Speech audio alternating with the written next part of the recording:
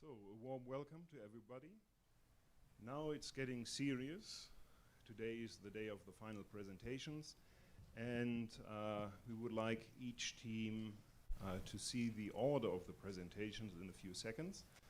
Please be so kind also to watch the other presentations. We tried to make it as comfortable as possible, so there are going to be 3 teams, then we have like 30 minutes of breaks, and then 3 teams again, then we have lunch. So it's going to be like 3 times 50 minutes of presentations and 5 minutes of Q&A afterwards. So we're going to have a second microphone. If you have questions to the other teams, if the mentors have questions to the other teams, please feel free to ask. And of course, you shouldn't be too harsh with the questions, of course, okay? Anyway. We're very happy that you made it until this point. The presentations have been uploaded. I would like to kindly ask each team to bring the mock-ups on this table in the middle of the stage during the presentation. So maybe some of the audience people will want to have a closer look in the Q&A time and also ask questions for the mock-up. So please make sure if it's on you to present, also bring your mock-up on stage. I guess you need to pick them up someplace, so we still have some minutes, and this would be the order of the presentations. So we still have some minutes, we're not running out of time. Oh, I only see happy faces. That's good. So the first session would be team 3, 11, and 6. As I mentioned, 50 minutes of presentation. Please try to stick in that 15 minutes, because otherwise I have to cut you off. And this is not very nice, because you did so much work, and it would be a pity to interrupt you in between. Then after the 5 minutes, we do just a short rotation for the next team to come, and that's pretty much it. Unfortunately, as you can see, we start after the lunch break at 1 p.m. And as far as I know, this is the starting time of the football match. I'm not sure if any negotiation is possible with Macaria to postpone something. I think if there's something really reasonable, we get some information across in the break or something, okay? So don't worry, and I guess nobody's nation is involved in that tournament any longer. So it's not too bothering. Okay, so are there any questions which we might clarify on right now? Does somebody need medical assistance yet? Any beta blocker or anything for your heart? We have medical personnel over here, so if you feel bad in between, get a heartbeat, something, I guess we can do something here to make you recover pretty soon.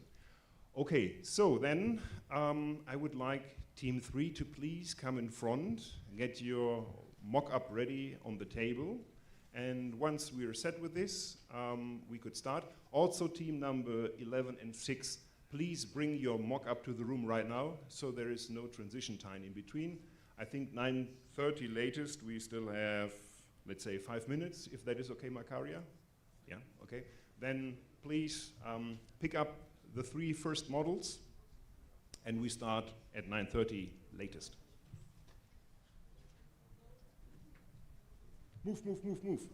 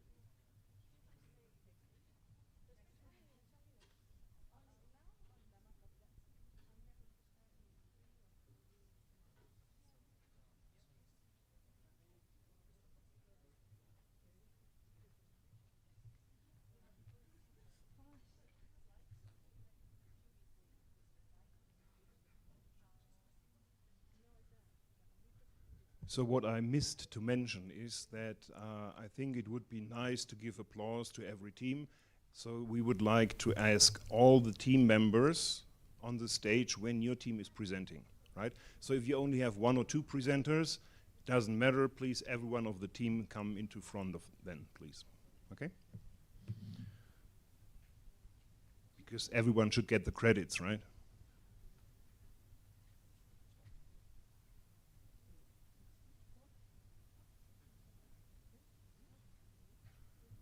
So team 11 and team 6, do you have the mock-ups with you?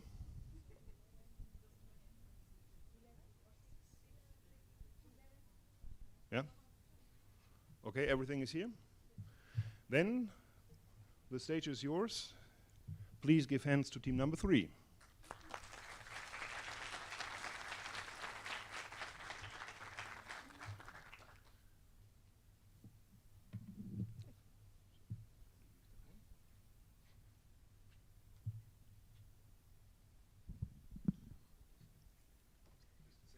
Okay.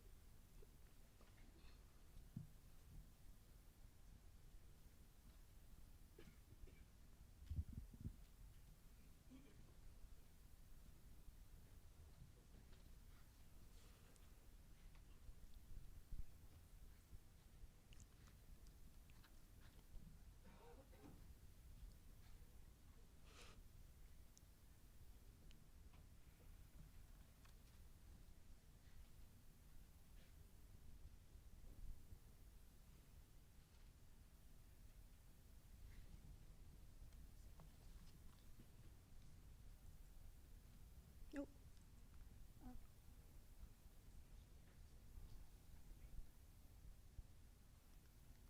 Okay. Should I start now? Okay. Good morning, everyone. Today we'd like to introduce DRAVE. We are team 3, and I'm Nahyun. And let's get started. Supporting sustainability is easy in theory. The greener, the better.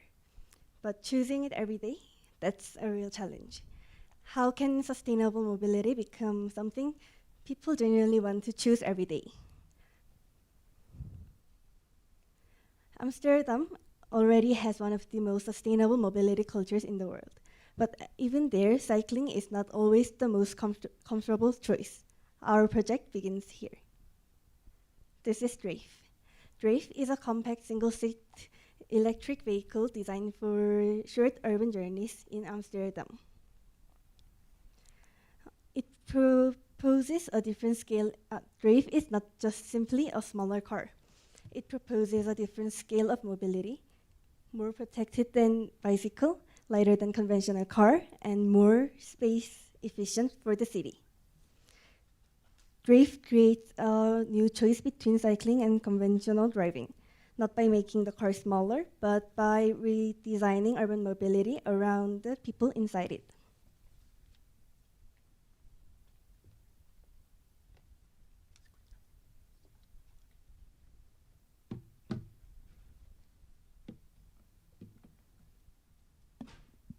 Okay, we developed our concept for Amsterdam in 2035.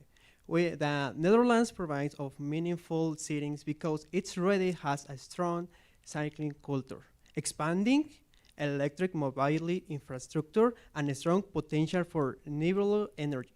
This makes an ideal testing ground of a new low-carbon mobility system. Next, please. Next. Pardon, sorry. Thank you. Okay. In this year, mobility systems are expanding to continue drift toward electric vehicles, renewable energy, and autonomous driving. These 3 developments for the foundation of our future mobility scenario. To better understand the local context, we interviewed several Dutch students. They explained that cycling is deeply embedded in everyday life. They are even more vehicles than people in Netherlands. As a common Dutch expression, you are not made of sugar. To guess, people continue cycling even when it rains. It's amazing. It's the same time that interviewers reveal the discomfort and inconvenience that can come with this every dependence of bicycles. Many students also mention delays in public transportation. From this, we identified a keys insight. Dutch users value autonomy and predictable in their daily mobility. They want to decide when and who they travel will now begin to depend on the weathers on public transportation schedules. Lars in our persona, he travels between Amsterdam and the surrounding areas. These main pain points are raining, cold weather, and trains delay. His key needs is simple. I want control over my commute, wrinkles, and weather of delays. We then map his daily mobility journey across two essential conditions, spring and summer, and autumn and winter. The emotional curve showed that cycling can drift from an enjoyable activity to daily burden when weather and infrastructure condition comes unfavorable. This become another case in sign of 4-hour design.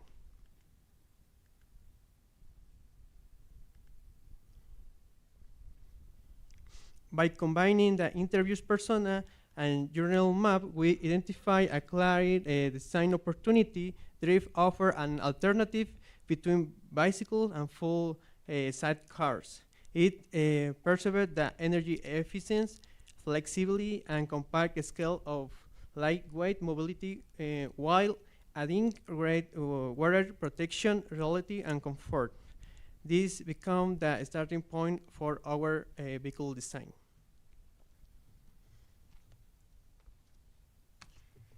The vehicle designed for Amsterdam should feel like it belongs to Amsterdam. Drift means to drift or to float in Dutch. It reflects the image of moving smoothly through the city, almost as if it belongs to flow in the Amsterdam's water. And then the color. Orange may seem obvious, and that is exactly why it works. We wanted sustainable mobility to feel familiar, desirable, and connected to the identity of the users. Orange therefore become a clear, confident expression of Dutch identity. The identity is preserved through this design language, tulip motif. We use the tulip as a main inspiration for the form of drift.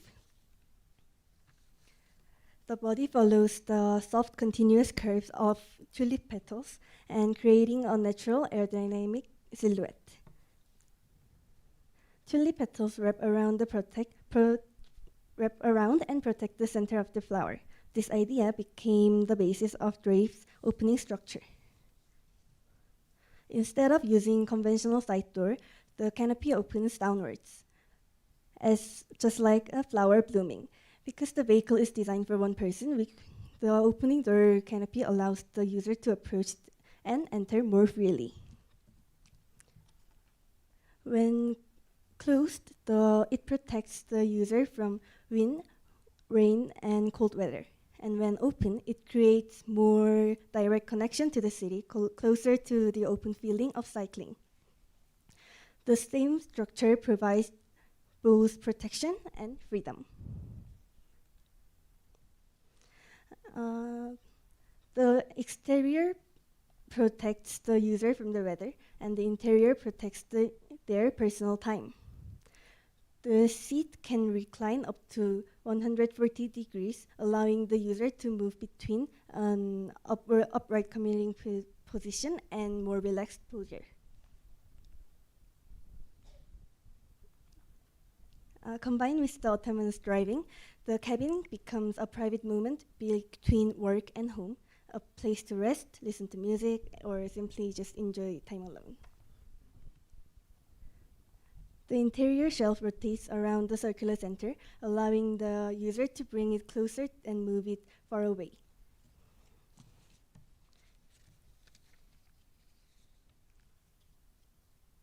this is the user scene. And finally, Dutch identity is reflected not only in how Drave looks, but also how Drave is made. For the exterior, we prioritized lightweight construction, durability, and safety. And for the interior, we explored materials developed from recycled tulips and reed fiber waste and discarded wind turbine blades. These materials connect the vehicle to Dutch circular industries while giving the interior a distinctive local character. Through its name, color, and form, structure, interior, and materials, Drave does not simply operate in Amsterdam. It is designed to belong there.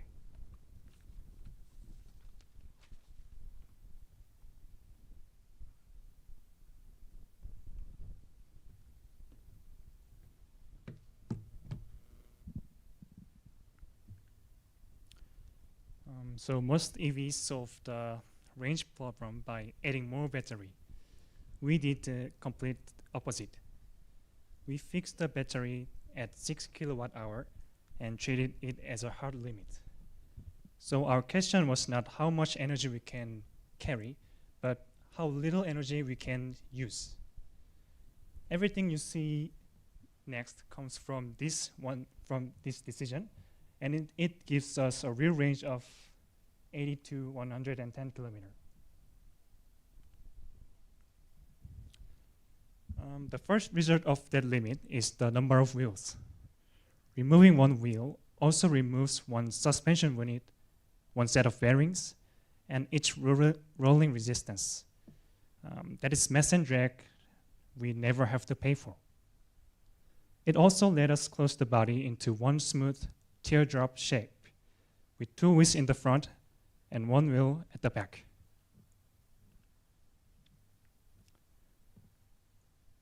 And that shape gives us these three numbers: 2,700 millimeters long, 1,000 millimeters wide, and 1,350 millimeters tall. The width is the most important one. At 1 meter, two vehicles fit in a single lane. And the frontal area is about half that of a normal car. So being small is not a compromise. Being small is the energy strategy. The same logic drives the powertrain. One hub motor in the rear wheel and nothing else. No transmission, no drive shaft, no differentials. Every part we remove is a part that cannot add weight, add friction, or break down. And a 6 kilowatt hour does not need a DC fast charging. Slow AC charging is enough. So the fleet becomes a flexible load for the grid. And that is what makes Delta 21 integration possible. A closed canopy is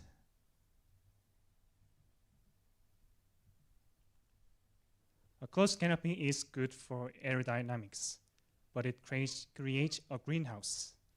Sunlight hits the cabin, the air conditioning works harder, and our small battery drains.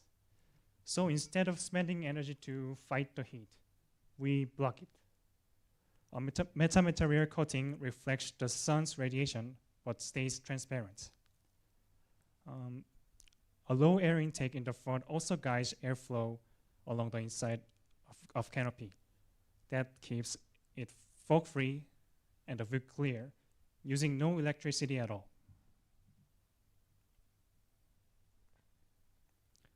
The second concern about a narrow three-wheeler is the stability. We handle it in two ways. Passively, the two front wheels give a wide base, and the battery sits under the seat. That puts the heaviest part at the lowest point and keeps the center of gravity low. Actively, the autonomous system limits cornering speed and keeps the steering smooth. Because software drives, this is not just the driver aid. It is a guaranteed to prevent rollover.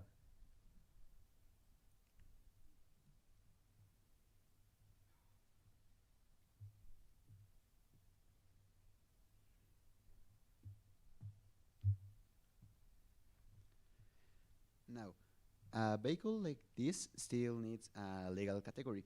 The closest one in Europe is L5EA, the powered tricycle class specifically. To be clear, this is the closest fit, not a certification we already have. For autonomy, we target SAE level 4. The system drives by itself, and if something goes wrong, it can bring itself to a safe stop without a human intervention. That only works inside a limited area. So ours is limited to designated service zones in the Netherlands. So does it actually work? We checked the numbers using a total weight of 355 kilograms. Cruising at 80 kilometers per hour needs only 2.9 kilowatts. A 5% slope needs 7 kilowatts, and 0 to 80 in 10 seconds needs about 12 kilowatts. So, a 6 to 8 kilowatt motor with a short peak of 15 kilowatts covers everything. For this range, the car uses 45 watts per kilometer. That means 6 kilowatts gives 133 kilometers, and after a safety reserve and fleet repositioning, we come back to 80 to 110 kilometers we started with. So,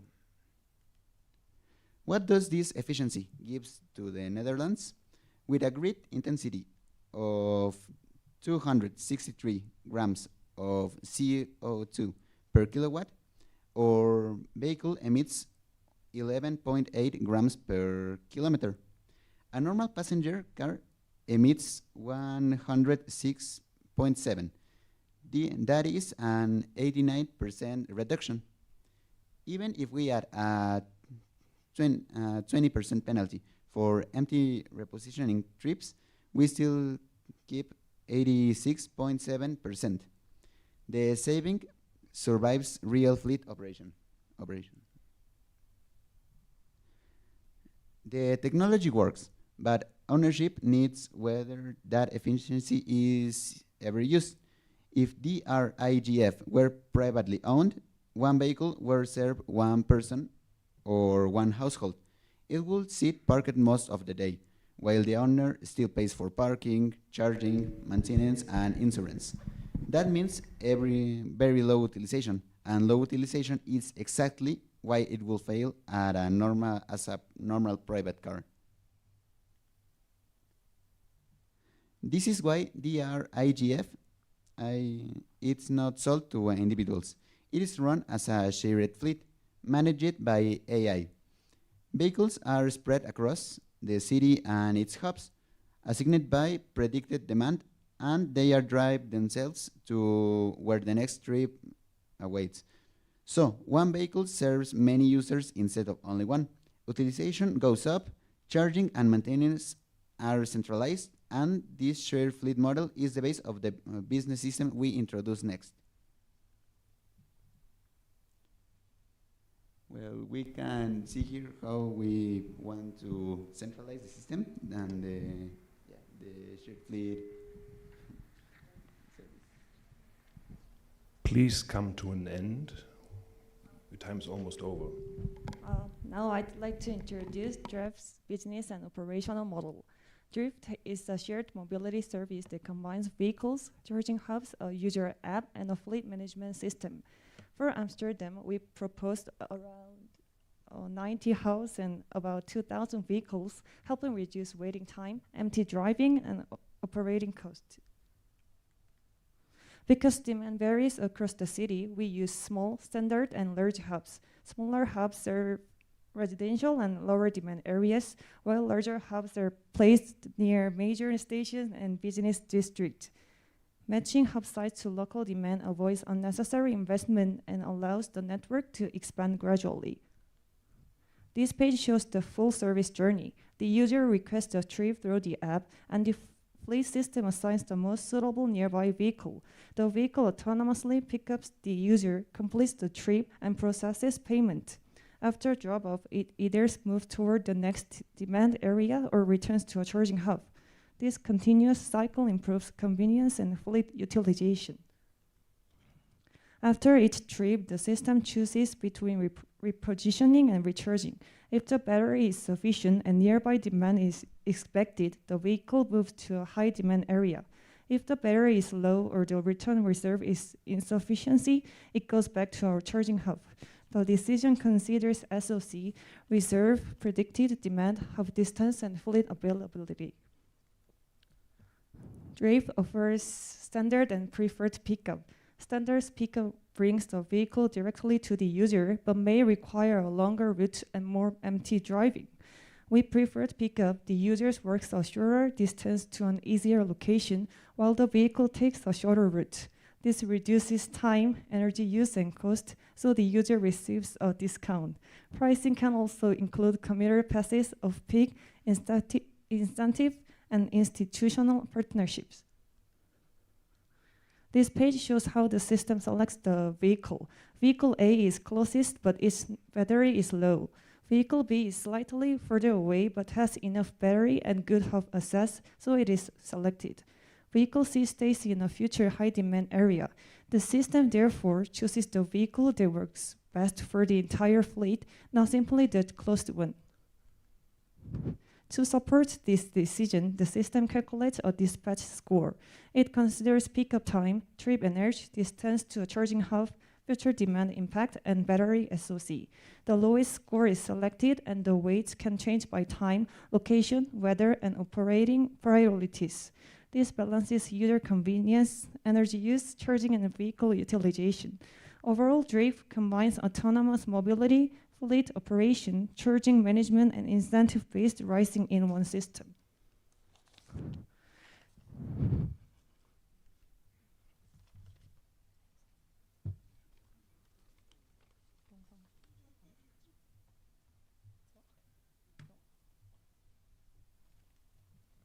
Okay, we prepared short video, but I think the time's up, so okay.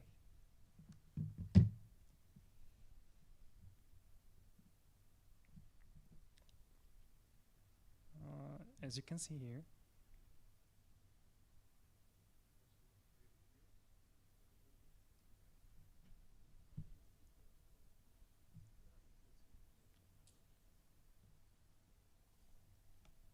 Okay, so don't worry, we're gonna have the video on the tables with the mock-ups later on then. Okay, so no worries here. Thank you very much for your presentation.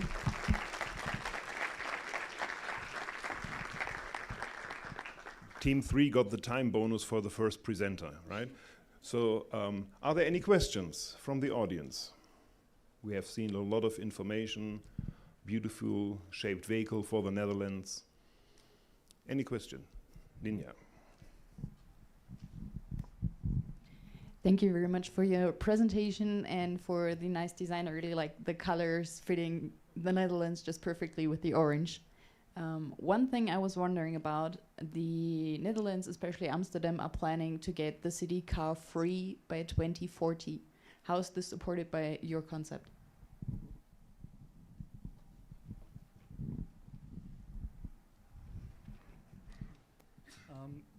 As I mentioned earlier, this vehicle was inspired by a velomobile, which is a sort of bicycle. So I think we can integrate this vehicle to the car-free system in the future. Okay, any further question? We have time for one more question, if there's some.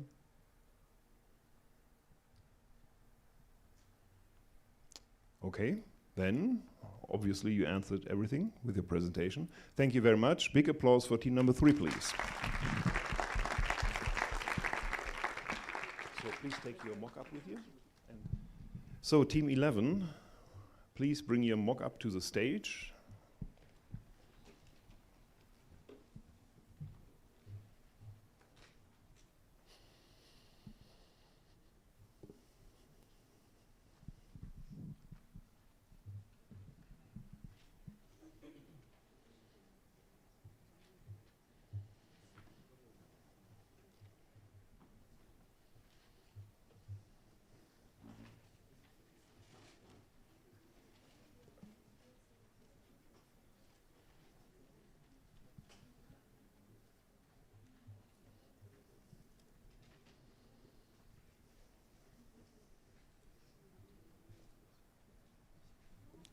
digital mock-up? Yeah, it's only a video because we only create the software. Sure.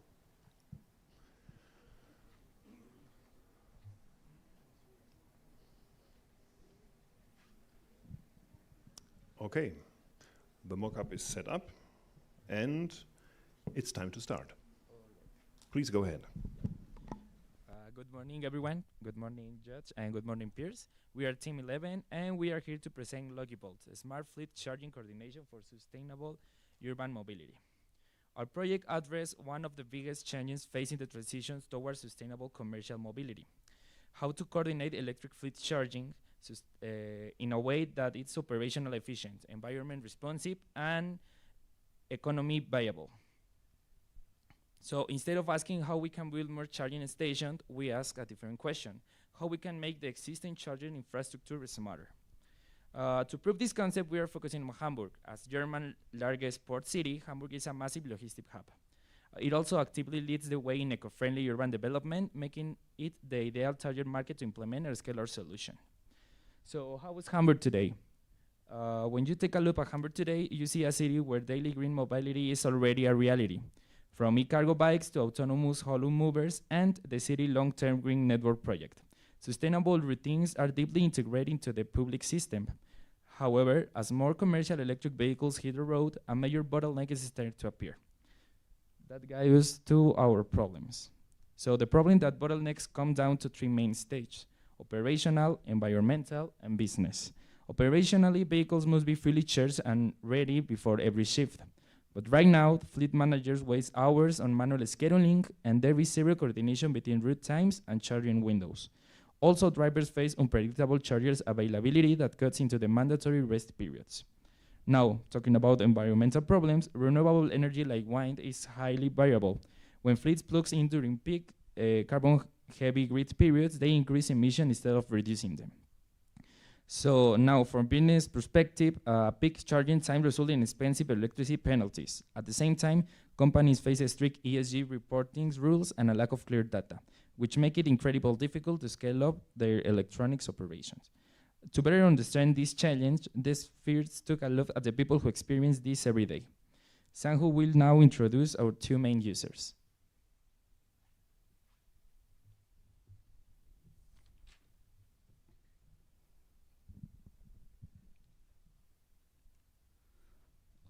Thank you, Cesar. Before designing our solution, we first wanted to understand the people who would actually use it. Our first persona is Marcus, an electric driver. Like thousands of commercial drivers every day, Marcus has one main objective: completing his deliveries safely, efficiently, and on time. However, his daily routine is often interrupted by charging uncertainty. He worries about battery range, spends valuable time searching for available charging stations, and must coordinate mandatory rest periods with charging availability. These challenges not only reduce productivity but also increase stress throughout his workday. Our goal was to remove that uncertainty by allowing the system to automatically plan charging before the driver even begins the next shift. Our second persona is Daniela, the fleet manager. Unlike Marcus, Daniela is responsible for the entire fleet rather than a single vehicle. Every day she must ensure that all vehicles are charged available and ready for their next operation. Today this requires coordinating multiple vehicles, charging stations, schedules, electricity prices, and renewable energy availability, often using fragmented information and manual planning. As electric fleets continue to grow, this process becomes increasingly complex. Daniela doesn't simply need more information, she needs intelligent decision support. This understanding helped us design a platform that supports both drivers and fleet managers through one coordinated system. Now that we understand who experiences these challenges, Hyun will explain how Logibolt addresses them.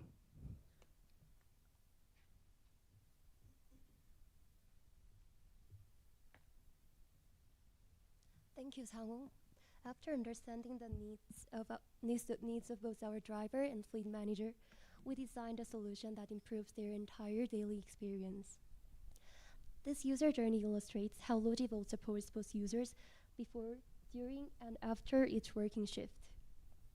Before starting the day, Marcus already knows where and when he will charge his vehicle. He no longer needs to search for available charging stations or worry about battery availability. At the same time, Daniela doesn't manually schedule charging sessions anymore. The platform automatically analyzes renewable energy availability, electricity prices, fleet schedules, and battery status to generate the optimal charging plan. When vehicles return to the depot, charging begins automatically according to the optimized schedule, prioritizing renewable energy whenever possible. The following morning, every vehicle is fully charged, ready for its next route, while the fleet manager automatically receives operational and ESG reports. This journey demonstrates that Logivolt doesn't simply optimize charging. It optimizes the entire operational workflow. This brings us to our solution, Logivolt. Logivolt is a software-only coordination platform that synchronizes fleet operations, renewable energy, and charging infrastructure in real time. Unlike traditional fleet management systems, our platform does not require new charging stations, new vehicles, or additional hardware. Instead, it acts as an intelligent coordination layer that connects systems already operating within the city. This is where circular economy becomes central to our proposal. Rather than consuming additional resources, Logivolt maximizes the value of existing infrastructure by coordinating when, where, and how vehicle is charged. Instead of allowing renewable wind energy to be wasted during periods of surplus generation, our platform redirects charging demand toward those clean energy windows.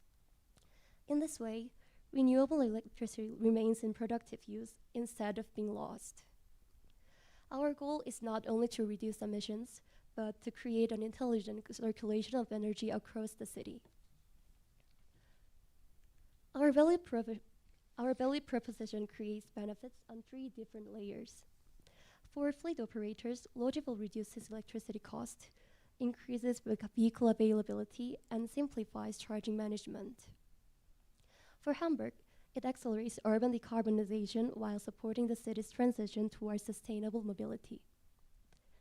And for the electrical grid, our platform operates as a virtual power plant by shifting charging demand toward periods of abundant renewable energy, helping stabilize the grid and reduce carbon emissions. This creates value that extends far beyond transportation. Instead of optimizing vehicles individually, Logivolt connects logistics, renewable energy, digital infrastructures, and urban mobility into one coordinated ecosystem. This ecosystem perspective is another key principle of the circular economy, connecting existing systems so that every resource generates greater value. To reinforce these ideas visually, Mido will now explain the concept behind our visual identity.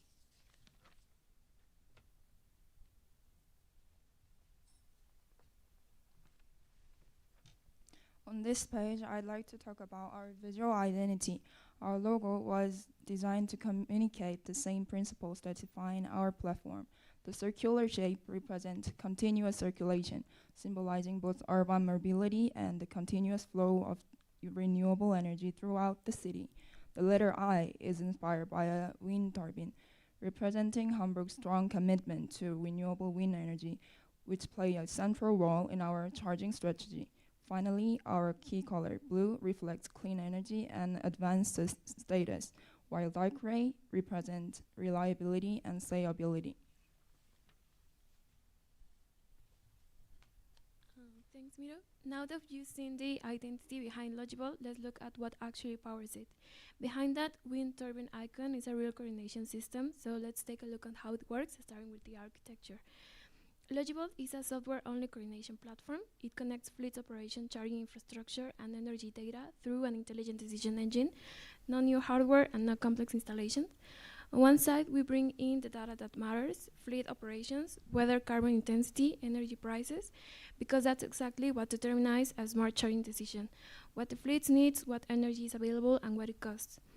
This data flows into our decision engine, which continuously works out the optimal charging schedule.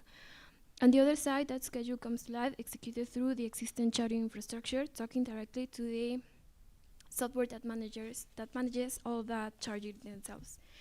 So where does the data come from? From the start, our idea was to integrate our solution with something Volkswagen already has, that is the Volkswagen WeConnect Fleet, their fleet management service.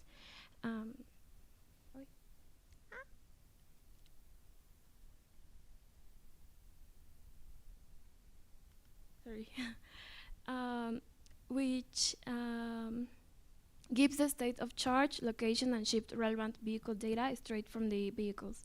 What you see here on the environmental side represent that other sources Logible fits on, but no single one of these tells the whole story on its own. Knowing a battery charge doesn't tell you which truck needs power the most, and knowing the weather doesn't tell you if it's the right moment to draw for solar or wind technology.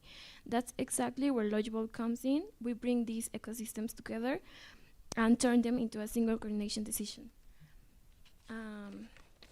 So once the data comes together, what happens with it? This is where Logible Decision Engine takes over in 3 steps. First, the urgency engine. For every vehicle, it calculates a priority index of how much energy does it need. Second, the energy priority cascade. Once we know who needs the power the most, we decide where the power comes from. And third, the mycelium coordination, which brings it all together, distributing available charging capacity across the entire fleet. The result is a schedule where every vehicle charges at the right time from the right source for the right reason. Now I give the word to Eder to explain further details.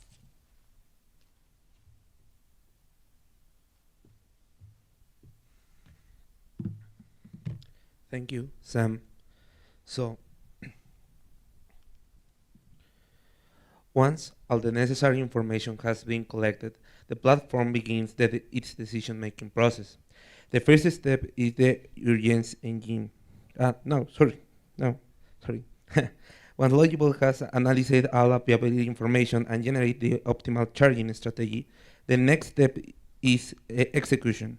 Instead of asking the drivers or fleet managers to manually coordinate charging sessions, Logible automatically communicates the decision to the existing charging infrastructure to the OCPP 201 communication protocol. The platform can adjust charging power, pause charging sessions, resume charging when renewable energy becomes available, and continuously monitor the charging status of every vehicle in real time. The important point is that we are not replacing chargers or installing new hardware. We are making today's infrastructure smarter through intelligent software coordination. This is another example of circular economy in practice. Instead of increasing physical resources, we maximize the value and efficiency of the resources that already exist.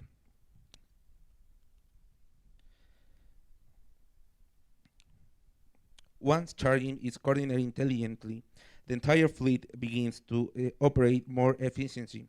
Vehicle availability increases because trucks are always ready before their next mission. Charging stations are used more efficiently, reducing conflicts and unnecessary waiting times. Electricity cost decreases because charging is automatically shifted toward periods with lower prices and cleaner energy. At the same time, carbon emissions are reduced without sacrificing operational performance. In other words, every charging decision generates environmental, operational, and economic benefits simultaneously. Instead of optimizing one vehicle at a time, Logible optimizes the entire fleet as one connected system. Well, we have operational solution. To make these decisions easy to supervise, we develop a dashboard specifically for fleet managers. This dashboard provides a complete real-time overview of the entire fleet through a single interface. Managers can immediately visualize vehicle location, charging availability, and charging activity across the fleet. Key performance indicators such as battery status, fleet readiness, and charging progress are continuously updated, allowing managers to identify operational risk before they affect daily operations. The dashboard also provides operational analytics that help managers understand charging performance, energy consumption, and fleet efficiency over time. Instead of manually coordinating dozens of vehicles, fleet managers simply supervise on optimized systems that continuously makes intelligent decisions in the background.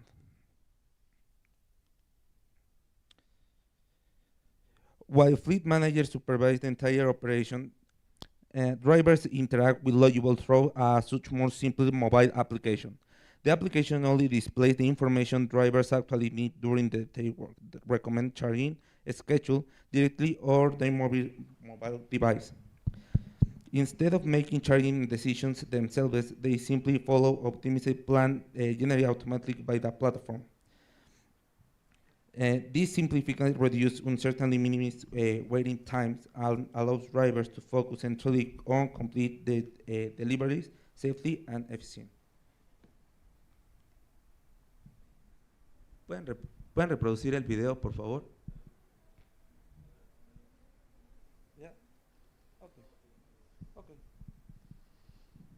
So you need to come to an end as well. Now I'd like to present the environmental impact of Logivolt. Our environmental assessment focuses on one key idea.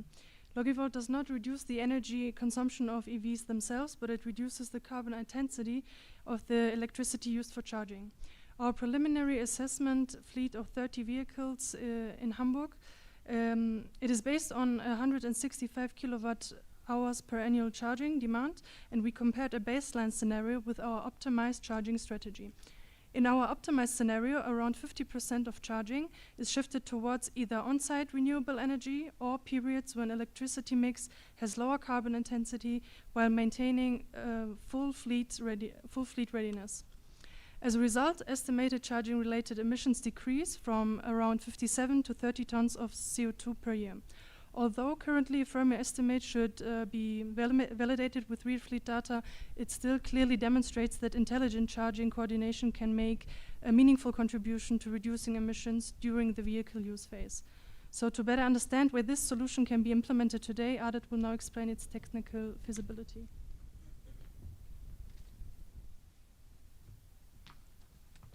Logivolt is technically feasible because it is designed as a software-only coordination layer that builds on systems which already exist. It does not require new vehicle hardware or a complete replacement of charging infrastructure. Instead, it connects existing electrical vehicles, charging stations, and the charging station management system and public data interfaces through established standards such as OCPP 2.0.1. Another important design decision is the rule-based coordination logic. The rule-based coordination logic. Every charging decision can be traced, explained, which is especially important for fleet operations and ESG reporting. Because the architecture is modular and relies mainly on software integration, the same concept can be deployed across different fleet sizes with comparatively limited additional effort. So the technical strength of Logivolt is not new hardware, but better coordination of existing resources. This technical foundation is important because it allows Logivolt to create value in 4 dimensions at the same times. The 4 dimensions would be environmental, operational, technical, and commercial value. Environmentally, the platform prioritizes renewable energy and lower carbon charging windows. Operationally, it improves fleet readiness, automates scheduling, and reduces manual coordination. From a technical perspective, it uses existing infrastructure and transparent rule-based decisions, rather than relying on an unexplainable black box system. Commercially, it's software as a service structure, enables recurring revenue and comparatively low marginal cost when additional vehicles or sites are added. The key advantage is therefore the combination. One platform can reduce charging emissions while also improving reliability and creating scalable digital service. These combined benefits create value for several stakeholders and form the basis of the business model, which Azemina will explain next. Could you please hurry up a little bit? So beyond the environmental benefits, Logivolt creates value for several stakeholders.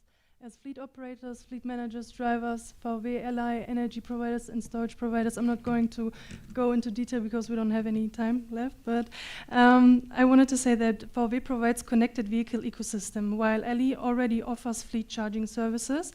that Logivolt can complement with intelligent charging optimization and battery health services. So Logivolt creates value across the complete mobility and energy ecosystem instead of serving only one stakeholder. Our business viability is based on this this following slide. Logivolt follows a business-to-business customer software as a service business model. Our primary customers are logistic companies, commercial fleets, and municipal fleet operators. So the platform builds on existing vehicles, charging infrastructure, and publicly available data sources. This is why the implementation costs are very low. Most costs occur during software development and integration, while the marginal costs of adding additional vehicles or fleets is small. So this makes the solution highly scalable. Finally, Ardit will conclude by presenting our implementation roadmap and long-term vision. The scalability is planned in our presentation in 4 different stages. First of all, it will be the pilot stage where we decide on one specific logistic. The purpose is to validate technical integration, vehicle readiness, environment impact, and user acceptance in the first stage. From 6 to 18 months, this would be the second stage. The platform could be introduced at further fleets and depots, integrated more closely into Volkswagen and the e-light ecosystem of Volkswagen. The third phase focuses on regional expansion across European markets. This requires standardized integrations and partnerships while local parameters such as electricity prices, carbon intensity data, infrastructure, and regulations are adapted. In the final stage, Logivolt could become Europe-wide software layer of intelligent and sustainable fleet charging. Thank you for your attention. Thank you very much. Team 11. So, I know the teams have been done so much work in the last month, and it's really difficult to squeeze that all into 15 minutes, apparently. I would like to kindly ask the other teams to try to stay a little bit in their time. We exceeded for some minutes, that's not a problem. So we only have time for one question. Is there someone who has, yeah, Barish.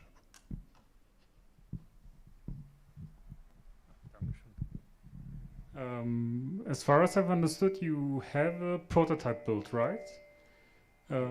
We have a video that shows how our prototype would be used in a real-time test of a fleet with 30 vehicles. So we can show it at the booth because of the time limit we couldn't show it here. So it's not a functional tool what you have described, but how it would look like in a video. Definitely, the interface of the dashboard will be shown, and what attributes it shows to the fleet manager and what comes at the end to the driver. Okay, yeah, we can discuss it then later at the booth in more detail. Okay, yeah. Thank you for your question. Okay, thank you very much, Team 11. Interesting approach, and we now understand why your prototype looks a little bit different. So, then, as the last team for the first part of the morning session, we have team number 6.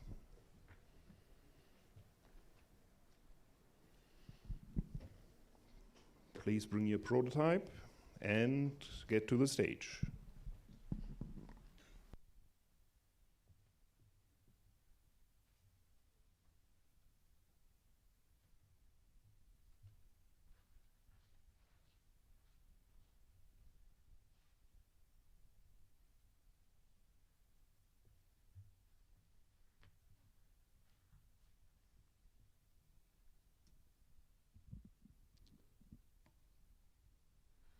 Hello everyone, we are Team 6. Our presentation will cover the following sections.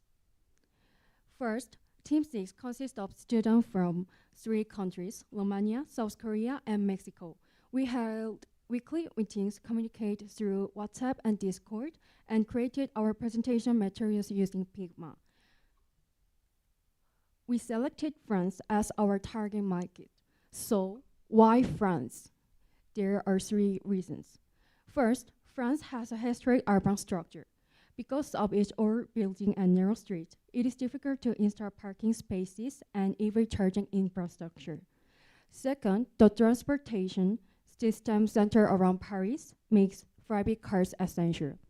Third, France has its unique vacation culture.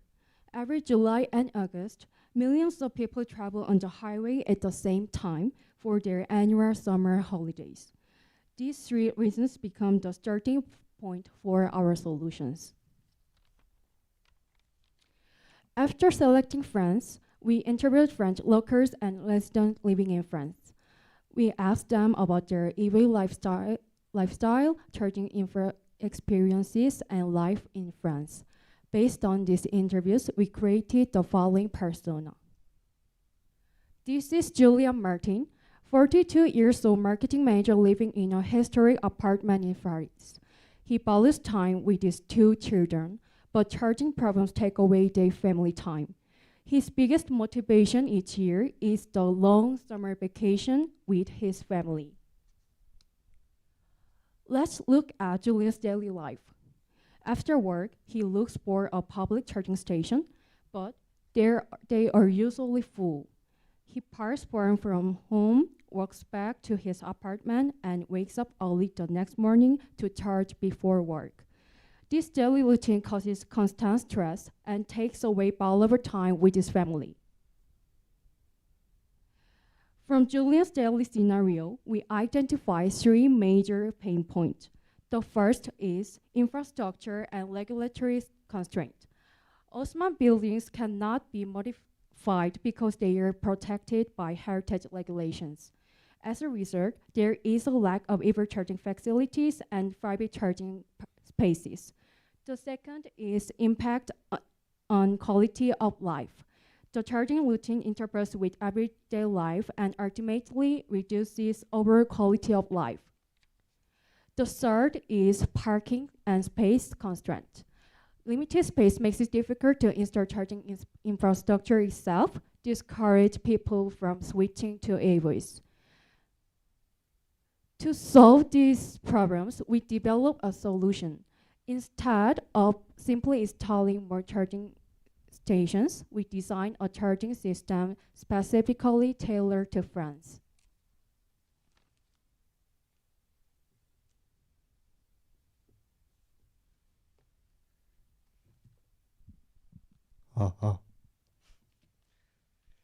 Okay, our first solution is Pani,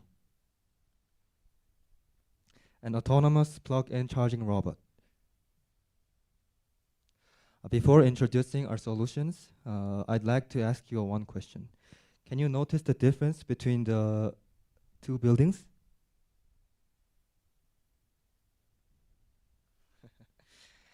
The left one is the Haussmann residential building in Paris, while the right one is modern commercial building. The difference is not just their appearance. The left building is protected by heritage regulations and has very limited parking space due to its traditional designs. In contrast, the right one is free from those restrictions. Pani takes advantage of these differences. This is the core of the structure of Pani.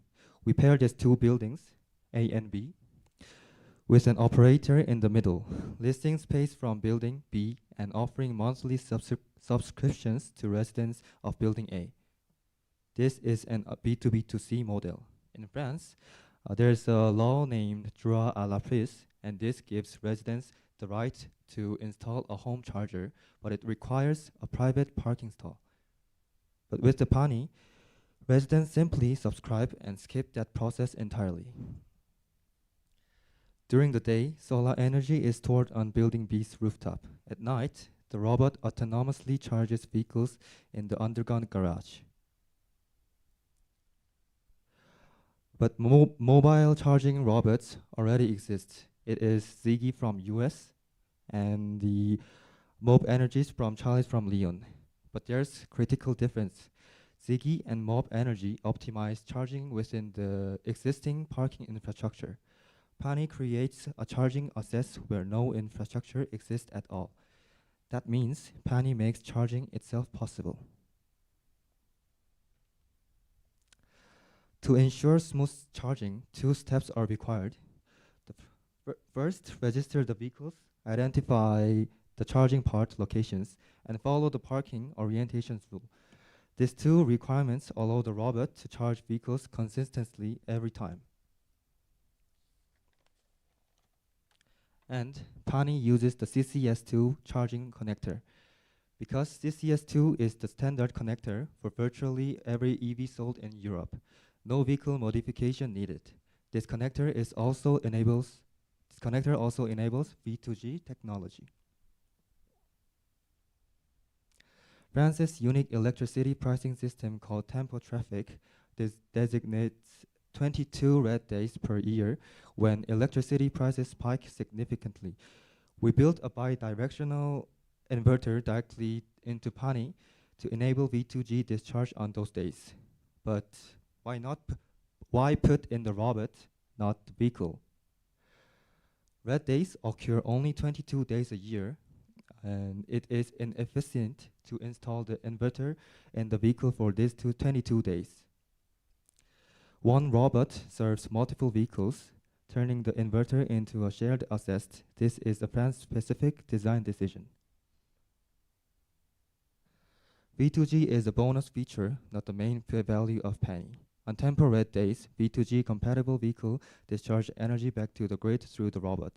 The details are on the screen. The key point is that this generates enough surplus to fund the subscriptions discounts for users at no additional infrastructure costs. This is a visualization of the robot charging station and the solar panels. This is the energy efficiency chain from the solar panel to the vehicle. Energy is generated by rooftop solar panels and stored in the ESS and delivers to the robot through underground cables. The overall system efficiency is approximately 77.5%, generating around 96,800 kilowatt hour annually. This is a simulation applying this efficiency. Based on actual building in the Maris district, charging is possible around 10,700 times annually. Carbon reductions come from 3 mechanisms. Please refer to the screen for the breakdown. Mechanism A and B together deliver up to 3.4 tons of CO2 per year and per block pair. That number is modest at the unit level, but scales up linearly across the city. Thank you.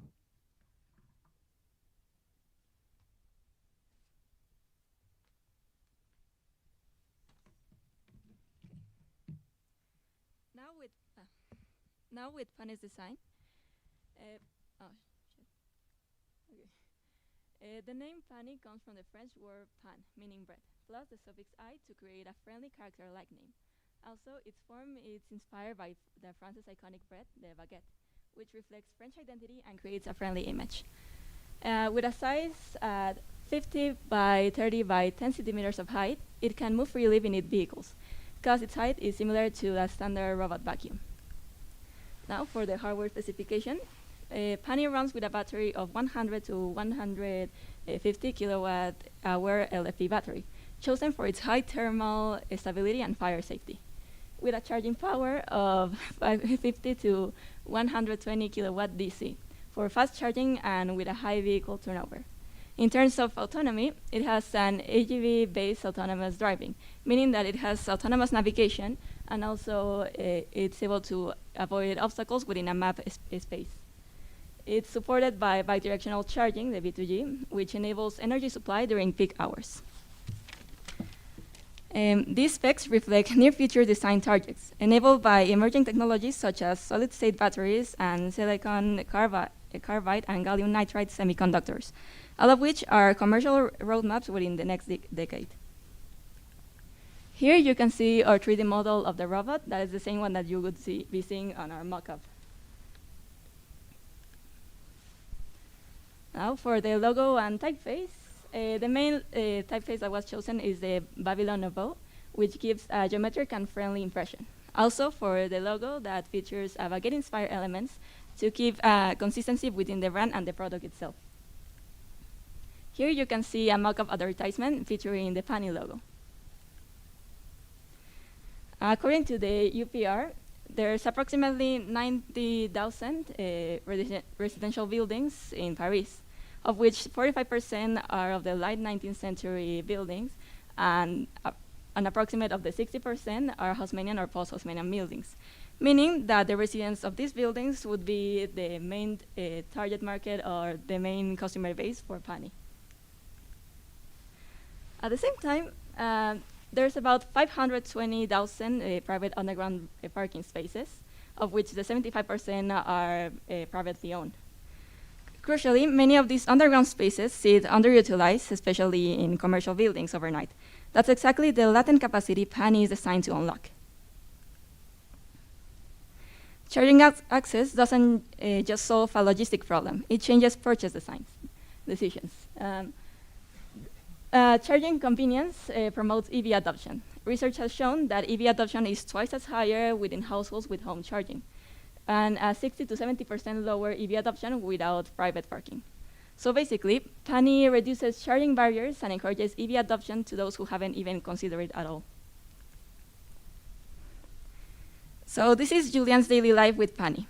Stress-free parking, automatic charging, more family time, and worry-free morning commute. Pani solves Julian's everyday charging problems. However, there's a challenge that remains, his summer vacation. Now, I'm going to turn the prototype so you can see it.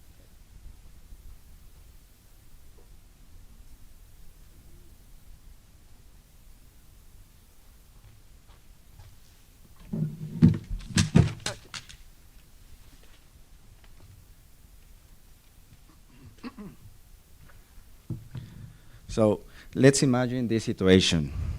Considering Julian's summer's vacation, driving on a highway when his EV vehicle's battery runs low, and charging areas are fully occupied, so forcing it to long and stressful waiting time, ruining the start of the vacation. So this highlights a critical pain point. So for the season of charging stress during the peak of July and August on holidays in France, highway charging infrastructures becomes heavily congested. So, to resolve this bottleneck, we engineered a second solution, ARI, a foldable solar canopy. Aprils integrates dynamic wireless charging into highway with congested areas. Since the stop and go traffic is no more predictable, we need to use the wireless powered charging to eliminate the need for physical cables. And our goal with this is to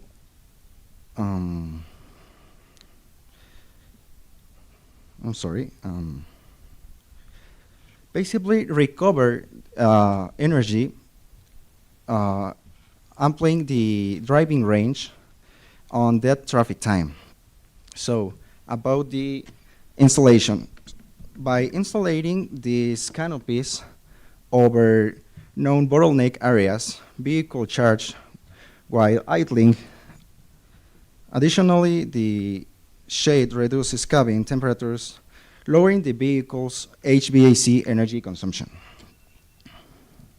So for the installation, we constrained the canopy to exactly 50 meters. This provides the optimal structural balance between maximum photovoltaic yield and driver visibility, and ergonomic economic feasibility. And for our energy model, we utilize 26 circular panels with each 4 meters of diameter under French solar yields. This generates roughly 660 kilowatt hour per panel yearly. And to select the panel that we are using, we benchmarked several prototypes of photovoltaic technologies, while triple junction offers aerospace grade efficiency and maximum generation. Finally, the environmental impact solar power drastically cuts carbon emission to just 43 grams of CO2 equivalent per kilowatt an hour.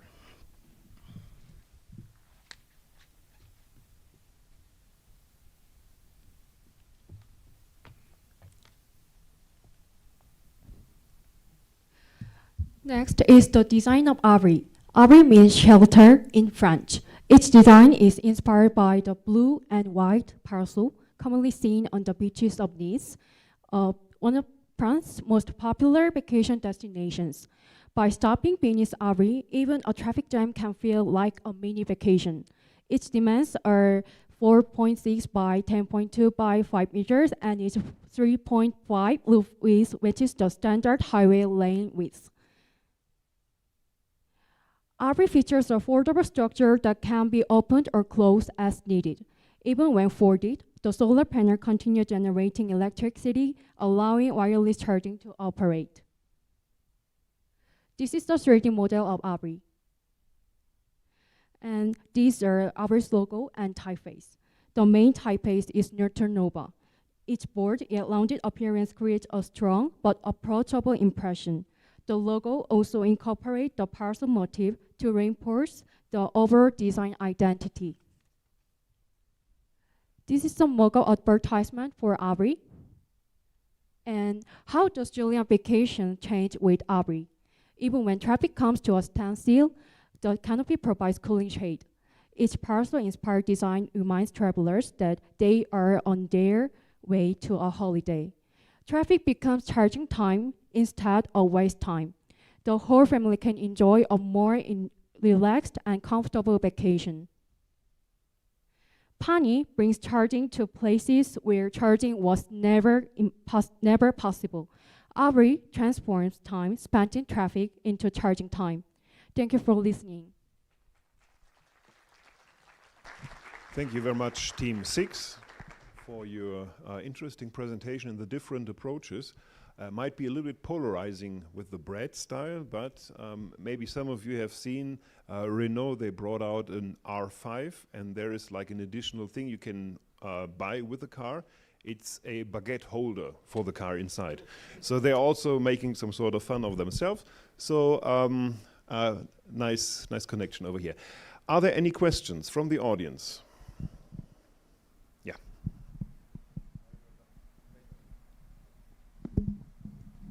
Hi, thank you for the presentation, and I have some questions I want to ask you. I understand that the solution is only activated when the building's basements are connected, and I just wondering, have you ever guys considered where if the implementing the building is unavailable? So is this solution has another variations that without this building, only with the small chargers?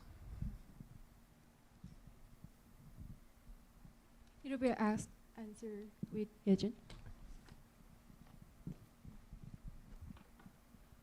I thought the key point of this solution is the system, pairing the type of building A and type of building B, because Osmanian building can't have some parking lots or charging stations, so we paired them. That is the key point of the solutions.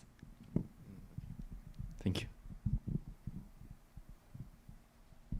So there is another question from Barish. I used the time walking over there.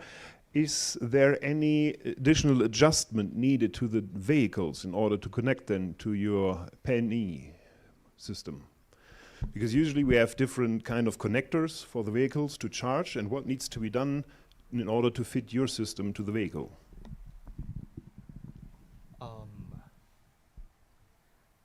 I don't know that I understand the question, but we searched that in Europe, all of the EVs have the same connector named CCS2, so we chose it.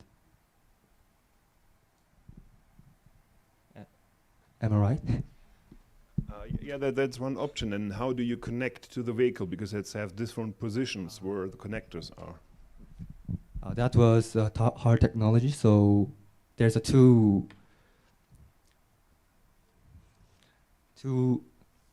requirements need to connect this robot to car. First is, in our database, we all save the car's port. So every user, when they sign up, they save their car, what car they will park. And second, all users should follow the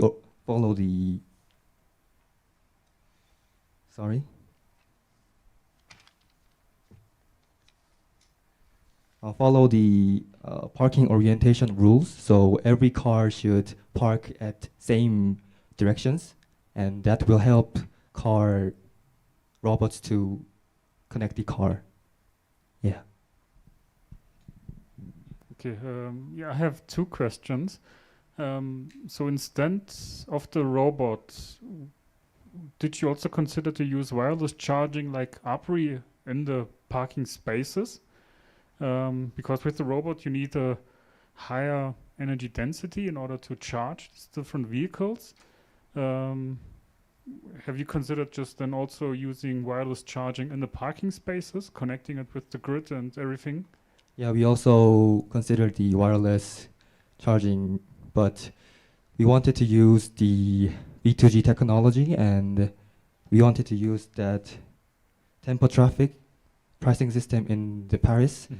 And I researched about it, and V2G technology is very inefficient in wireless charging, so we choose the wired charging.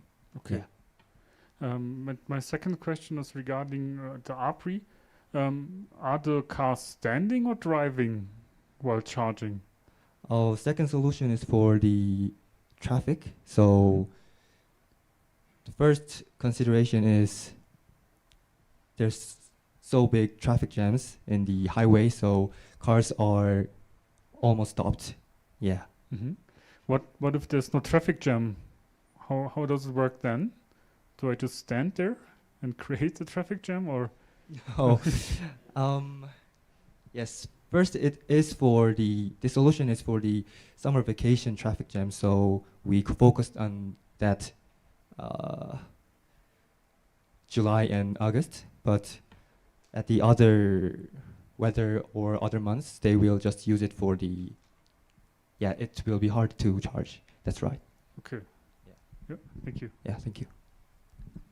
So I guess we're done then with the first round. Thank you very much again, team number 6, for your presentation. Thank you for listening.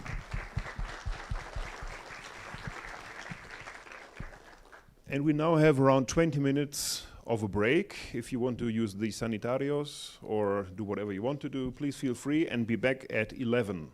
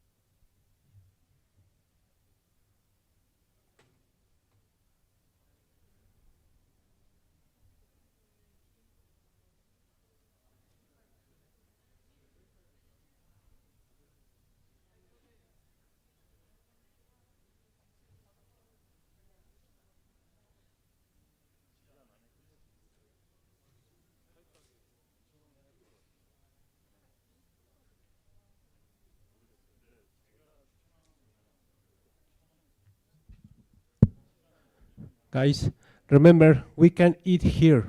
You can eat outside, please. Outside, please.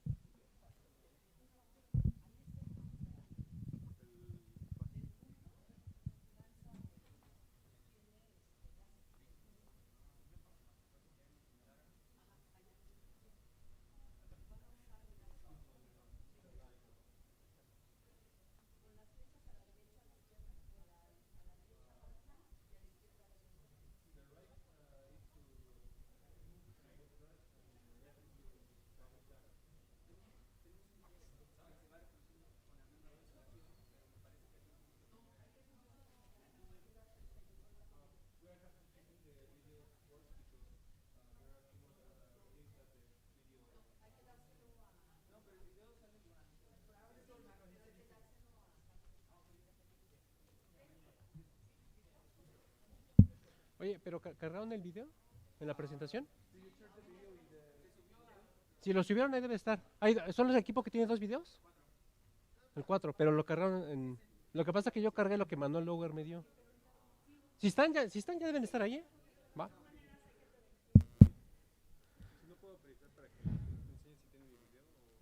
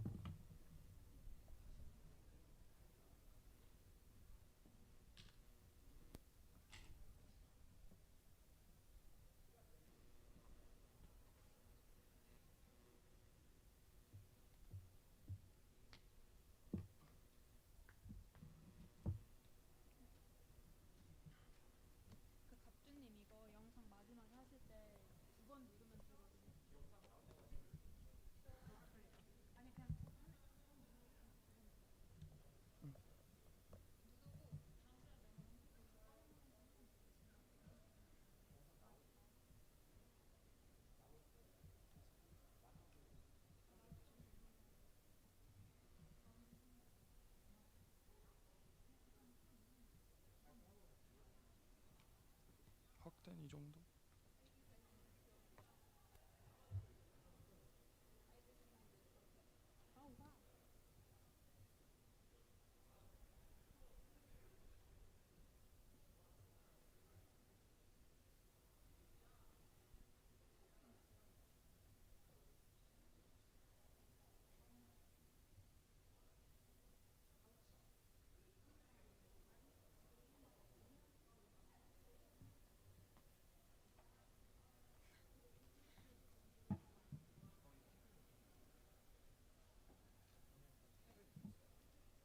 두 개 있어요.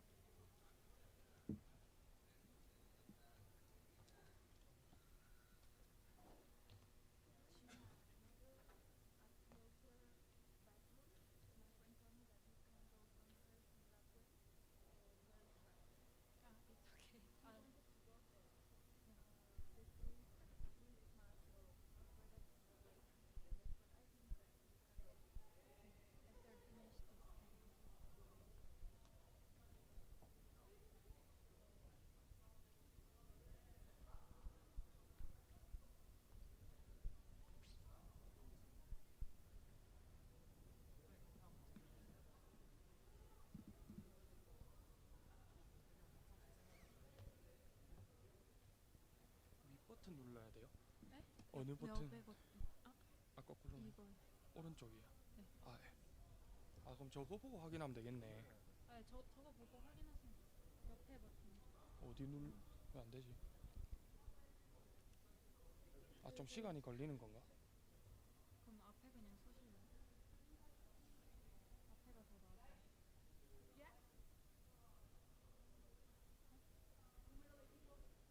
여기서부터 안 되거든. 이렇게 조금 내서 해야 되네. 조금 여기서 하면 렉이 한 번씩 걸리고 여기서 하면 아예 안 걸려. 네.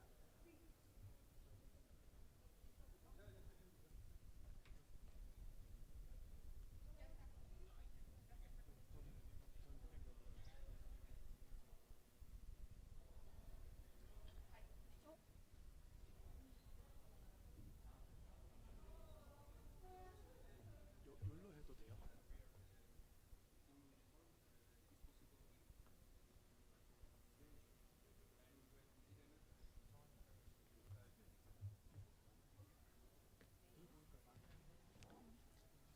Good morning, everyone. Good morning, everyone.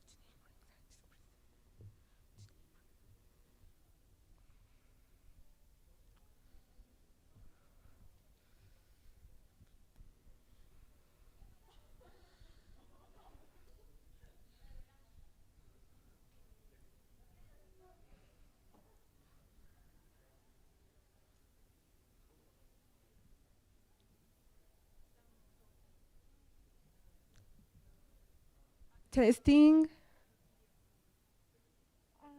I think yes.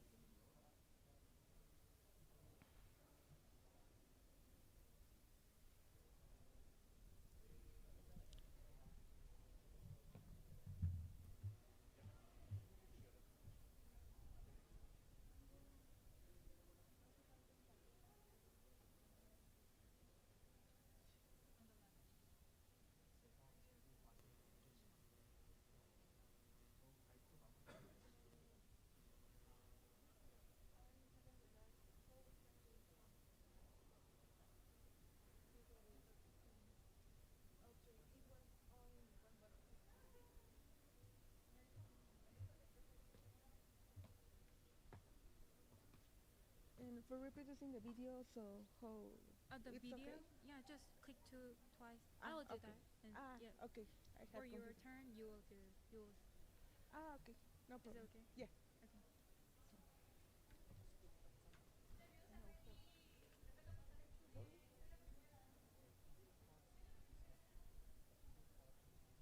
Yeah.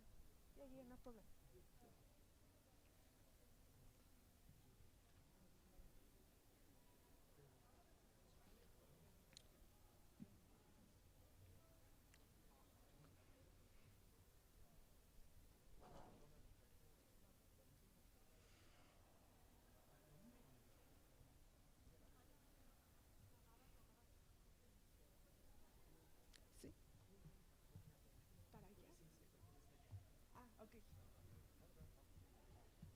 this is your final page, right? Yes. Okay, okay. Creo que dice que apuntan para acá y luego no responde. Ah, ok. Sí, gracias por avisar. Perfecto. Ya es... algo me ha dicho, ya se hizo el cambio, ¿verdad? La Sí, presentación. sí, sí. Los videos Sí, tú diles que se te lo pueden reproducir. Ah, ok. Vale, ya Sí. ni siquiera lo dices en español. Ah, ok, sí, ¿Se pueden gracias. reproducir? No sé si a ti te toca esa parte. No, le toca a mi amigo el de las muletas. Pero sí, ese soy ¿Vienen yo. internos o vienen externos los videos? Internos. ¿Vienen la presentación? Sí. Ah, pero entonces déjales digo que lo reproduzcan. O Sí. ustedes díganle. Ah, sí, mejor, yo le aviso. Sí, gracias. Good morning, everyone. Today we're excited to introduce Wattback, a public vehicle to create ecosystem that transforms. Good morning, everyone. Today we are excited to present you Wattback, a public vehicle to create ecosystem that transforms. Good morning, everyone. Today we're excited to present you Wattback, a vehicle. Good morning, everyone. Today we're excited to present you a public vehicle to create ecosystems that transform work and right facility.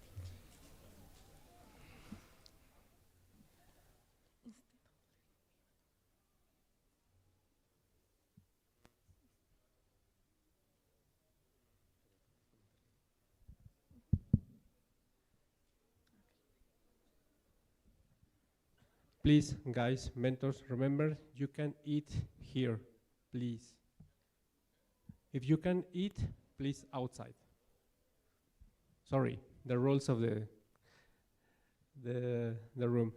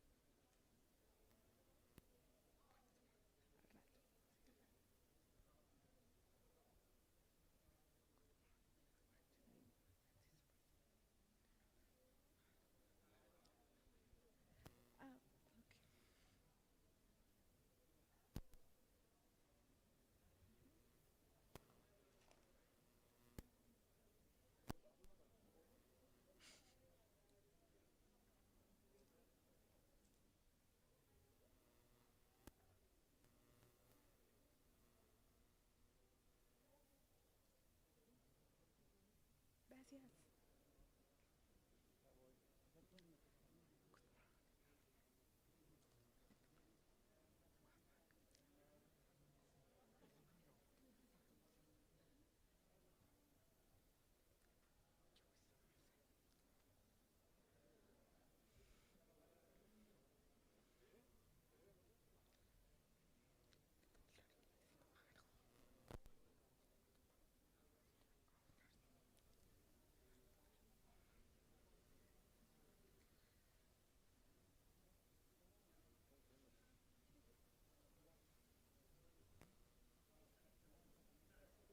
Gracias.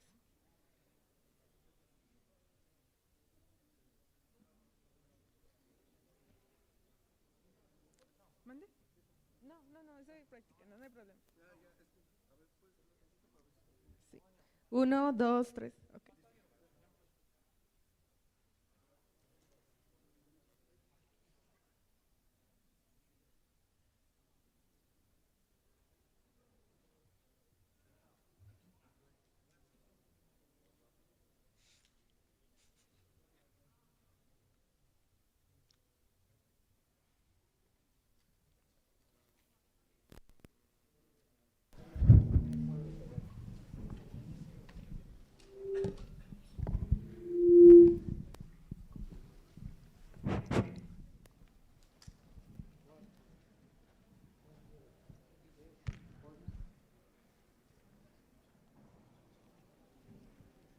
So we will be able to start in a few seconds. The last people from the audience are just entering. And with a short delay of some minutes, we will be fine. Okay, so please, Team 8, The stage is yours. Good morning, everyone. Today, we're excited to introduce Wattback, a public vehicle to grid ecosystems that transforms Munich park and ride facilities into distributed energy resources. Instead of letting EVs sit idle, Wattback allows them to support the power grid while rewarding their owners.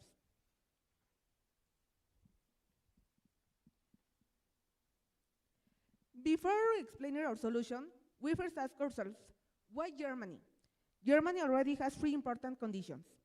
First, it is one of the world's leading engineering countries. Second, Germans are already familiar with the PFAN return and reward culture, making incentive-based systems easy to adopt. Finally, efficiency is deeply embedded in everyday life, making in Germany an ideal environment for Wattback. But well, why did we specifically choose Munich?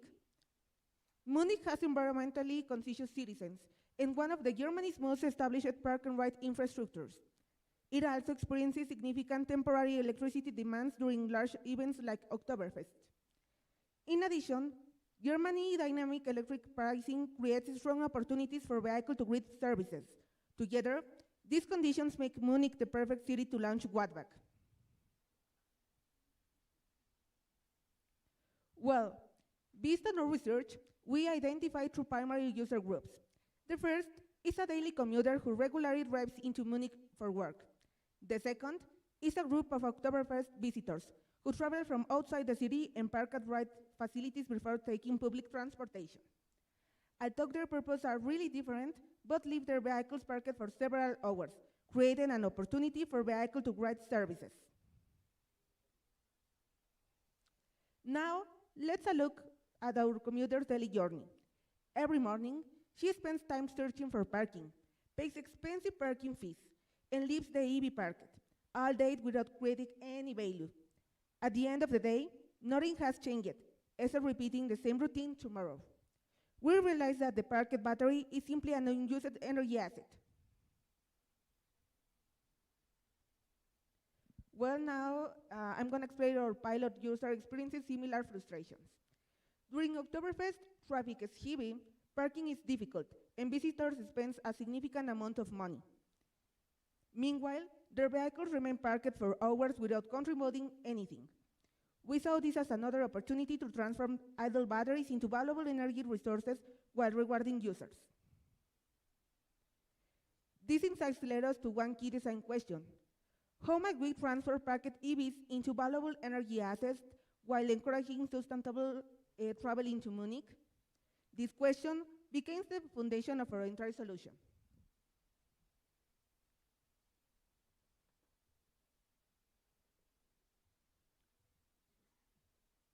Our answer is Wattback. Wattback transforms park and ride facilities into a distributed public energy network using vehicle-to-grid technology. Users simply park their vehicles as usual. While they work or enjoy the festival, their EV supplies energy back to the grid during peak demand. In return, users receive rewards, cities gain additional energy flexibility, and everyone benefits from a more sustainable mobility ecosystem. To make this possible, Wattback consists of 5 integrated layers. The vehicle communicates its battery status in real time. Smart bidirectional chargers enable energy transfer. Our energy management system decides when charging or discharging should occur. The reward engine converts energy contributions into incentives, while the mobility layer integrates Munich's transportation network to deliver a seamless user experience. Finally, why Volkswagen? Volkswagen is already reading private vehicle-to-home technology. Wattback extends this concept beyond the individual home into Munich's public energy network. In other words, instead of powering one house, Volkswagen's technical can help power an entire city while creating new value for customers, the city, and Volkswagen itself.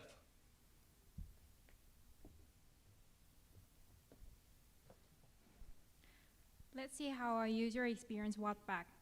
Everything begins with our mobile app. Before leaving home, user can easily search for a nearby park and ride location, check real-time availability, and reserve a V2G-enabled parking space.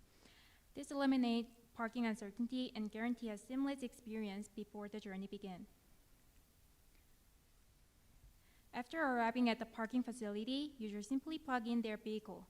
The system automatically recognizes the vehicle and synchronizes it with the user battery preference.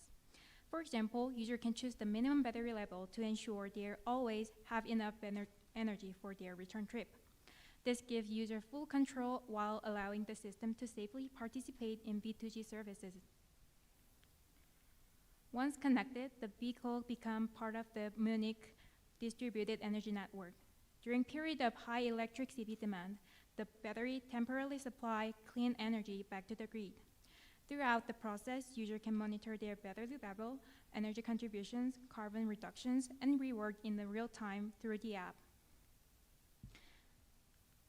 Instead of simply giving away electricity, user can immediately reward it. Depending on their contribution, they can receive public transit credits, charging discounts, or exclusive Oktoberfest rewards. In this way, every kilowatt hour shared creates value not only for the city, but also for the user. To protect both battery and the power grid, Wattback operates in 3 different modes. When the battery is low, the system charges the vehicle using smart charging. When there is no grid demand, it remains the standby mode to protect the battery health. Only during peak demand does the system activate V2G and supply electricity back to the city. This ensures both battery longevity and reliable grid supports. This decision-making process is fully automated. First, the system checks the battery states of charge. If the battery is below 60%, it charges the vehicle. Between 60 and 85%, it continuously monitors grid conditions. Only when peak demand is detected does it activate V2G. Otherwise, the battery remains protected in standby mode. This is our smart Wattback charging station. More than just a charger, it serves as a physical gateway connecting electric vehicle with Munich public energy network. Enable secure, intelligence, and bi-directional energy exchange in real time.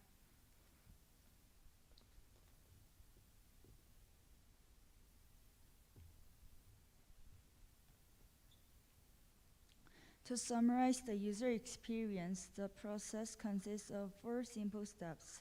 First, reserve a parking space. Second, park and plug in the vehicle. Third, the battery supports the grid during peak demand.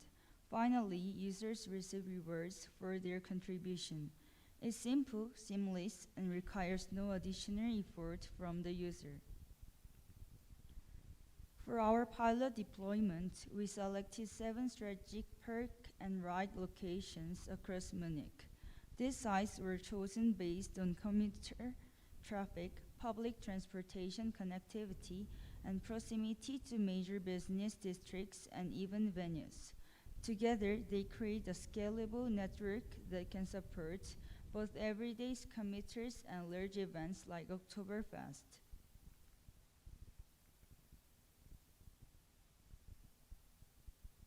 Today, park and ride facilities are simply places to leave your car. With Wattback, they become intelligent mobility and energy hubs. By combining smart reservations, bi-directional charging, real-time information, and user rewards, we unlock the full potential of infrastructure that already exists. In other words, we are not building a new system, we are upgrading the one Munich already has.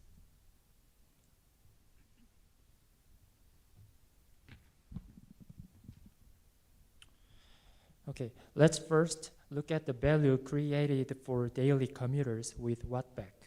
Users no longer need to worry about finding parking in the city. They can reserve a parking space in advance, avoid urban traffic congestion, and continue their journey by public transportation. At the same time, their parked vehicle generates rewards, turning an ordinary commute into an opportunity to create value. Festival visitors also benefit in several ways.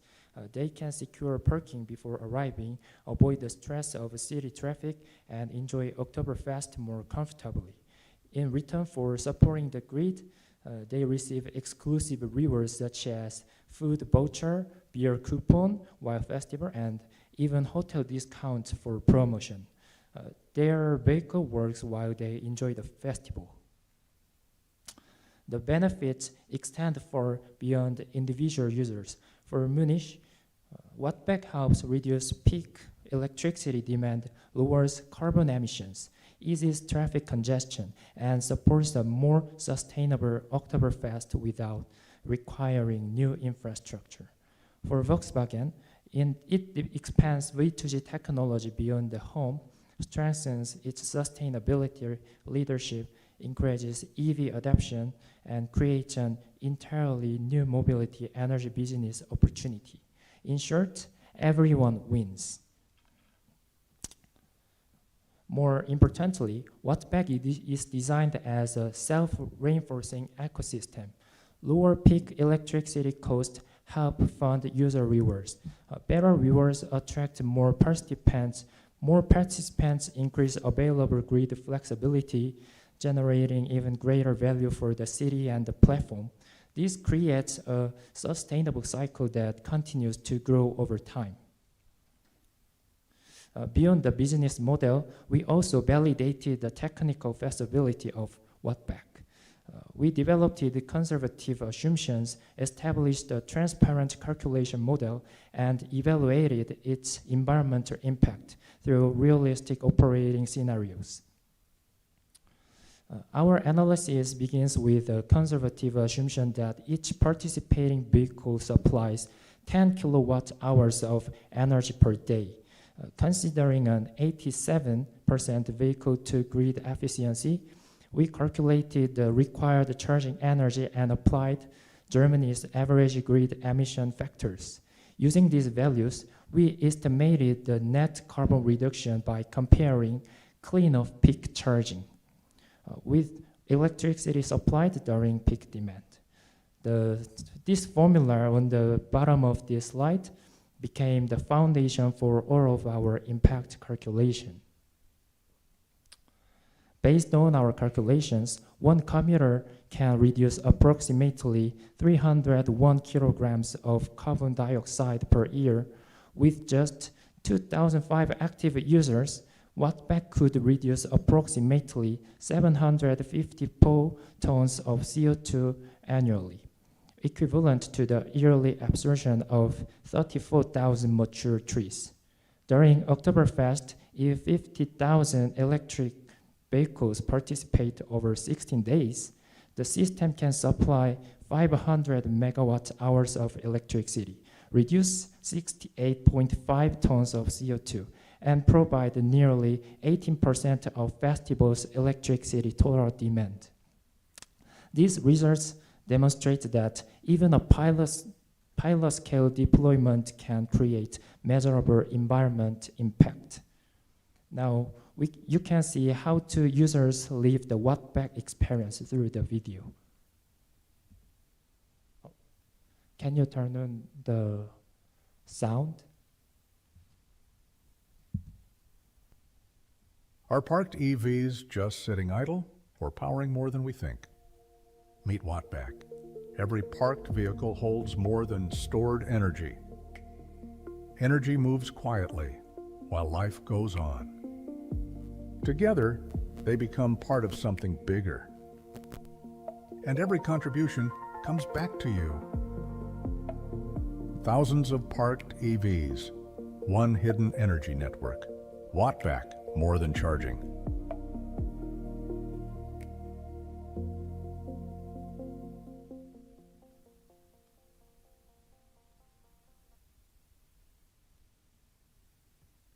Are parked EV... Well, Wattback begins in Munich, but its potential reaches far beyond one city. Our vision is to transfer parked electric vehicles into a distributed public energy network across the world. Together, we can make every parked EV as a valuable energy asset. Thank you.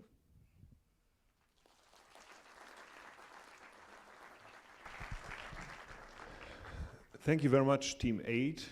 First of all, for staying exactly in time and also for the corporate identity. That looks pretty nice. Also, the presentation has been carried out very nicely, and we have enough time for some questions in the audience. Who would want to start with the questions?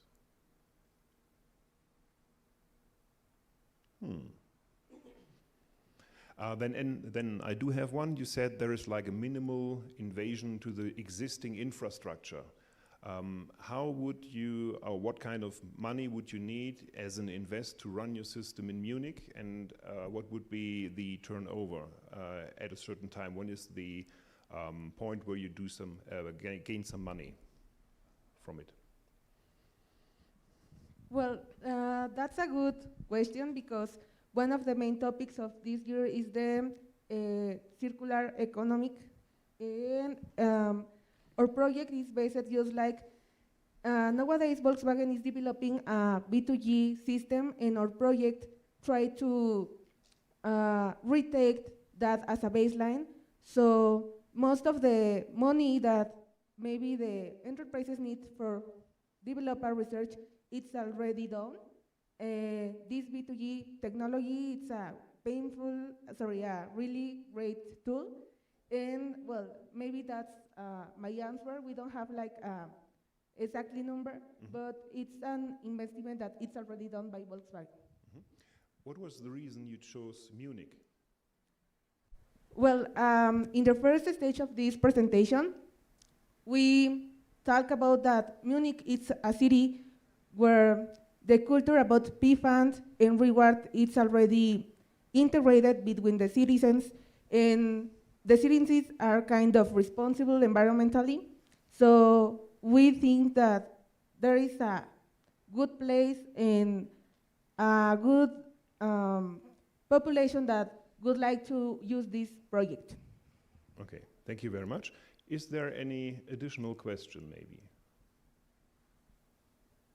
Not so far, then thank you again for your presentation. And then we now move over to the next team.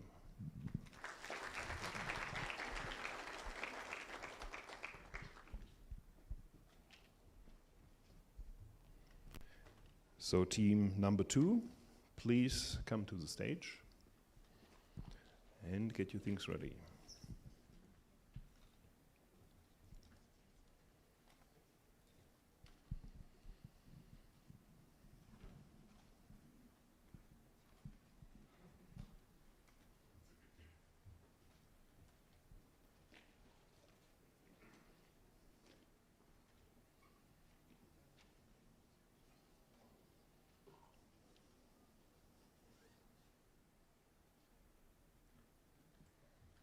Your slide says it's first semester. Are you planning to do a second one on the project? Just kidding. Okay. Then please, the stage is yours. Move on as you are ready to do so. Hello everyone, we are group number 2 and we will now begin to our presentation. So this is WIP, our vision for neighborhood mobility in 2014. It started a shared autonomous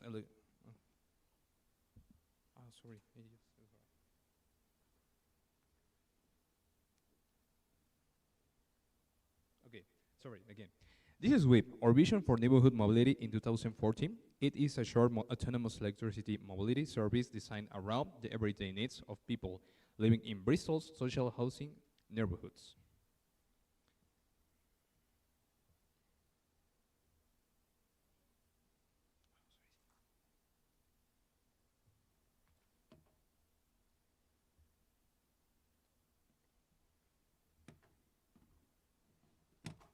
Sorry.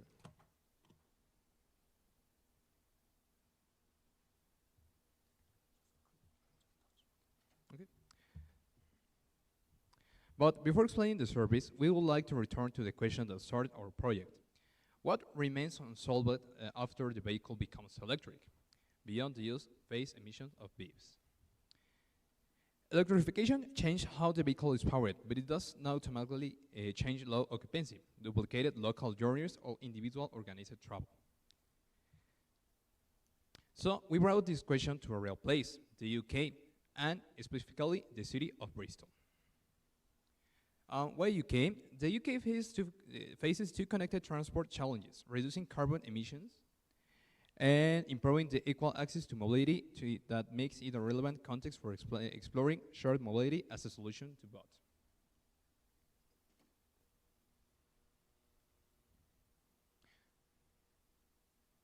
Okay, so to understand where this access challenge becomes visible in everyday life, we focused on social housing, neighborhoods, transport.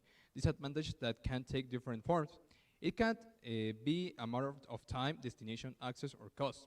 Different barriers and the same outcome that the mobility system does not fit in everyday life.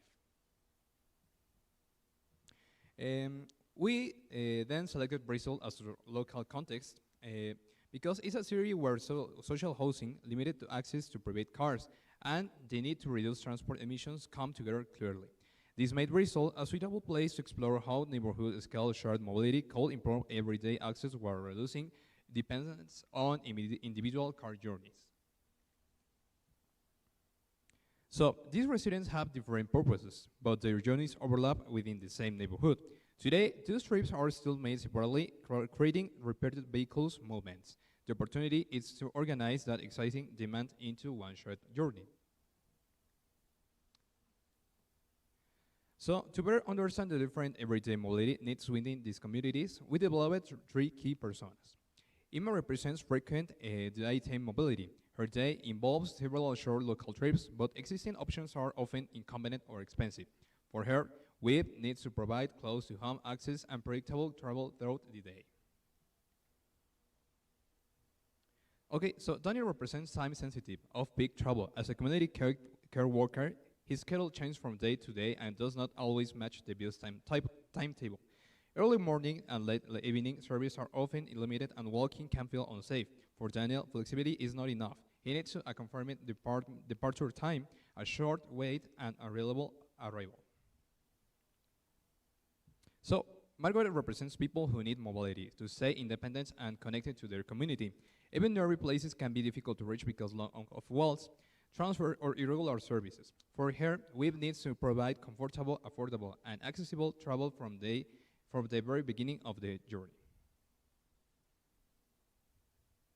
Okay, so although their daily routines are different, all three personas reveal the same need. Mobility that is easy to reach, clear to understand, flexible enough for every day, and accessible to different users. These four needs become the foundation of the neighborhood system that can adapt to different everyday conditions. Okay, so we use Moya Volkswagen Group as basic ride-pooling service as a reference for shared demand, responsive mobility. It shows us the value of digital booking, shared rides, and flexible routing. However, for short and repeated neighborhood trips constantly, changing routes and pickup points can make the journey feel less predictable. WIB keeps the idea of shared mobility, but applies it at smaller neighborhood scale, with close-to-home pickup and routes that are configured before departure. Okay, the key insight for Moya was shared mobility becomes more useful when demand is organized before the journey begins. For neighborhood travel, this means the system should respond to local patterns rather than operate across the whole city. WIB therefore organizes demand within smaller areas, confirms the route before departure, and brings pickups closer to where the people live. This became our main design direction, moving from city scale flexibility to neighborhood scale predictability.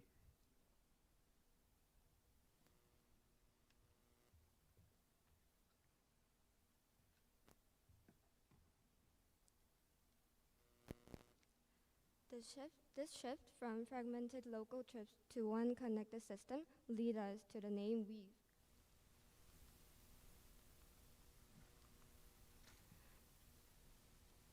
Like threads forming one fabric, it brings separately organized local trips together into one shared neighborhood network. The name represents the transition from fragmented journeys to connected mobility. We express this through the statement weaving people, places, and everyday journeys. The line across the logo shows separate movements, meeting and continuing as one route.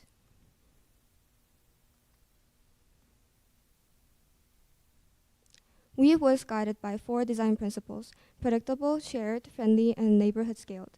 It gives users clear journey information, creates a comfortable shared space, makes an autonomous mobility feel approachable, and fits the scale of short local travel. Together, these principles helped us shape Weave as a service that feels natural within everyday neighborhood life. The brand identity shows the same design principles. The curves in the logo show separate journeys coming together in one flow, and the shape is also used across the service to represent routes, connections, and journey status. Bright red highlights key interactions, while deep burgundy adds a sense of trust and stability. Overall, the identity is designed to feel friendly, clear, and reliable. Next is Weave's spatial structure. The system works at two scales. The first is the mobility pocket, which brings together 2 or 3 nearby cul-de-sacs. This is where local requests are collected and grouped into shared trips. Several mobility pockets then form a larger neighborhood calculation zone, connecting residents to everyday destinations around the neighborhood. So the pocket gathers local demand, and the wider zone connects that demand to where people need to go. We choose the cul-de-sac as the basic unit because it is close to residents, has little through traffic, and already provides space for safe stopping and turning. This allows the service to fit into the existing neighborhood without major new infrastructure. Within each mobility pocket, Weave turns nearby individual requests in one shared journey. The system first identifies where demand is coming from and suggests pickup points close to each other's home. The vehicle then enters only the cul-de-sacs where bookings have been confirmed. Requests heading in similar directions are grouped together, and one efficient pickup route is created. This means less walking for users and fewer unnecessary stops and a more direct shared journey. Within each mobility pocket, a cul-de-sac hub supports vehicle operation and local infrastructure. Users can still be picked up close to their homes while the hub acts as an operational and neighborhood support point. Next, I'll explain how the Weave service works. Booking Weave is designed to feel simple and clear. Users enter the journey and receive a nearby pickup point and check the key travel information before confirming. Once booked, they can follow the vehicle and their journey in real time. This helps reduce uncertainty throughout the whole experience. To the user, Booking Weave feels simple, but behind the interface, the system groups requests from the same mobility pocket into shared batches. It considers 2 conditions: whether enough compatible requests have been collected and whether the first user has reached the maximum waiting time. When either condition is met, the batch is confirmed and the pickup route is created and the route is locked before departure. The most important step is route locking. Once the batch is formed, the pickup order and route are fixed. Any new request is assigned to the next batch rather than inserted into the active journey.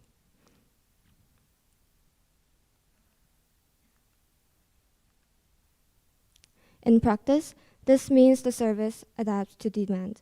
When requests build quickly, the vehicle can leave earlier. When demand is lower, the maximum waiting time triggers the trip even before the batch is full. This service concept is reflected directly in the vehicle design. Next, I will explain how Weave's interior and exterior support the neighborhood mobility interface. The exterior of Weave is designed to feel clear, approachable, and suited to residential streets. The journey information is integrated into the glazing, so users can recognize a vehicle and check key travel details before boarding. And its compact proportions allow it to move easily through narrow roads.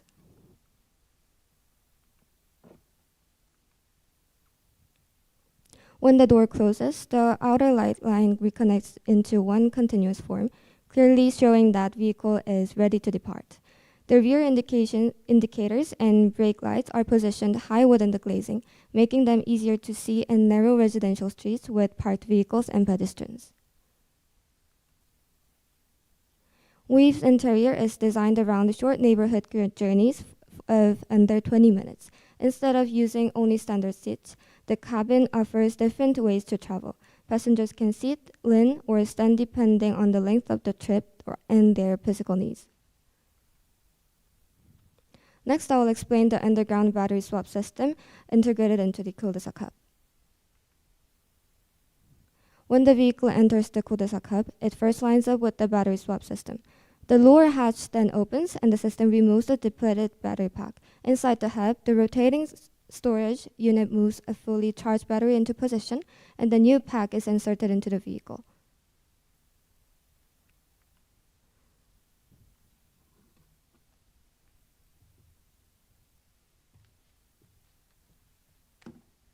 Designing a shared autonomous vehicle isn't just about fitting components together. Every millimeter has a purpose. We have carefully arranged the battery placement, seating, and storage access points to maximize usable cabin space while keeping the vehicle compact. At over 100 kilograms fully assembled, this pack is too heavy to handle manually or with a standard motorized lift. That's why we adopted a hydraulic swap mechanism modeled after forklift architecture.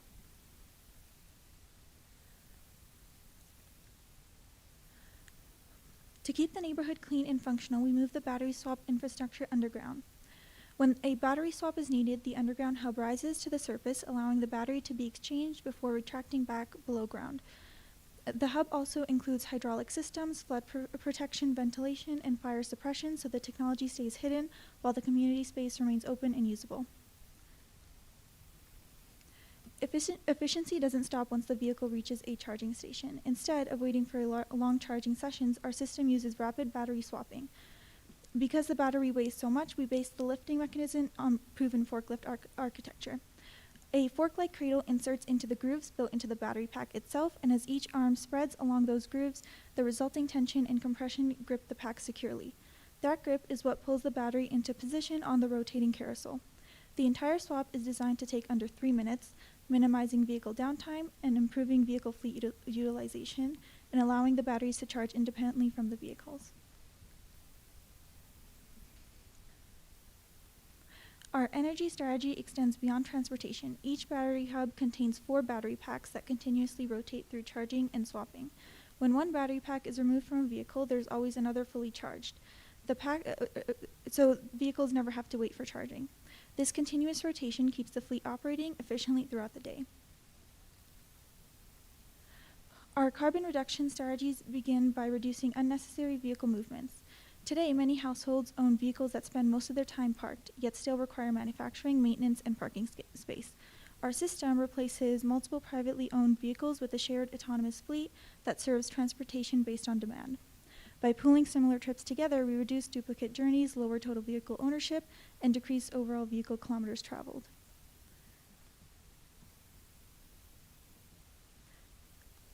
Using UK grid carbon intensity of 180 grams per kilowatt hour and an EV consuming 0.28 kilowatt hours per kilometer, at an average occupancy of 3 passengers, we get about 18 grams of CO2 per passenger kilometer, against roughly 170 for a private car, 145 for Uber or taxi, and 82 for a typical bus. That's an 89% reduction versus private car use, and it could fall towards 2 grams if mobility pocket hubs charge from on-site renewables. What's exciting is that the same system delivers benefits beyond sustainability. It improves access to community destinations like schools, healthcare, transit, and local businesses. It also creates predictable transportation for daily routines, helping people plan their schedules with greater confidence because the system learns reoccurring travel patterns. For example, Emma can reliably reach her community center, Daniel knows his ride will arrive before work, and Margaret can continue participating in neighborhood events even if she no longer drives. None of this matters if residents can't afford it. Weave is priced between a bus fare and private hire fare, so around $2.50 to £4 per trip. Because many social housing residents have limited household income, we didn't default to a pure market fare. We adopted a mixed funding model. User fares combined with partial local authority transport budget support, the same structure UK demand responsive schemes like HeartLinks already use. Weave brings together capabilities that Volkswagen already possesses. The platform combines shared vehicle operation, battery intelligence, and charging management, fleet coordination, and predictive scheduling into one unified service, rather than offering separate mobility, vehicle, and energy capabilities. Weave integrates them into a single neighborhood service, and that means that every part of the ecosystem works together. Many mobility platforms are designed primarily for large cities. Our proposal focuses more on a different scale, which is the neighborhood. By operating locally, vehicles travel shorter distances, respond faster to requests, and become part of residents' daily routine. This neighborhood approach also strengthens community connection because transportation is built around local destinations like schools, healthcare, transit hubs, and community centers. The biggest opportunity is that Weave changes the relationship with customers. Today, the relationship often ends once a vehicle is sold. With Weave, we continue providing value every day through transportation services, charging, battery management, software updates, and intelligent mobility support. This creates recurring customer engagement instead of a one-time transaction. In other words, the vehicle becomes part of an ongoing mobility and energy service rather than a product. Thank you for listening, and let us know if you have any questions. Thank you very much, team number 2. So are there any questions from the audience?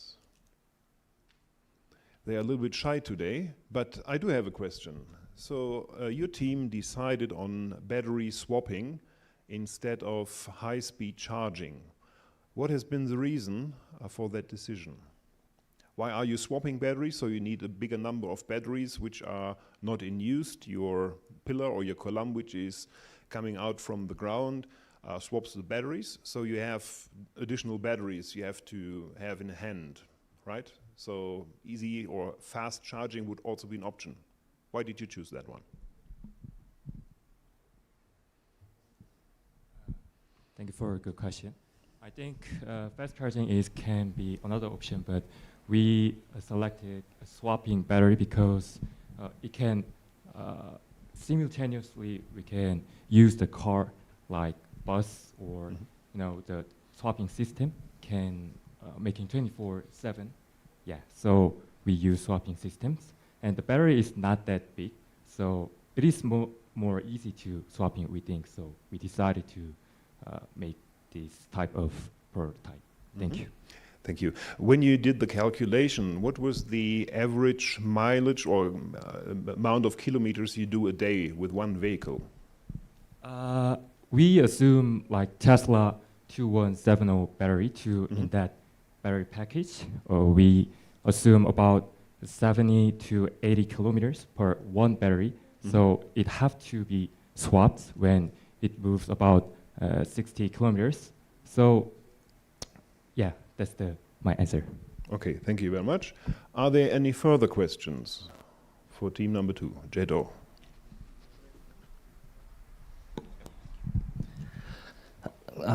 Thank you for your presentation. This is sort of like a communal ride share service, right? So I think you've talked a lot about good things. Have you thought about like conflicts or disadvantages of these type of systems? Yeah, can you elaborate on it a little bit? Thank you. To think about disadvantages, maybe if this mobility if the bus or some kind of fleet services is better, if that consumes better than our brand Weave, then maybe it can be a disadvantage. But I think our Weave is targeted to the small countries and and some suburbans. So I think it'll be, even though there is a disadvantage, maybe over 2 or 3 years, it'll have a quite good business model. It'll be a quite good business model. Thank you. Great. I think there is no more question for team number 2. So thank you very much again. And then we have the last presentation for the morning session, which is team number 10. So please come on stage and get your mock-up ready.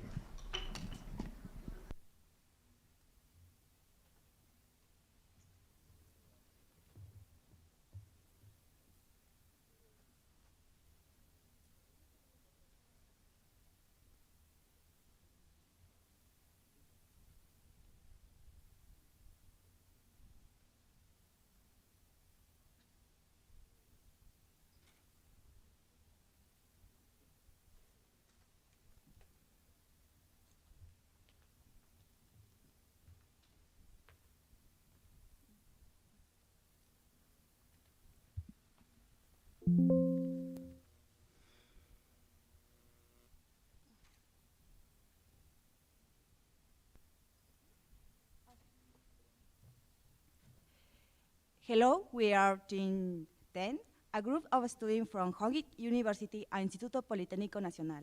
Today we would like to introduce CoCharge, a battery recovery ecosystem. CoCharge transforms everyday EV charging into a new decision point for battery recovery and circular use.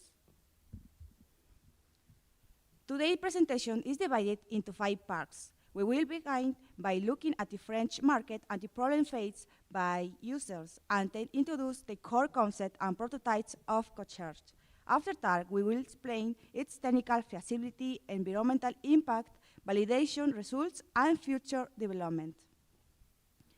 First, we will look at the French market and its user environment. We will briefly explain why we select France and what problems we identified there.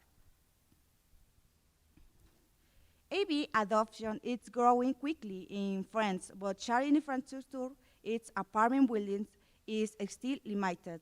At the same time, France is expanding both its low-carbon energy system and battery industry, making it a suitable market for exploring charging and battery circularity together. Looking at the market side, France has the largest cumulative BEV passenger car fleet among the 6 target countries, following Germany and the UK. This means that France already has a large number of EV users, and demand for battery management and recovery is also likely to increase. However, charging infrastructure in apartment buildings has not kept pace with growth of EV adoption, because apartment residents often have difficulty installing private chargers. Charging space become an important point of contact with users. France already has a high share of low-carbon electricity, so rather than focusing only on the electricity used for charging, we looked at how this low-carbon energy could be connected to battery recovery and reuse. Based on this market environment, we viewed a shared charging space not simple as place to share vehicles, but as potential points for checking battery condition and identifying the right recovery timing. We then developed our idea around this opportunity. Our main target users are EV drivers living in French apartment buildings. They frequently use charges, but they often lack clear information about battery condition and the right timing for replacement or recovery. Currently, users usually cannot easily check their battery condition and only visit a service center after a noticeable problem appears. Because information about replacement timing and recovery routes is also limited, batteries may be replaced too early or recovered too late. Based on the problems we identified in the French market, we will now introduce our core idea. EVs can reduce emissions during the driving stage, but battery production still generates a significant amount of carbon emission. So, rather than focusing only on charging, we focus on how batteries could be recovered and reused at the right time.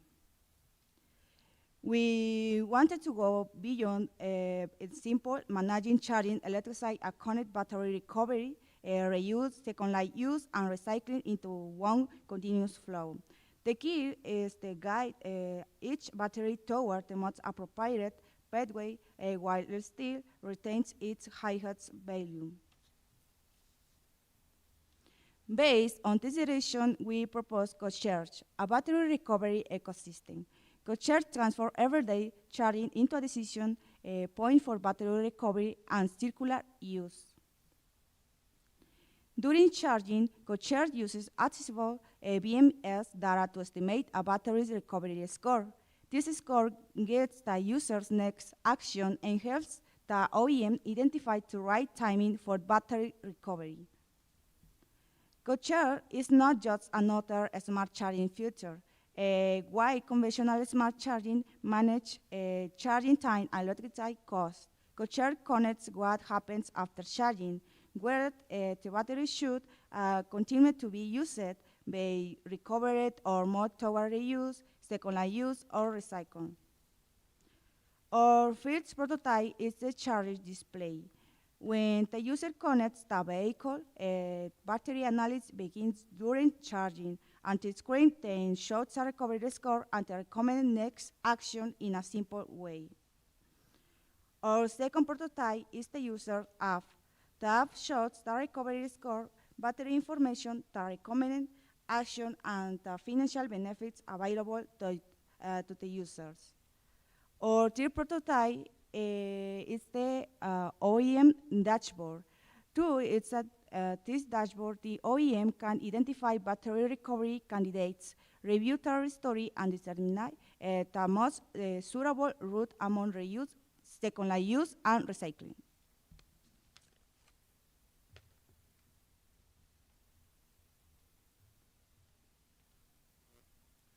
So I'm going to start with how it works. When the vehicle is connected, available BMS-based data is analyzed to generate the recovery score. The result guides the user's next action and supports the OEM's recovery decisions.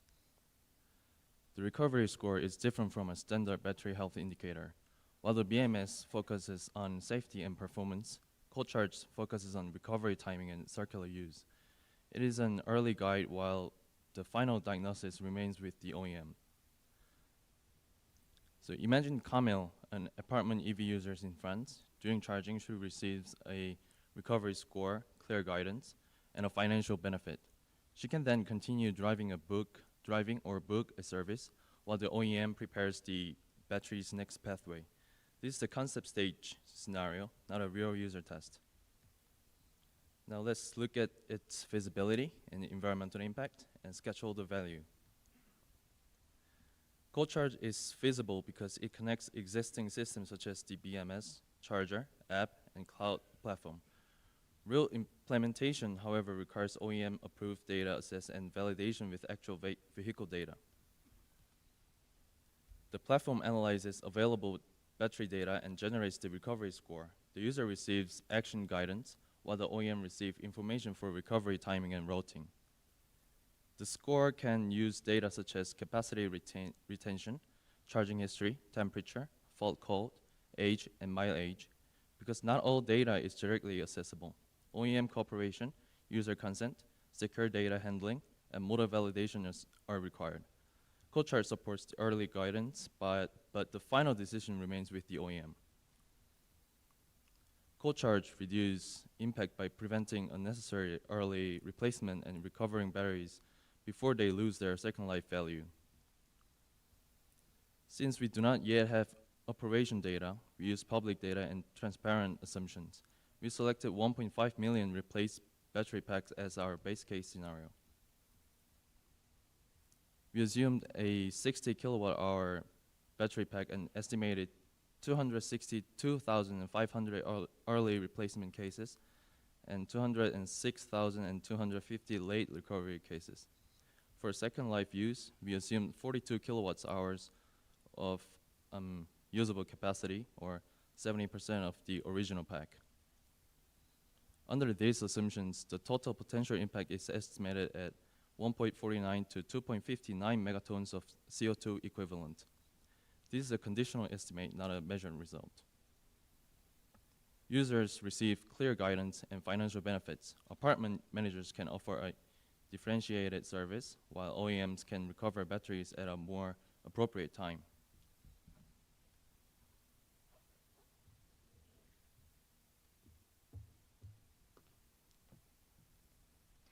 Now we will show how the three prototypes are connected through the complete service flow.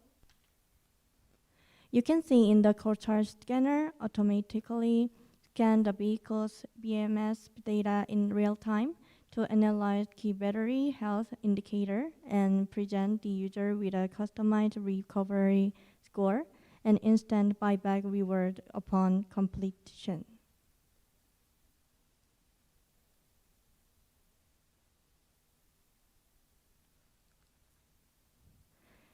The CodeCharge user app in action, which empowers EV drivers to easily track their batteries, SOH, and residual value, monitor their carbon footprint saving, and seamlessly book service slot at nearby authorized workshop the moment their battery requires professional maintenance.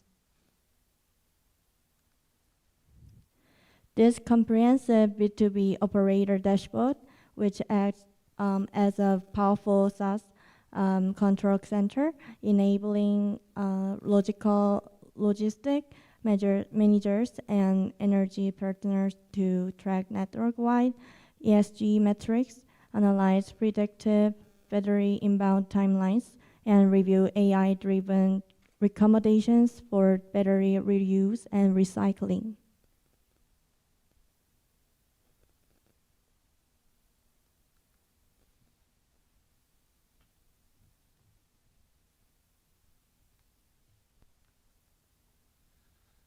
So CodeCharge is supported by EV market growth, apartment charging demand, EU battery regulation, and OEM circular economy needs.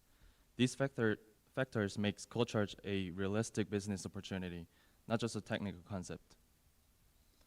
And within Volkswagen and LA, CodeCharge creates value by improving recovery timing and securing valuable battery candidates. It can also generate external revenue by licensing its software and API to other charging operators. And Volkswagen already has charging services, battery diagnosis, second life project, and recycling infrastructure. However, this system usually become active after a problem is identified or a replacement decision has already been made. CodeCharge adds an earlier decision point during routine charging. It helps user recognize the right recovery timing and give the OEM earlier information to prepare the appropriate reuse and second life or recycling route. So CodeCharge does not replace Volkswagen's existing system. It helps those systems work earlier and at a more valuable point in a battery life cycle. And finally, let's look at how the concept evolved and what comes next. Our initial concept was not clearly differentiated from existing smart charging. Based on this feedback, we shifted the focus from charging control to battery recovery decisions. The next step is to validate the recovery score using real BMS data and conduct a pilot in French apartment charging environment. We would then connect the system with Volkswagen and OEM recovery operations. CodeCharge used BMS-based data during charging to guide the right recovery timing. It gives users a clearer guidance and helps OEMs connect batteries to the most appropriate circular pathway. So France's apartment charging market has strong growth potential. Without CodeCharge, Volkswagen and LA would compete mainly on price and installation. With CodeCharge, the charger also provides battery recovery decisions, user benefits, and valuable OEM data. This can differentiate Volkswagen's charging solution and help it enter the market early. In the end, CodeCharge transforms everyday charging into a battery recovery decision point. Thank you for listening. Thank you very much, Team 10, for that interesting model to monitor the batteries. Am I correct that this is like an OEM closed model where you only monitor the batteries from your own company? So it's not that you have like, you're selling different batteries to different OEMs and there's like a central company who monitors, it's inside the Volkswagen group, right? Mm-hmm.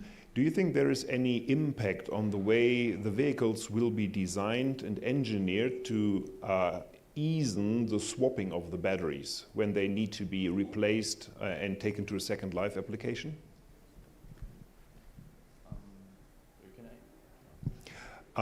Does it have an impact on the vehicle? Because now you can better monitor when to switch, and maybe you switch them earlier than you used to do it before. So do you think that has an impact on the way the batteries are integrated in the vehicle to take them out more easily?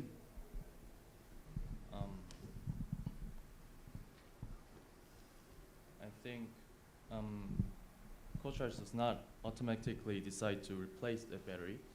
It is a guidance for the customers, and it only provides an early recommendation.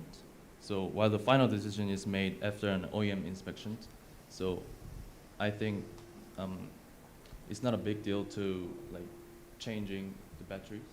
Am I answering all right? Okay. Is there any additional question? We do have maybe 1 or 2 questions left before we go to lunch. Yeah, there is a question. Hello, thank you for the presentation. I have a question. How do you prevent the recovery score from being manipulated, for example, from the user or from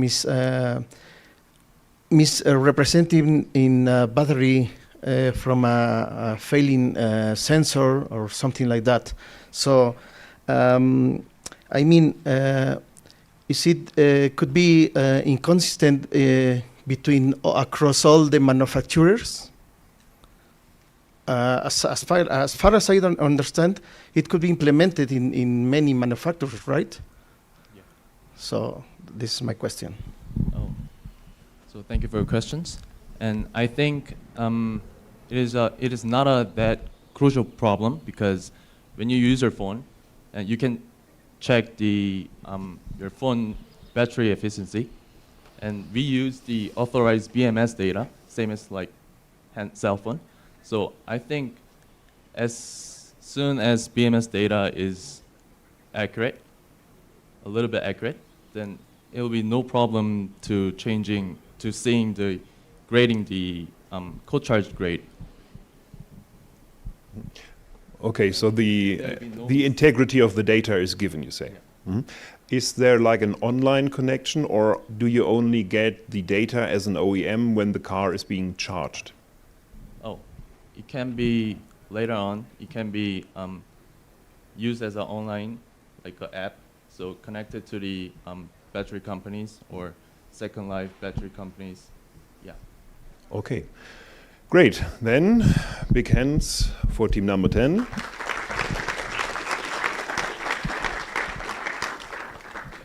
And I guess this is now the time to make a little break, catch some lunch, and we will be back at 1 p.m. for the next set of presentations. Thank you.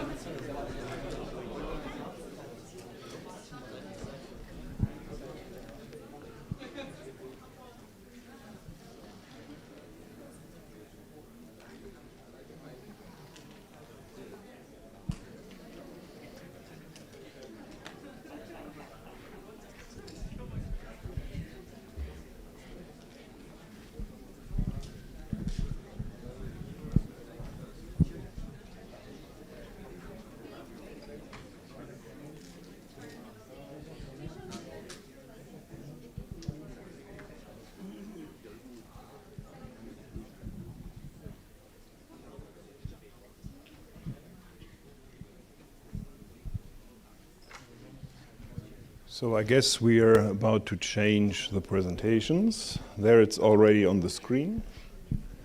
And once we have the right presentation, yeah, there it is. Thank you so much, gracias. So, ladies and gentlemen, we are going to the second round. I hope everyone enjoyed the lunch and had a good time in the break. And now it's team 5, as far as I know, correct? Team 5 is on the stage, and please go ahead.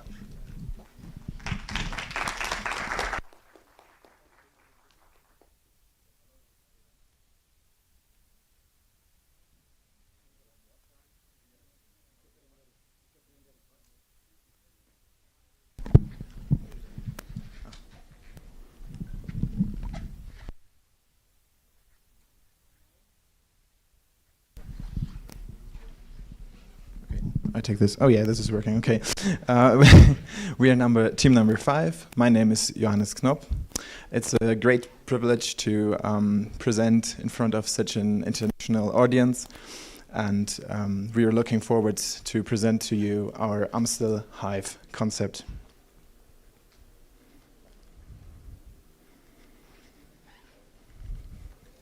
This is also not working.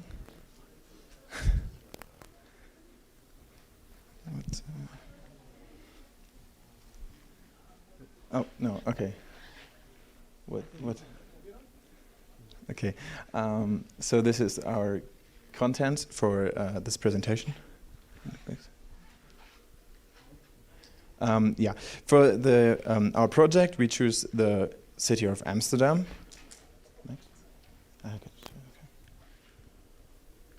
Yes. Okay, now it's working. Because the Netherlands proved to be a very good and a very pioneering country for electric mobility. Actually, they have right now 1.2 million electric vehicles, which are supported by a great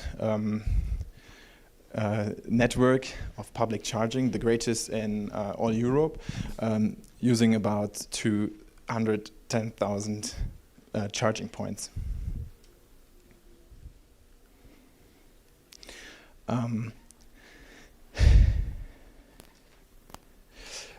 However, this has a major downside, since 14,000 companies right now have no connection to the grid due to major grid congestions.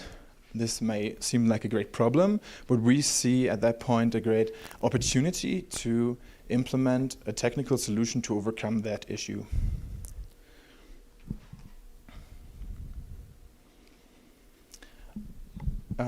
If we look at the future, Amsterdam will have a great challenge.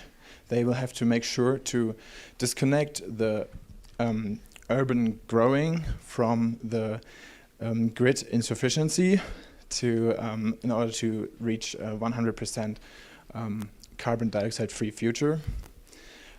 This is basically due to 90,000 new apartments in the future, who will increase the load on the grid. Also, Amsterdam plans to introduce a new rule, which says that 50% of the local energy demand should be produced locally with solar energy or wind energy or microgrid. And this new structure really benefits our system. Also, Amsterdam is known to be a cycling capital. About 36% of all trips in the city are done using a bicycle. To put that in perspective, these are about 665,000 trips every single day. While this is highly beneficial for the city itself, it also brings some major downsides, some specific downsides, since the public area in Amsterdam is slowly overcrowded, and parking spaces for bicycles have to move underground or inside of buildings. Now, moving a lot of bicycles into one spot generates another great opportunity for us to integrate a grid-independent system like our Amstel Hive system.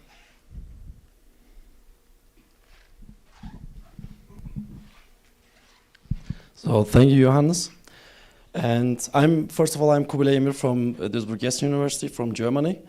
And before I introduce our concept with the honeybee colony mechanism, I will, oh, okay, that's all I didn't plan. Yes, okay, right now.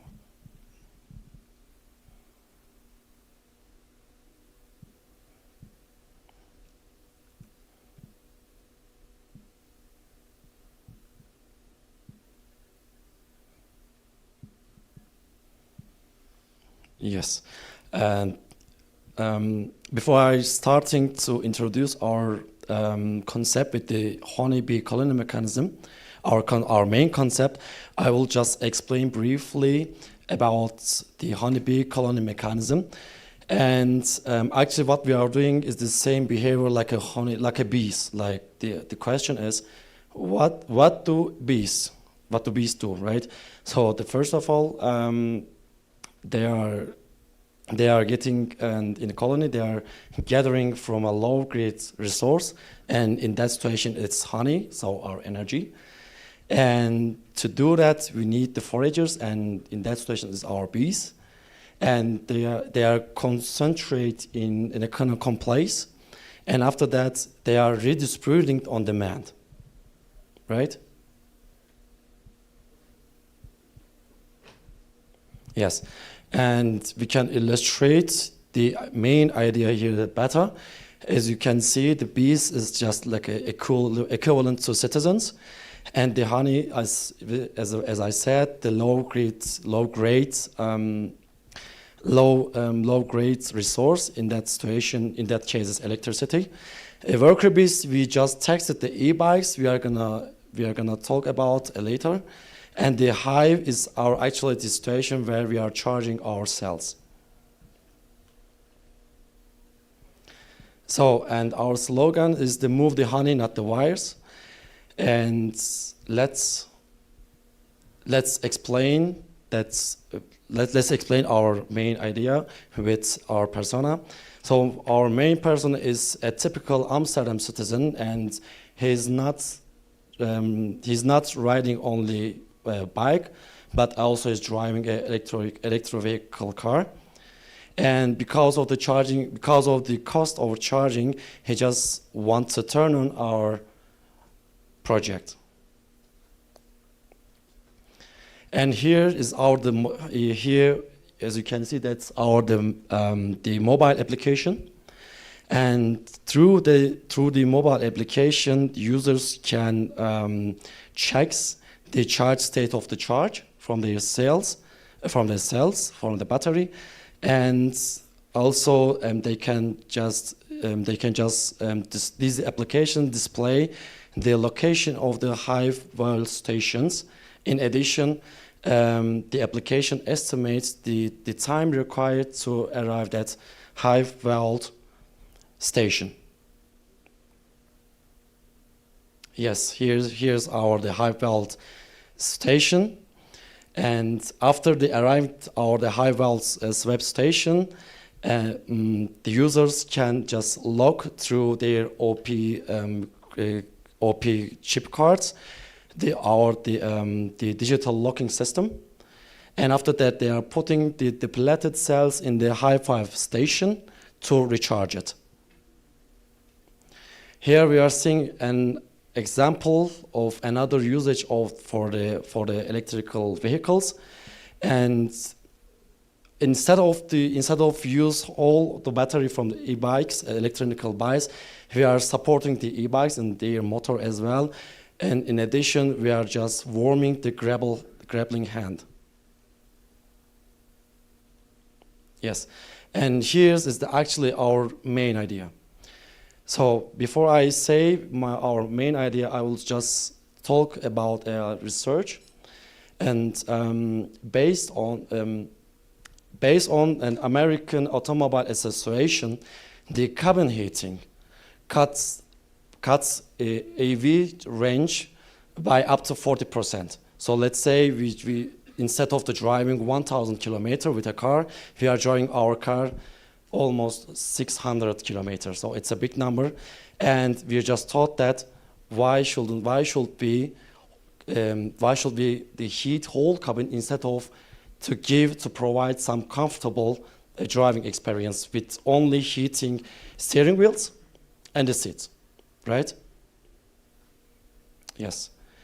And the another usage of our cells, our batteries, in a good day in Amsterdam, maybe our persona just want to go with boat, and instead of the using of their own motor, he can charge his boat and he can just travel with his boat in security. And of course, our subject was about electric vehicles, but as an engineers, we just want to expand our horizon, and we just want to provide a better world with green wealth. Thank you.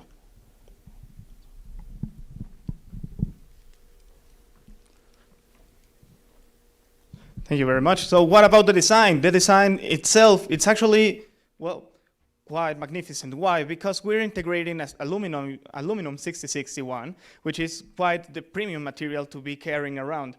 Not only that, for that aesthetic reason, right? Because it just feels so good on the hands. It's, well, the ergonomics behind it is so that any person can just grab it and it does not fall. It's designed for the human hand, and that's wonderful because humans will be, well, interacting with it in a daily basis. What we've also added, it's this grip, let's say, or handlebar, which is obviously going to be used for the bikes, for the electrical bikes, and also to be putting in and out of your vehicle, so it can, well, change the temperature on your seat, the heating system. The way it's recharged, it's that it uses some pogo pins on the rear side, let's say, or the bottom part of it, and it just magnetically clips, just as any, let's say, Bluetooth earpieces sometimes. Nowadays, they use the same mechanism, and it's quite reliable. It feels premium. It's not tangling with wires, and that's what we need. It needs to be comfortable to use on a daily basis. So, moving on. We can now also see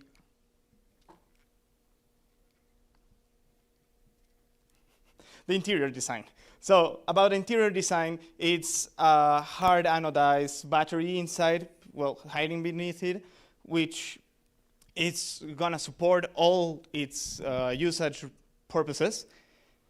And we chose it because it's quite compact, and we need compact compatibility with the vehicles and being able to be carried around. Now, it features at least 1.4 liters in volume. It's almost the same size as a common thermos. Even it can fit where the thermoses go beneath the bike usually. It's designed that way.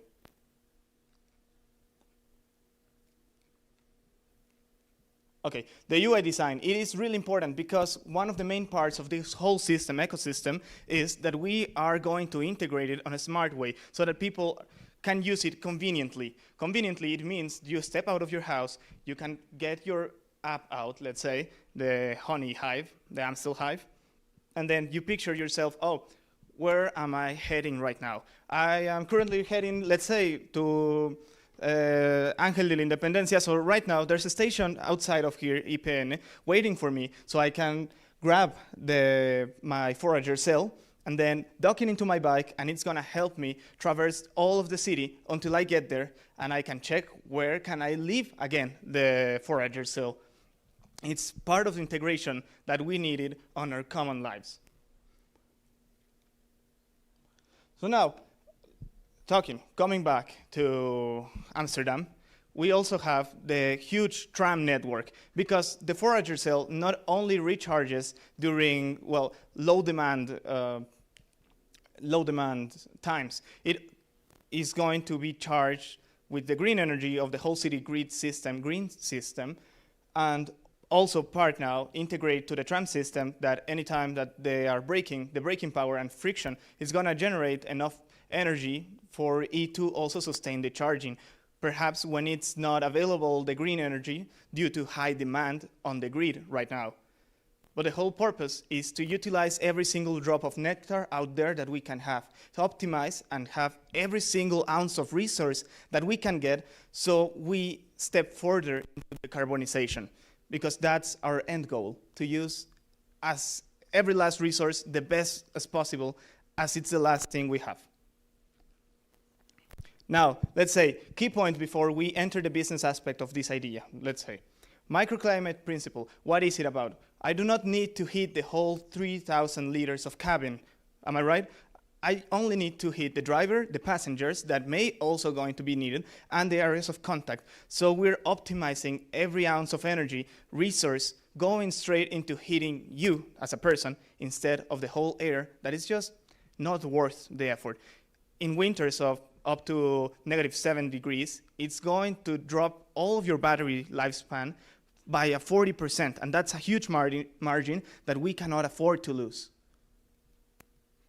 Now, modular scaling. What about, I do not want to just heat my own seat, and also, let's say, and I also do not own a bike. Why should I care? Well, do not worry. There's our hexacomb.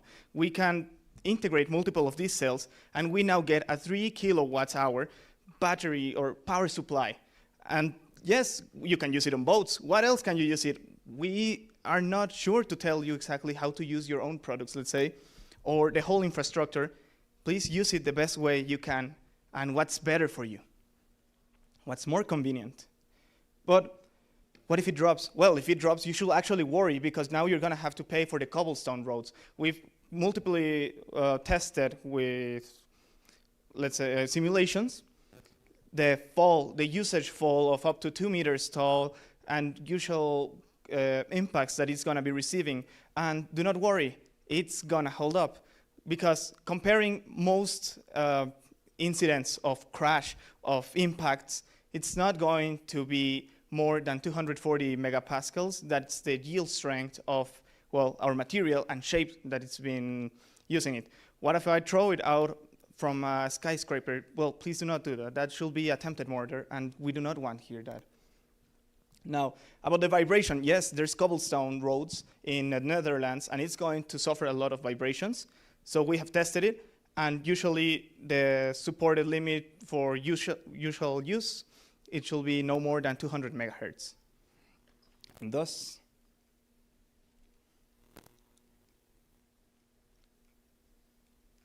the battery is running out, apparently. Okay, thermal size balancing, because energy being discharged out and inside of it is gonna generate, of course, a temperature rise, and it should hold up to 60 degrees inside the thermal space, which under normal use, it should just achieve up to 32%. We're not trying to explode it, we're not trying to overcharge it.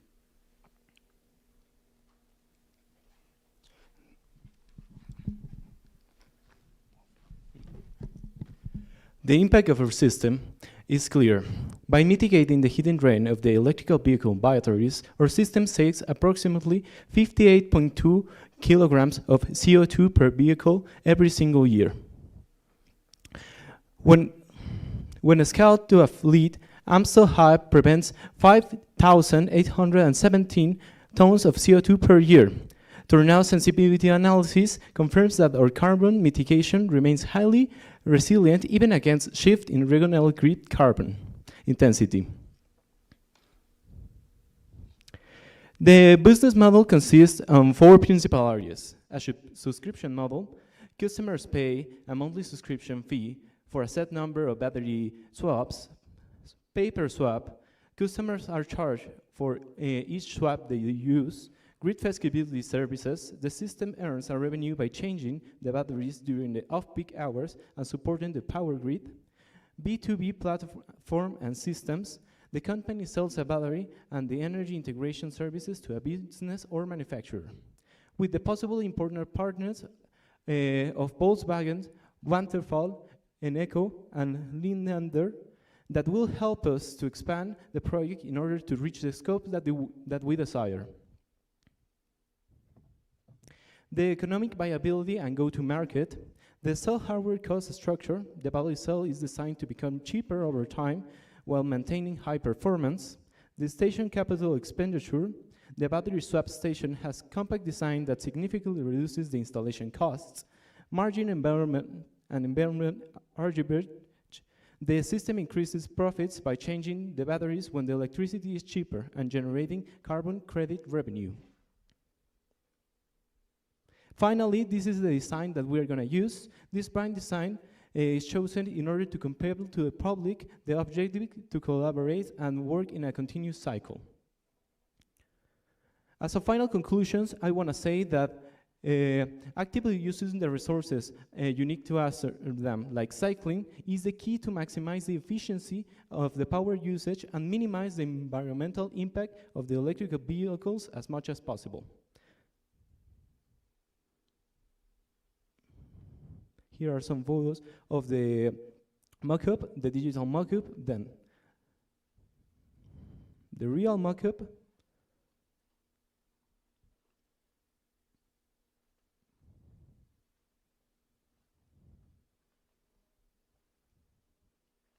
the design that's a scale 1:1,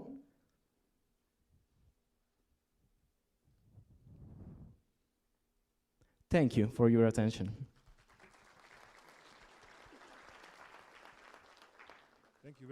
Thank you very much, team number 5, for your interesting presentation and the modular disruptive approach of, it's much more than power banks, basically. We learned that. So are there any questions from the audience? Is there somebody willing to step in and invest? Okay, then I do have a question. In terms of the battery capacity and the sizing, you showed different scenarios. What kind of analysis did you do in order to come up with the right capacity? So every scenario most probably needs different amounts of energy as a battery storage. So what was your way to cope with that challenge? And for the scenarios, I just research and I just think about it for my battery, for what kind of solution for the situation I can find a solution. And we did some calculations, and we just think about it if they reasonable to apply on the cycle, on the vehicle, or on the boat. So we are that. Calculations, the other reasonable reasons in our report.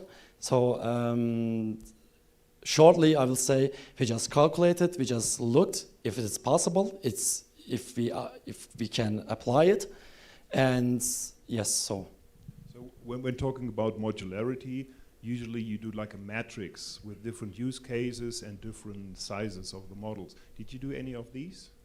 Let's say to find out what would be the right sizing, or how many do I need to put together if I want to run a boat, if I want to increase the range of a car. So is there any... Actually, what we did, we just research about the dimensions. If it's applicable for bike, for boat, for electric vehicle. And after that, we just found some common dimensions, and after that we just research it if it's applicable of our new dimensions, and after that we just calculate it, and after that we say it's supposed to be applicable. Okay, thank you very much. Any further questions? There is one.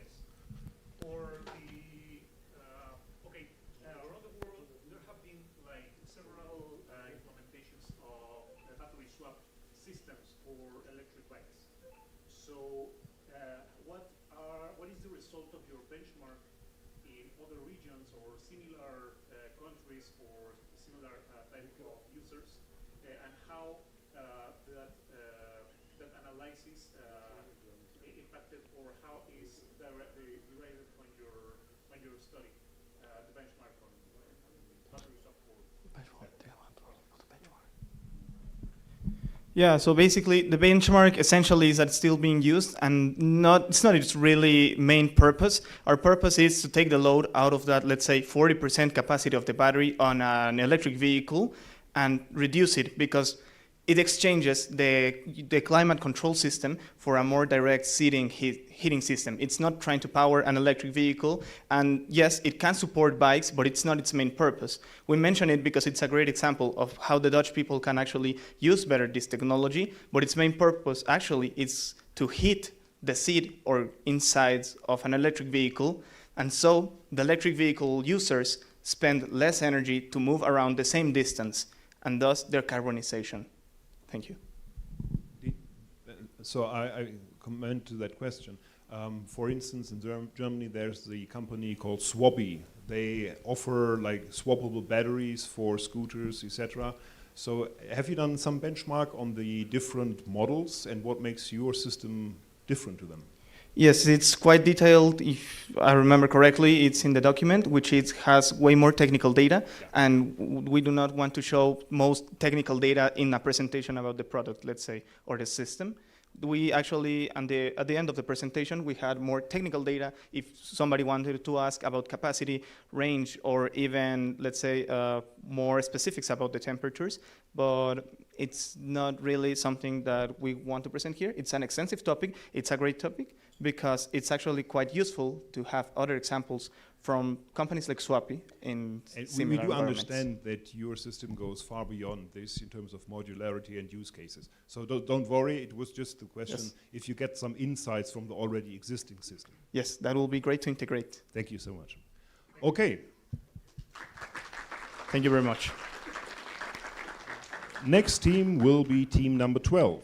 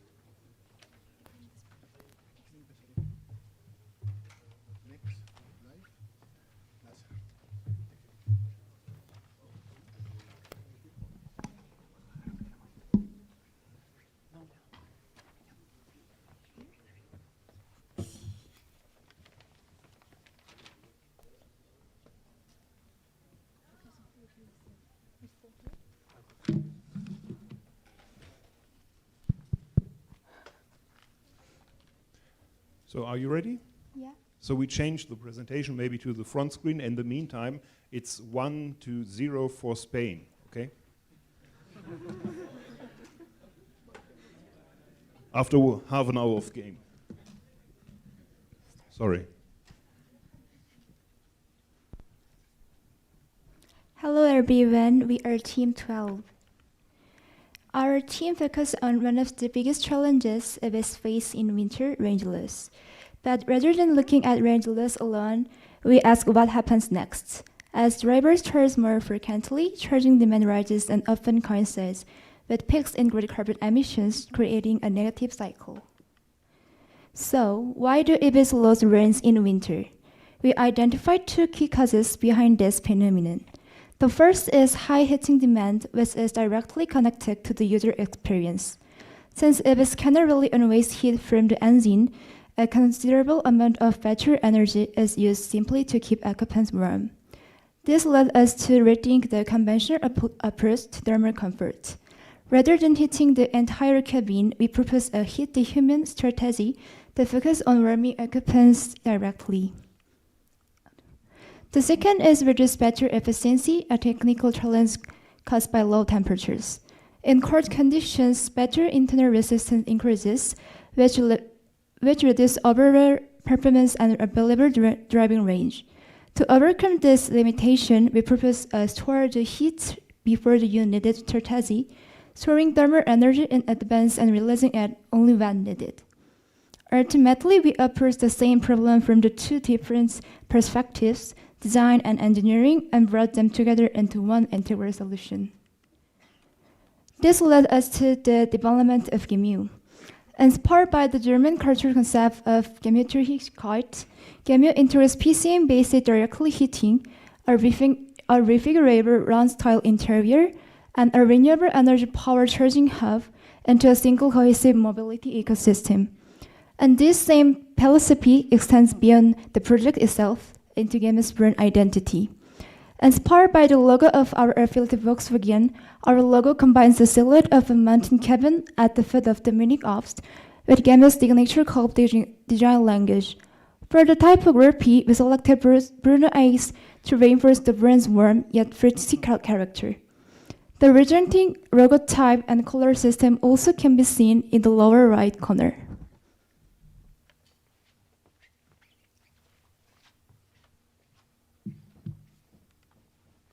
Yeah, let's move into the technical part of our concept. Our core challenge is pretty clear. In cold weather, we have bad battery efficiency and the heating demand goes up. And to tackle both at once, we use phase change materials, also short PCMs. The idea is pretty much the same physical principle behind a reusable hand warmer. We store heat at one point in time and then release it at another time exactly when it's needed. The temperature at which that release happens is defined by a specific material we use for the PCMs, so we can tune it to the exact application. In our concept, we place PCM modules in two locations, one at the battery and one at the evaporator of the heat pump. For the battery PCM module, it sits directly between the individual cells of the battery, and their job is to keep the battery as close as possible to the optimal operating temperature at around 20 to 30 degrees.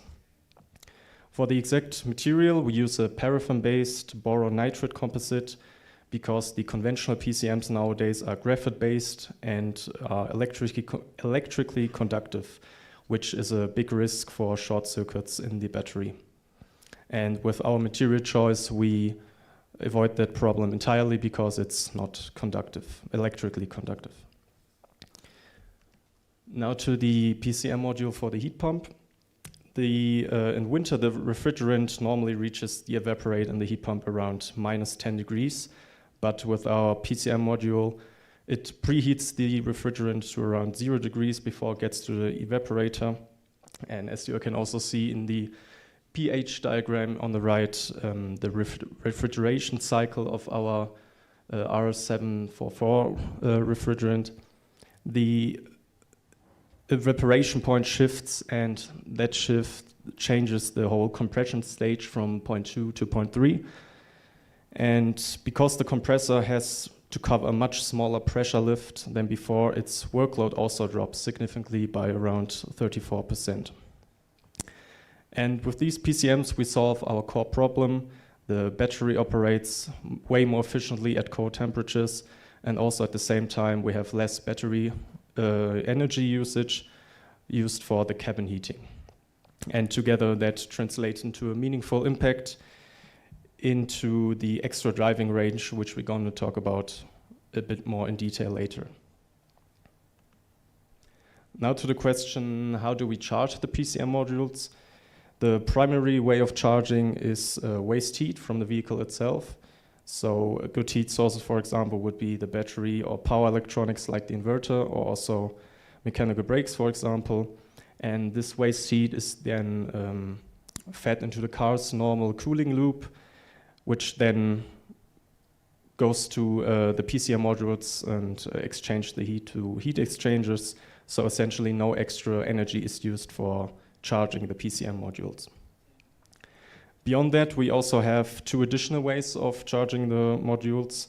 One is the integration with the HVAC circuit of your own home, for example, through vehicle-to-home charging.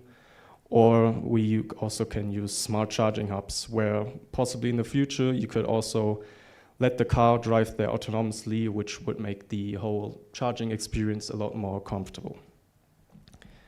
And yeah, exactly these charging hubs I mentioned, I'll now hand over to David.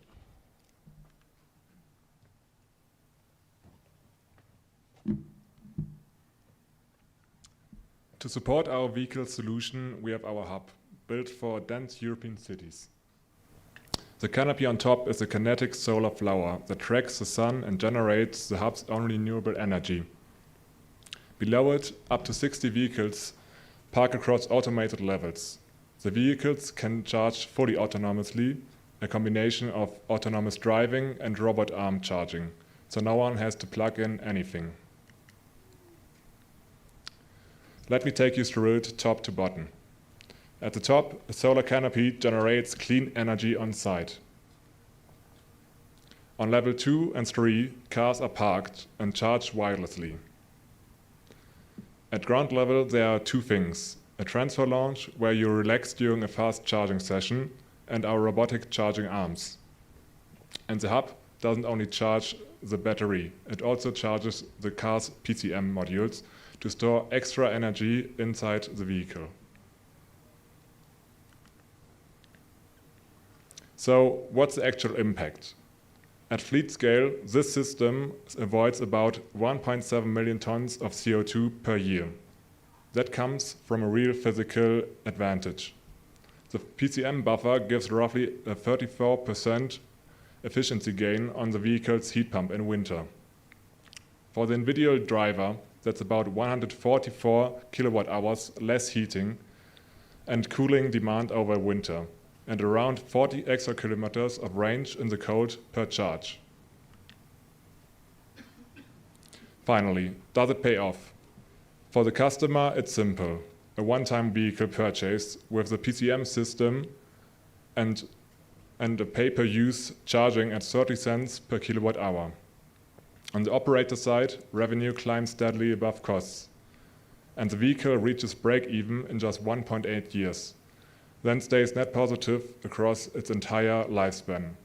So it's not only good for emissions, it's also good for business.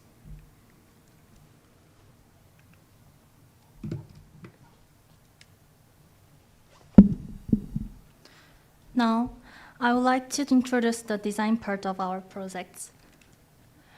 Our design process starts with the user journey map. Our target users commute alone to Munich on weekdays and travel to ski resorts with friends on weekends. These two different scenarios create different pain points, and our goal was to solve them through design. First, I will introduce the exterior design. The exterior was inspired by the organic and rounded silhouette of the Volkswagen Beetle. We reinterpreted its smooth and continuous form with the contemporary design language, creating a clean body with minimal sharp edges.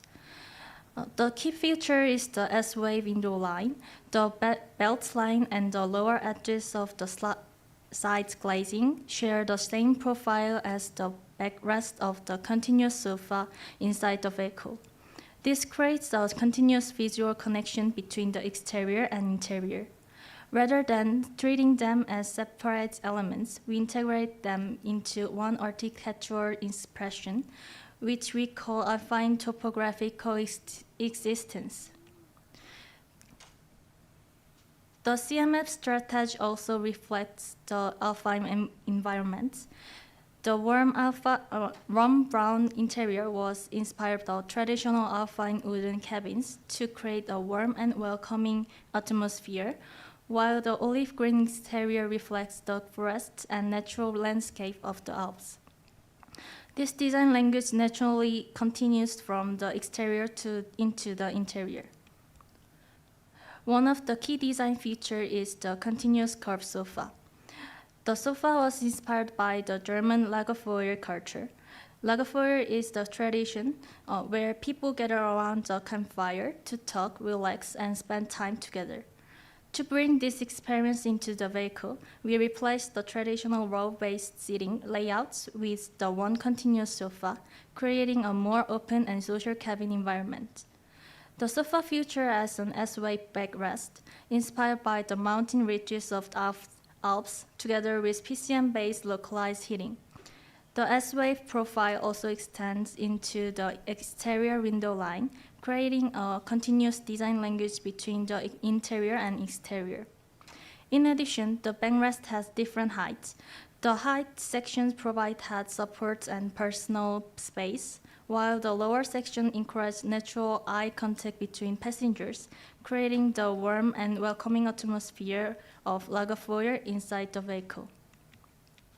Next, I will introduce the design solution based on the pain points we identified during the weekend ski trip scenario. One of the main challenges is carrying ski equipment. Roof boxes reduce driving range by an additional 15 to 30% during winter, and require users to load and unload their luggage in cold weather. To solve this problem, we developed a storage system that connects the trunk with the underseat compartments. This allows long items to be stored inside the vehicle instead of one of the roof. The system can also accommodate strollers, sports equipment, camping gear, and many other long items. As a result, users can carry more luggage without using the roof box, improving both efficiency and energy consumption. Next is our design solution for weekday commuting scenario. Since most weekday trips are made by a single occupant, the driver's seats rotate in autonomous mode to provide a more comfortable sitting position.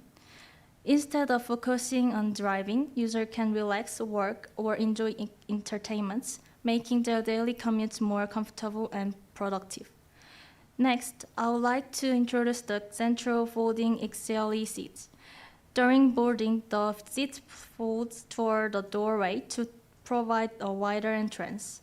After boarding, it transforms into XLE seats on armrests or drybar, depending on the user's need. By allowing a single component to perform multiple functions, this design transforms the cabin into flexible living space rather than a fixed automotive interior. Finally, I will introduce our design solution for the weekend travel scenario. In autonomous modes, the driver's seats rotate and join the continuous sofa, creating a face-to-face lounge inspired by Rockefeller culture. This allows friends to relax, talk, and spend time together during the journey, transforming the vehicle from a simple means of transportation into a shared living space. We also designed a pop-up table that is hidden beneath the floor when not in use. Whenever users would like to have a snack or enjoy the conversation, the table rises from the floor, completing the face-to-face lounge experience inspired by Lagerfeuer.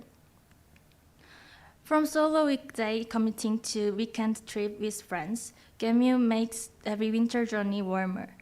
Instead of heating the cabin, we choose to heat the people. That is the future of intermobility, and that is Gemio. Thank you for listening.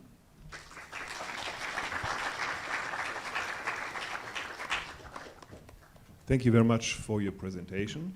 Are there any questions from the audience? Thank you for the presentation. I have two questions, a technical question and a design question. Okay, so for the technical question, tell me the effect of the PCM module during summertime. Will it help? Will it influence negatively, or will it won't influence the cooling necessary for the batteries? And for the design, just because I'm here, very interesting, the continuous, but where do you plan to install the seat belts? So it means that you have to think about physical, exact places for the passengers. So just tell me what was your thoughts. Thank you. Yeah, maybe first to the technical question. During the summertime also, when it gets very hot, the PCMs also have a, not huge, but I would say high benefit. It's not as high as in the winter temperatures, but the PCMs also work in the other direction. So, for example, in the summertime when it's very hot and the battery gets too hot, for example, the PCM module will also act as like a buffer storage for too much heat around the battery, as well also the heat pump cycle. In this case, the PCM would drop the temperature of the gas cooler in the refrigerant cycle, and therefore also have a minor advantage in the efficiency. As I said, it's not as high as in the winter, of course, but you would basically also have a benefit from the PCM modules also in summertime. And for the design questions, the seat belt is integrated into the seat structure. Since this is the concept vehicle designed for autonomous mobility, we focused on the creating a clean and open interior. So the restant system is intended to be integrated into the seat while still meeting future safety requirements. Thank you very much. Just a very quick question, since Dan already asked my question. Did you think also of changing the color for winter and summertime? Maybe like black vehicle, black windows for wintertime, so the cabin heats up by itself, and summertime maybe white color for the exterior? And do you have an idea what kind of impact that does? We actually haven't thought about that one, but we thought about including PCM in the chassis and inside the vehicle to store the heat that comes from the sun, and yeah, so it doesn't go, so it doesn't went inside the inside or the interior of the vehicle. It will then be stored inside the chassis of the vehicle. Okay, thank you very much. Applause for team number 12. And now, as the last team for the first part of the afternoon section, is team number 4. So team number 4, please come to the stage.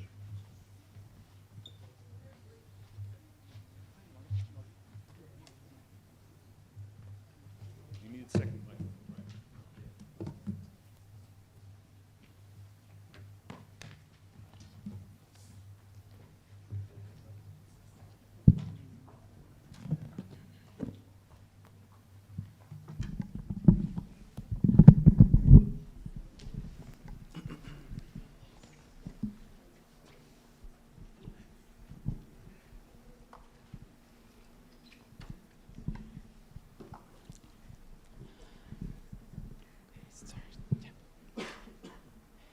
Hola Abdullah, how are you doing in Madrid? Oh, hola Sebastian, Madrid is beautiful, my new apartment is really good. But you know, I was checking the news and it's always like, oh, there's too much emissions nowadays, and all my friends, they're always having some asthma problem or something like that. And you know, I feel bad because I have a normal car and I need it for work. And I know it emits, there's nothing I can do about it, so I don't know what to do.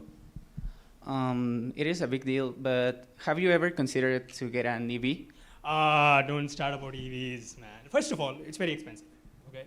Then, okay, I have money, I buy it, no problem. But I don't have charging in my parking, or not, I don't even have a parking. So I can't charge it at home. So I have to charge when I go outside or at work. At work, they have one charger. No, I cannot, it's always busy. And then I go shopping in the evening, it's wasting my time, and also there's very less and a lot of queues. Okay, even if I get a charger, I don't know the price, and I don't know where the energy is coming from. I don't know if it's clean or not clean. So why should I go and take an EV, and I don't even know what's the benefit? Well, you know what? Maybe I know a solution for that.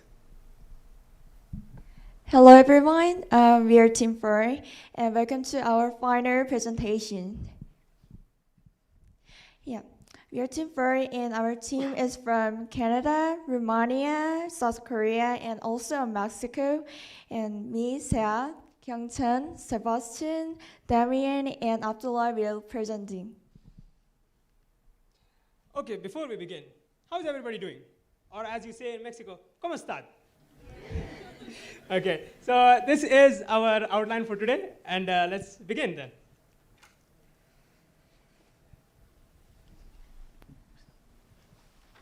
Well, let's start with the background.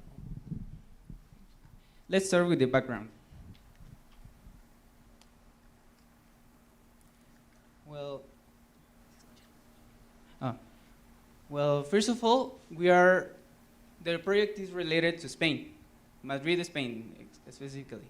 But why did we choose this location? Well, for Spain, we had some reasons. The first one is that they have a low carbon electricity mix because they use a lot of renewables. Another reason is that they have a high apartment rate, and because of that, they have a high proportion of people without a home charging. And the last reason is that BW has already a plan to implement like production in Spain, production of EVs in Spain. And now the reasons that we choose Madrid, it's the first one is that 72% of homes have no private charging, neither private parking. There is a big problem because they have to use like a public parking lot or something like that. Then the solar peak hours are not used a lot, so this is a big problem. And the third reason is that the Spanish government is expanding some carbon emissions regulations, so this is increasing the pressure on the people to switch to an EV. Well, let's check the structural perspective. First of all, even having an EV, the real impact in the environmental is coming when you decide at what hour you should charge it. Right now, the cleanest and cheapest hours to charge your car go unused. As you can see in this timeline, the color green is like the time where you have the lower carbon intensity. This is the cleanest and cheapest hours to charge your car. And where's the problem? The problem is that the people at that hour usually is working or they are busy doing something else. So this is a missed opportunity to these people. Maybe they can use this energy because it's cheap and clean. This is not a technology gap, this is a connection gap.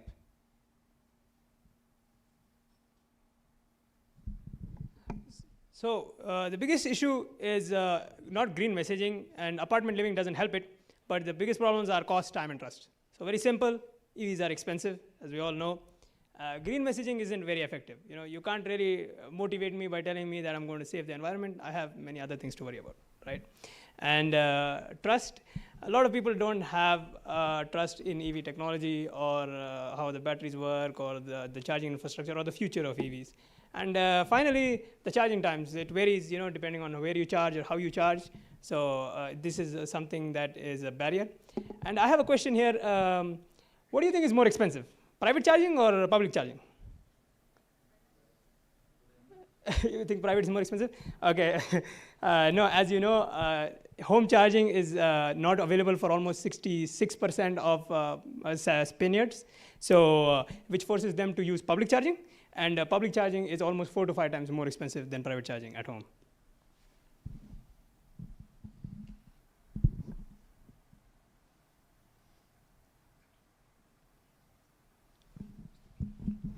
Yeah, so now how will we solve this problem? So instead of just selecting apartment dwellers, we have one more problem that is not a problem, it's actually an opportunity, is offices. So let me introduce to you Las Tablas, Madrid. Okay, Las Tablas, Madrid has almost 20,000 employees and more than 100 different offices. And a lot of commuters from Madrid commute to Las Tablas to work. Now they're working and their car is parked, but they could do something here. So we'll discuss that in our solution. So I want to make you a question again from the users. Imagine that you are a user, and the question is, do you know how much expensive or clean is your electricity in your IV? I don't think so. For this reason, the pain point is that I don't know if I am using clean or cheap energy. Maybe the key is disrupt my schedule. And finally, I don't know how is the cost or availability is it's unpredictable in energy.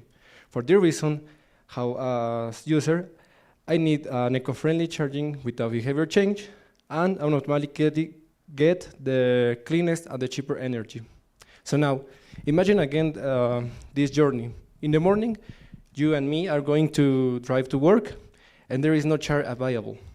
And later, at the midday, the car is sit parked for hours in the peak hour of the sunlight at the strength emission. So I have a big source of energy, but unfortunately, this energy there is no way to use it. And in the evening, I drive to public charge after the work, but I have to pay more. I emit more CO2 emissions, and I lost a biggest quantity of time.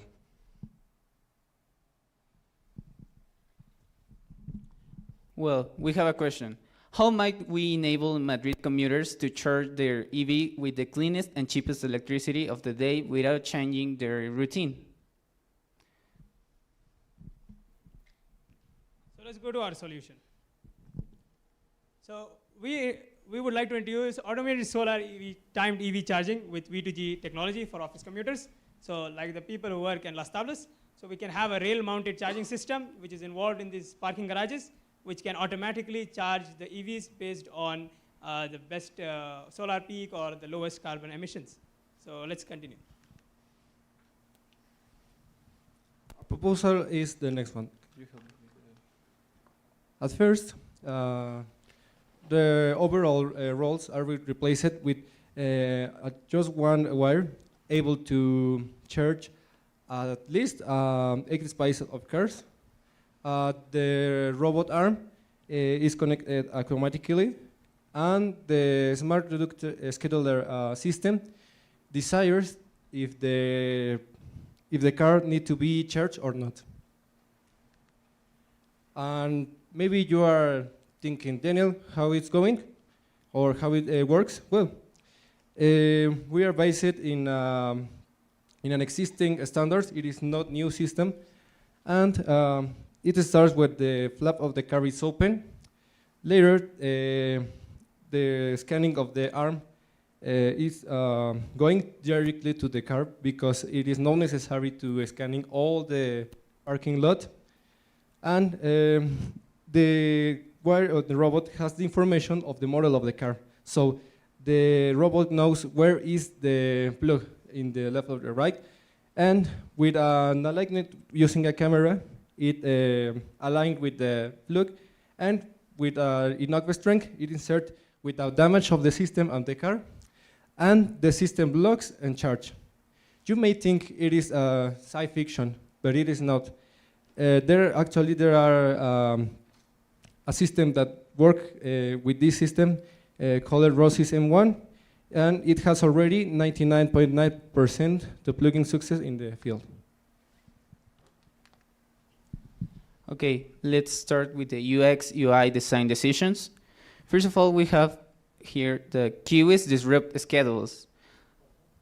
Well, we can reduce the queues when we auto schedule the time of charging of the cars with just one tap for make it quickly. So we have zero change to daily routine. Now, when a user leaves his car charging in the parking lot, they might feel anxious or uncertain. So if we connect the IVI to their mobile, they can check anything in the car, maybe the charging process, and they always know what's happening. And the final one is that the green messaging is not really effective in sometimes. Maybe we can change the strategy of green messaging while we put the economic benefits first. Maybe like if you charge your car during the midday, you get more cheapest energy. So we need to put the financial benefits always first. So maybe you think it is a beautiful system and luxury, but behind that, we have three key engineering decisions, so much important. The first one is the connector-only robot. The usual systems have to carry big and heaviest batteries. It just carry a wire who is able to charge the automobile. So a slow AC proposed. I make another question. What do you think about it? Is better to charge fastly or slowly? No, Fastly. The word answer is fastly. This system is based on quality over quantity. Why? Because it is demonstrated that charge slowly and quality is better for the cars, for electric vehicles. And the last one is the wired over the wired over the not wireless.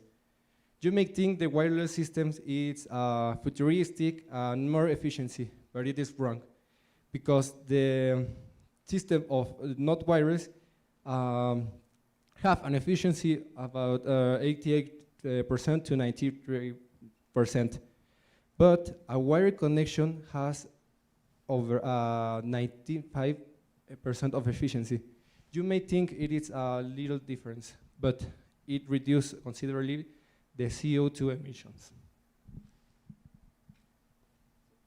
So now our system architecture, very basically, we have the user requests the charging first, and the cloud schedule checks the weather conditions of that day and how much charge we have stored, and so it decides when and how it can charge the vehicle. And then based on that, the rail system goes to the vehicle with, it has a fixed AC distribution already. It senses where the car is, it knows what type of car it is, where the port is, everything, and it connects automatically, and the EV charges. At the same time, the dashboard of the vehicle as well as your phone is connected, so you know exactly what's happening with your car. We also have safety controls within the robot, so it doesn't collide with anything, or something doesn't happen to the rail system, as well as it meets all the EV interface standards. One cloud scheduler makes both possible: minimal action for the user and full visibility into what's happening. Yes, next is user journey and prototype, and the in-vehicle information screen and also a mobile screen was designed in Figma. So yes, let's meet Anna. Anna is the commuter to the office in Los Tablas, and they are living in the apartment, so she don't have a home charger. Anna leaves her Madrid city apartment for work. Her VW car shows 42% battery. With no home charger, she starts every day without a full charging, but today is different.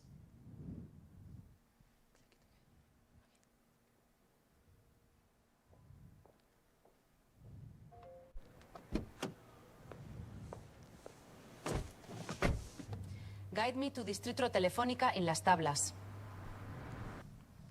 Yeah. 8:10 a.m. As Anna enters the Las Tablas parking lot, her IVI screen switches automatically. It shows a floor map with highlighted spots, a simple navigation guide to the available base, and a clear instruction.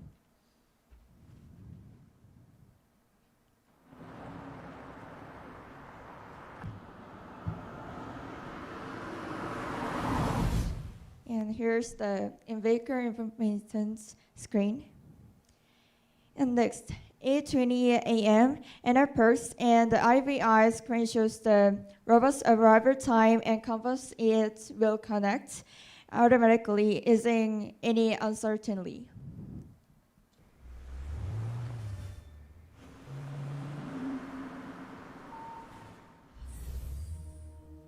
Yeah, here's the screen. And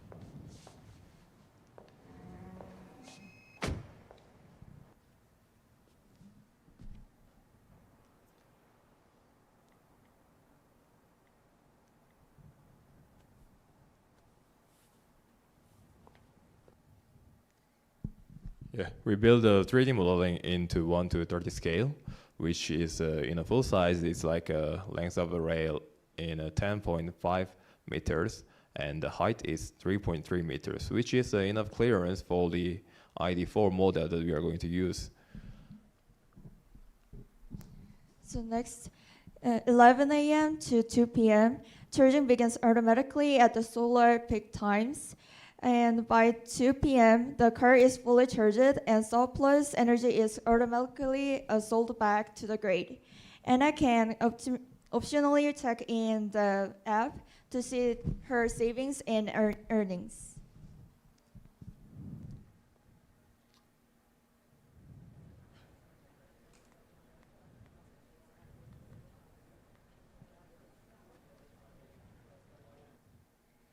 And end of the day, Anna returns to the parking lot, and the robot has already disconnected.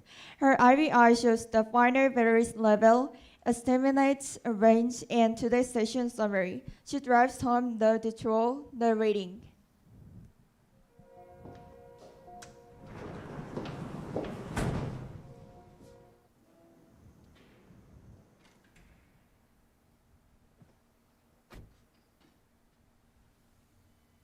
And she can see the summary of the energy timeline. So what does it actually deliver? I'll make it quick. In a single site like Telefonica Distrito, we believe that we can save up to 50 to 2,200 tons of CO2 per year. Okay, it's like if you can shift the time to the daytime, which they have a clean energy, we believe that we can save up to 56 tons saving per year in a site. And if you can change the charging directly from solar, we believe that we can reduce the CO2 emission up to 140 tons per year. And if we can change to solar covers up to 50% of the charging, we believe that we can reduce the CO2 emission up to reduce it by 200 tons per year.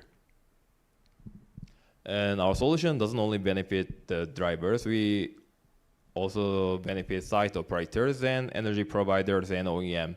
In case of drivers, we believe that we can make them free from the charging. They don't have to worry about the charge. They just go to their work and park.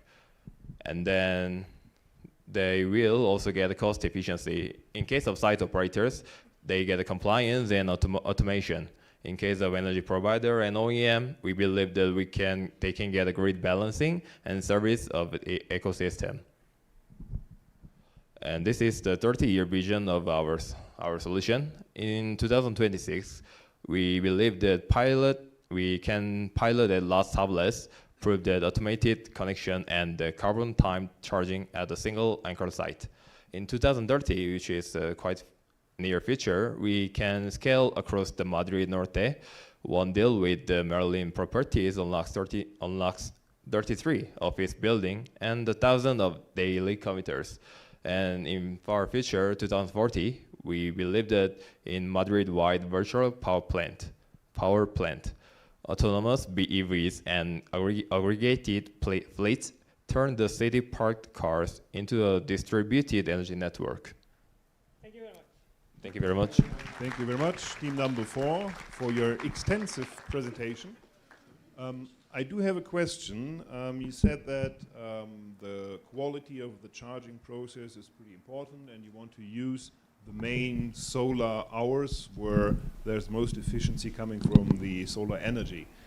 You have the robot on the rails installed in the parking garage, but as far as I did the calculations, right, you can only do just 1 car a day. No, you can do 1 car at a time, yes. But how we designed it is there's 8 cars taken care by 1 robot. And it's not necessary that every car needs to be charged fully. That's our concept, because you can charge every day. So it can charge. So fully charging would mean, in your case, it would charge for 10 hours. If you only charge 50%, it would take maybe 3 or 4 hours. Yes, but if you're topping up every day, you don't need to charge from 0 to 50, right? It depends on how far you go. Exactly. Yeah. But we are expecting Madrid to Las Tablas is not too far. So that's why. Yeah. Wouldn't it be reasonable to increase the charging current or something? Or the we could do that, but I believe right now it would be very incentivizing towards companies to say that it's cheap, right? Like you're having lesser current, you have a simple system, stuff like that. Because this can get upgraded, right? You can increase the current that's coming, you can increase the number of robots. So just as a first step, I believe that such a system is attracting the businesses. Okay. So it would not be cheaper to have somebody to plug it in. No, it's free probably, right? But customers don't want to do that, right? Because when they're working, they can't go to, maybe if you had 1-by-1 parking spot with charger, you could do it. But you see, this saves talking about some employee of the parking garage, because if you only have to change twice in a shift, then that would be possible too, right? Yes, but I guess nowadays they don't want that many employees, right? Just pulling your leg. So is there any other question? Yeah, there is one.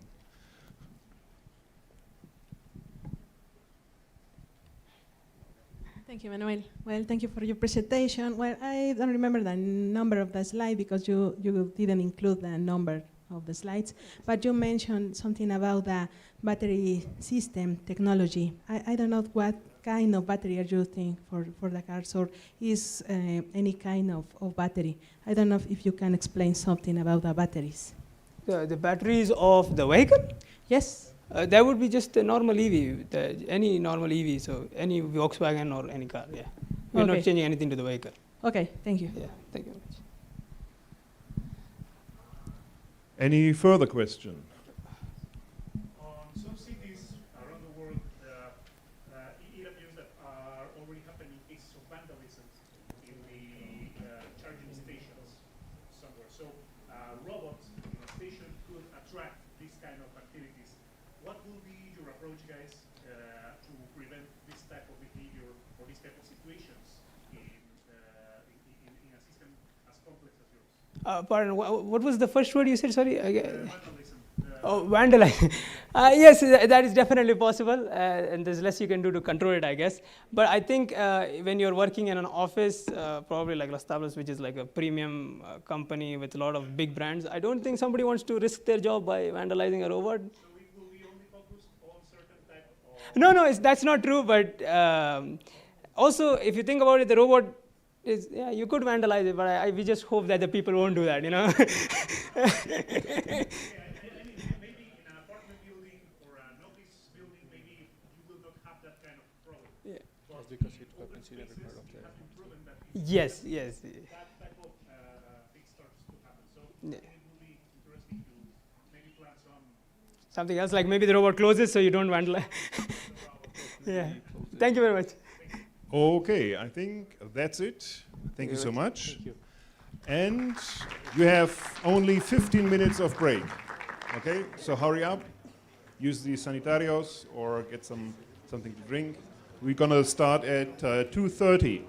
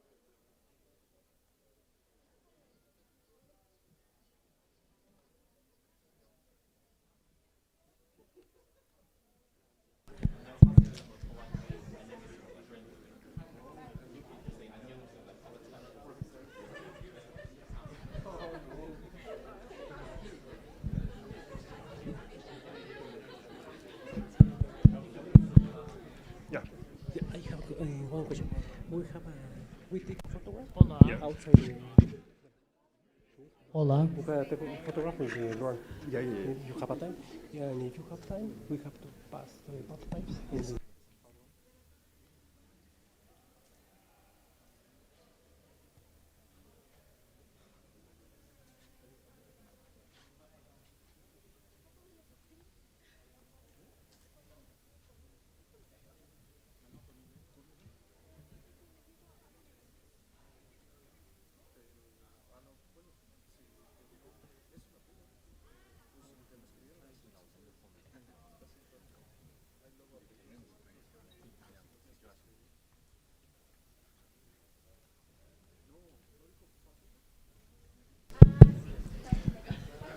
So, ladies and gentlemen, this is the final session right now, and we do have to have some more information about what's going to happen.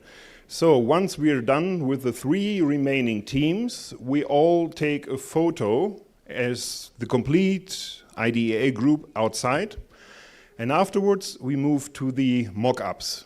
So we will be going around, see each mock-up, talk to the groups, so please be at the booth and also make sure that you go to the other student teams, right?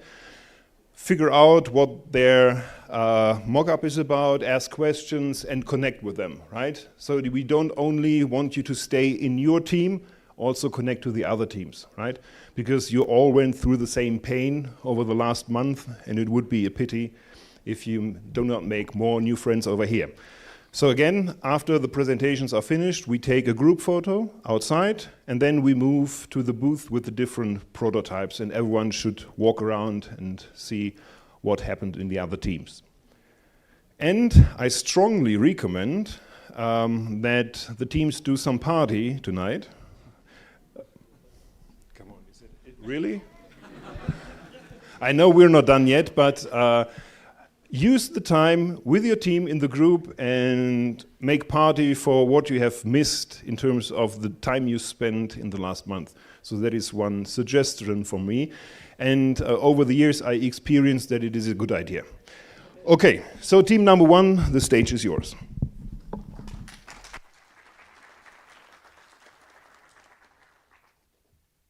Yeah.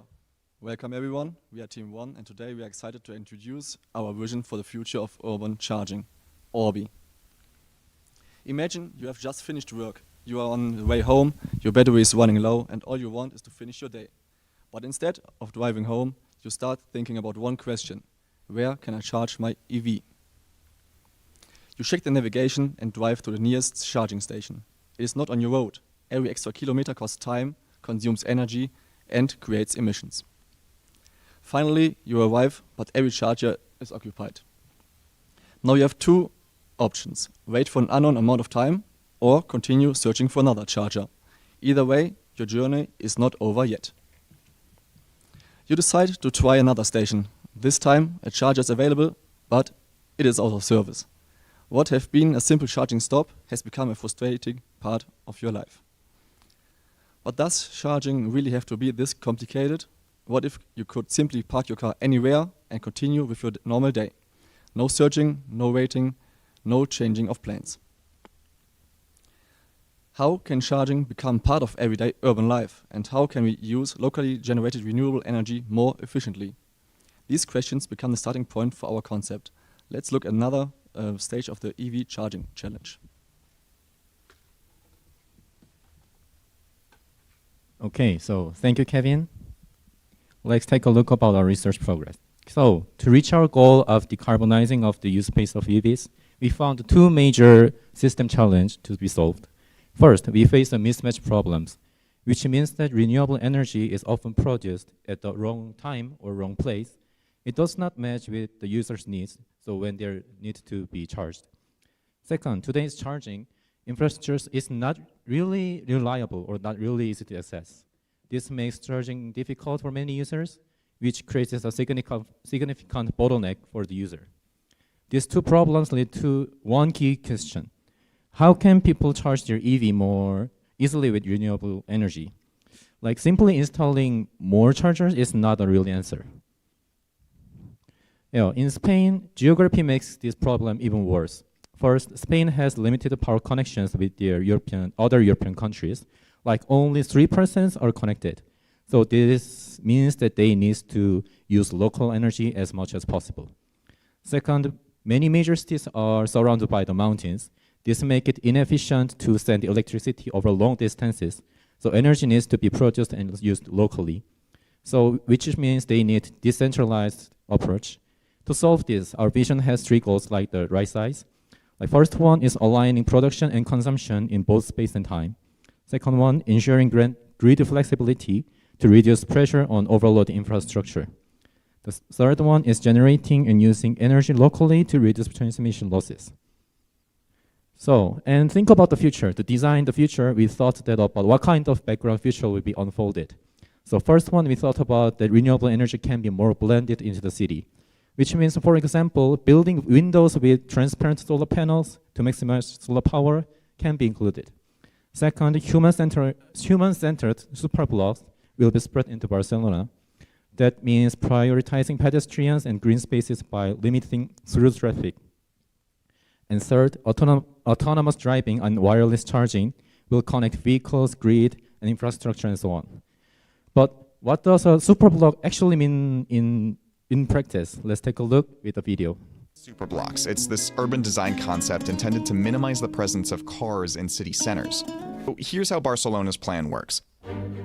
You take 9 square city blocks and you close off the inside to through traffic, so buses and big freight trucks, or any vehicles that are trying to get from one part of town to the next, have to drive around the perimeter. Inside the super block, the speed limit is kept to 10 kilometers per hour. That translates to just over 6 miles per hour. And that means you wind up with street space for markets and outdoor games and events. It is going to be tested out in 5 neighborhoods, but the city has identified 120 possible intersections throughout the region where it could be implemented. So yeah, what you think about this is the urban planning is finally putting people first again. That is what you keep in mind. So this brings us to final concept Orbi. It moves around the city, collects local renewable energy, and delivers to the EVs where the users need it. And the name comes from orbit, like meaning continuous movement and connection. So in short, we could say that always there without you even noticing. And yeah, and let's take a look about how actually Orbi works with the users. And yeah, let's take a look about the concrete scenarios.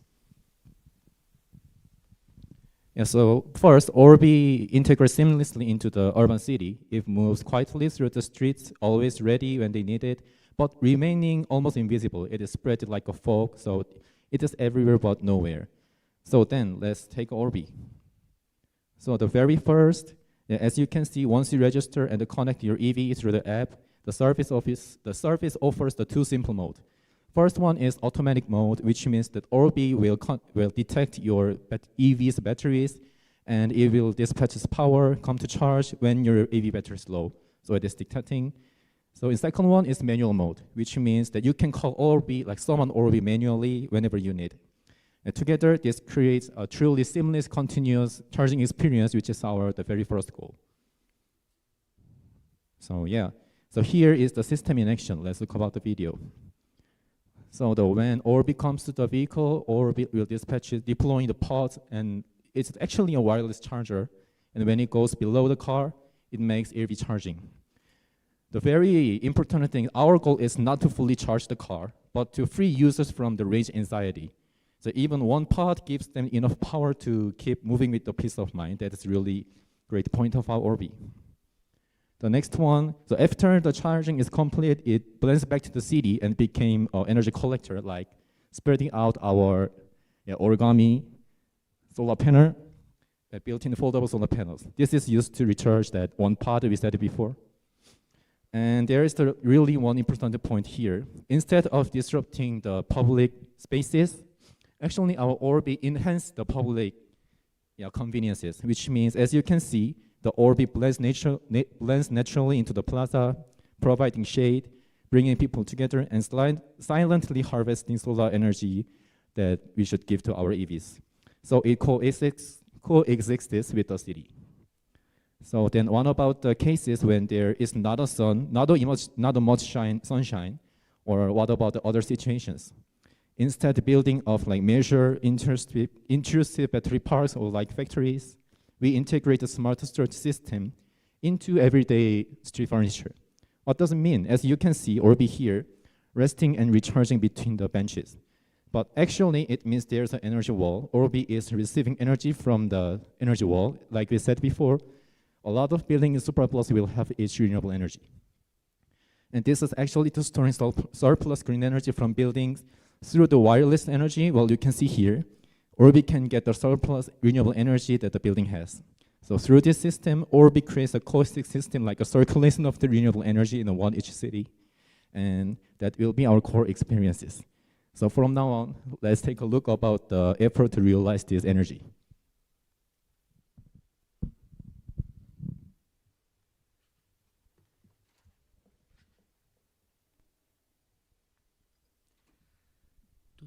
To take this from vision to reality, we didn't stop at digital renderings. We built a physical scale model to validate how this entire zero emission loop from building to the furniture to the vehicle comes to life. In this physical model, the entire ecosystem comes together as a cohesive urban space. We can trace the flow of the energy. The benches and solar umbrella harvest power, while our mobile units deliver it directly to their vehicles. Most importantly, look at the people. Instead of avoiding a bulky charging station, they are enjoying a vibrant public plaza. This demonstrates how we can decarbonize mobility while actively upgrading our cities. To ensure everyone can see the mechanism, we will run a live demonstration here alongside this short video. First, the carriers first holds the carrier's transitional and rotational movement, which gives Orbi full mobility. Next, the ramp system ensures the battery pod slides and positions itself precisely. Finally, the battery pods are deployed sliding out of the carrier. Now that you have seen how Orbi works from user perspective, let's transition to the technical implementation behind the system.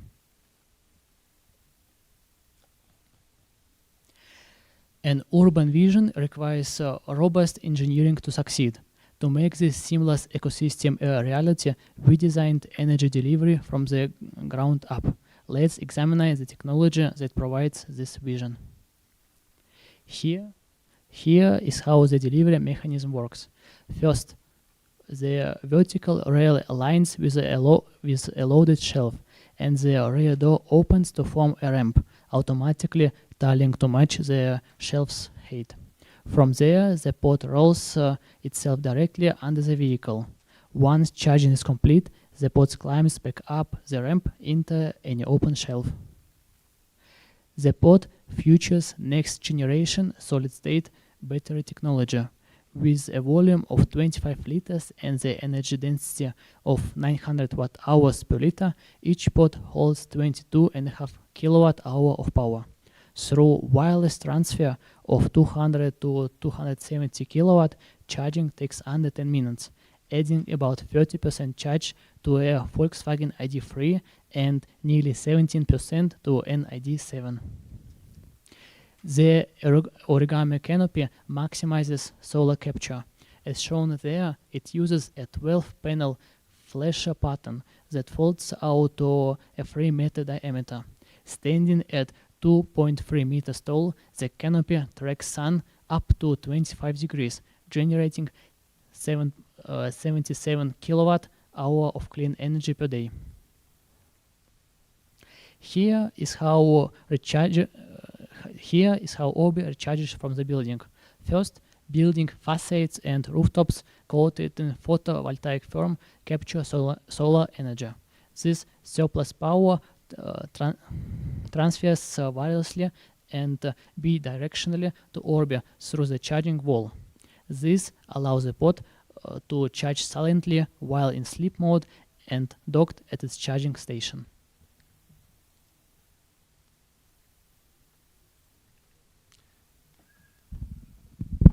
Yeah, a great idea should also create a measurable impact.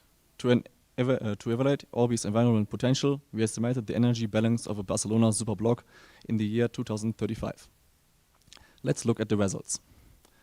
Our estimation shows that the Barcelona superblock could generate around 23.7 megawatt hours of solar energy per day while consuming approximately 18 megawatt hours. This leaves a daily surplus of about 5.7 megawatt hours of renewable electricity. Instead of feeding this energy back into the grid, Orbi stores it locally and delivers it directly to parked vehicles. In other words, the clean energy will be there in the future. Orbi makes it accessible for everyone. After considering storage, power electronics, and energy losses, we assumed an overall system efficiency of 85%. This still allows Orbi to provide around 4.85 megawatt hours of renewable energy every day. By replacing conventional nighttime grid charging, this could reduce the maximum of emissions by 727 kilograms of CO2 per day, or around 365 tons per year. As more superblocks adopt the system, these environmental benefits scale rapidly, making Orbi a meaningful contribution to more sustainable urban mobility. We have shown that Orbi is technically feasible and has the potential to significantly reduce emissions. But what role should an automotive OEM like Volkswagen actually play? We don't see Volkswagen as the operator of the Orbi network. Instead, we see Volkswagen as a company that enables it by defining the autonomous charging interface, short ACI. By shaping the charging interface today, Volkswagen has the opportunity to define the industry standard of tomorrow. Orbi can be the first demonstration of the autonomous charging interface. Just as USB-C became the common charging standard for customer electronics, ACI aims to standardize autonomous EV charging. Instead of completely through hardware, Volkswagen defines the physical docking interface and the communication protocol that allow any compatible EV to connect with any compatible charging port. These positions Volkswagen not as an infrastructure operator, but as a technology leader enabling an entire charging ecosystem. To establish ACI as an industry standard, we propose a three-phase rollout strategy. First, between 2029 and 30, ACI is validated through a pilot project with Cupra in one of our Barcelona superblocks. Next, up to 2032, the interface is rolled out across the entire Volkswagen group, similar to how shared vehicle platforms are introduced today. Finally, after 2032 onwards, ACI is open to other OEMs and infrastructure operators, allowing it to evolve into a universal standard for autonomous charging. In this way, Volkswagen does not own the infrastructure, it owns the interface that connects vehicles to the future charging ecosystem. Our goal with Orbi is to create charging infrastructure that seamlessly interacts into our cities and future, always there without you even noticing. Thank you for listening.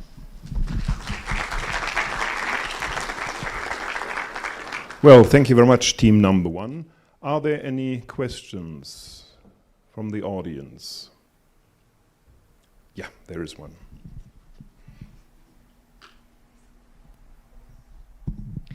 Thank you very much for your presentation.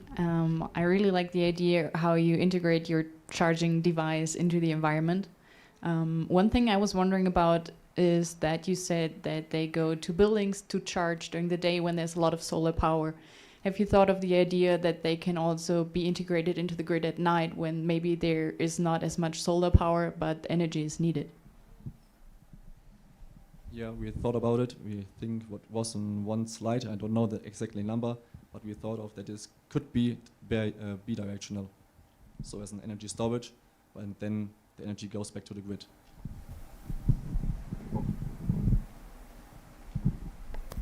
So is there another question? So as far as I understood, inside the superblocks there is no vehicle traffic because it's like walking speed or something. Where are the vehicles parked? There is no through traffic.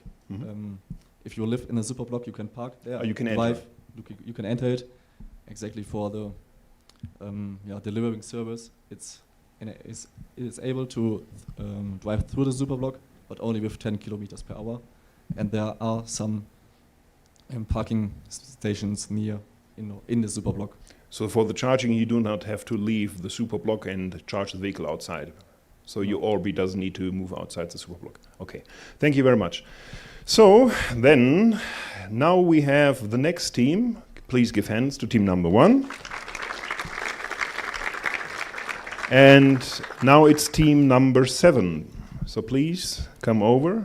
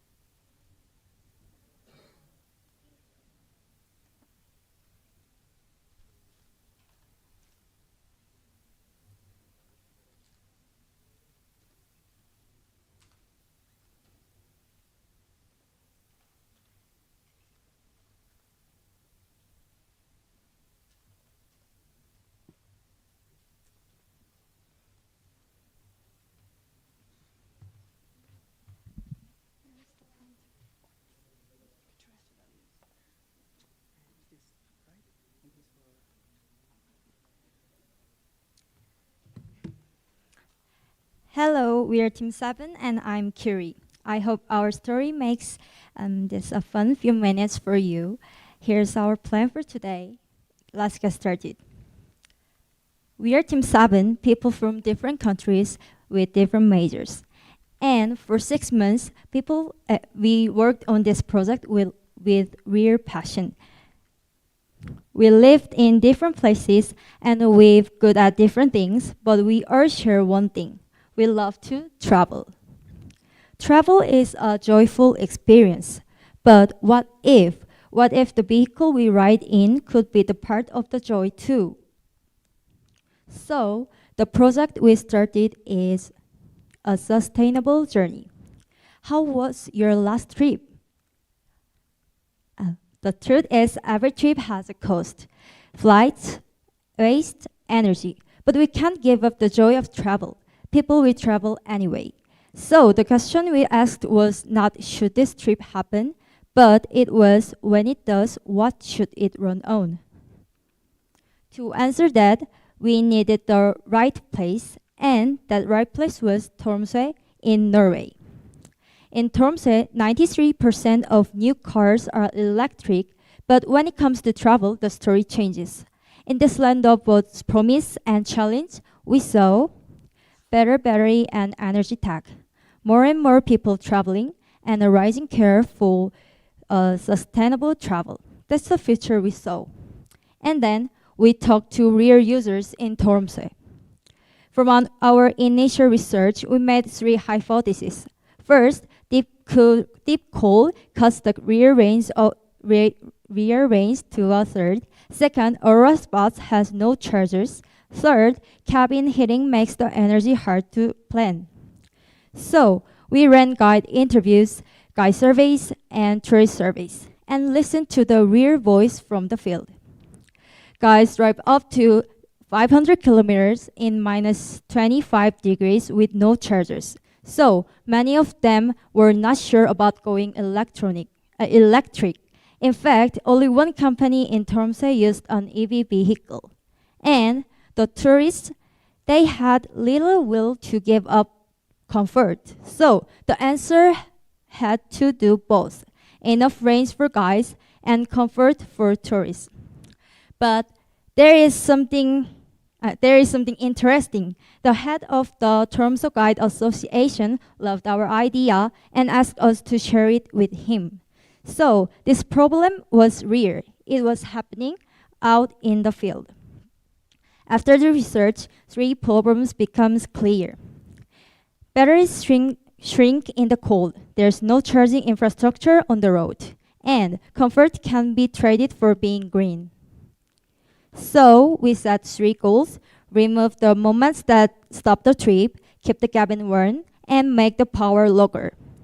From charging to swapping, from stations to delivery, from the grid to local hub, and waiting into content. This is how we make a sustainable journey real. This changes for both the guide and the tourist. Our first persona, Eric, is a tour guide in Tromsø.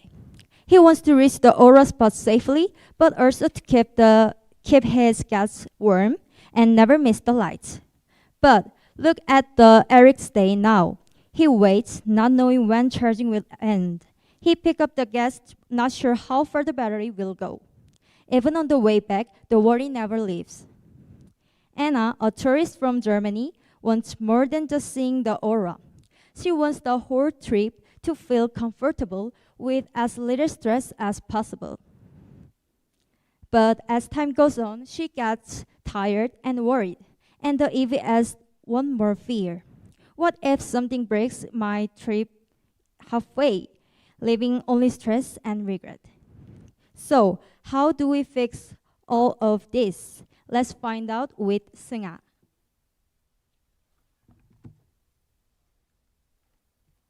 Thank you, Giri. Now let's move on to the design section.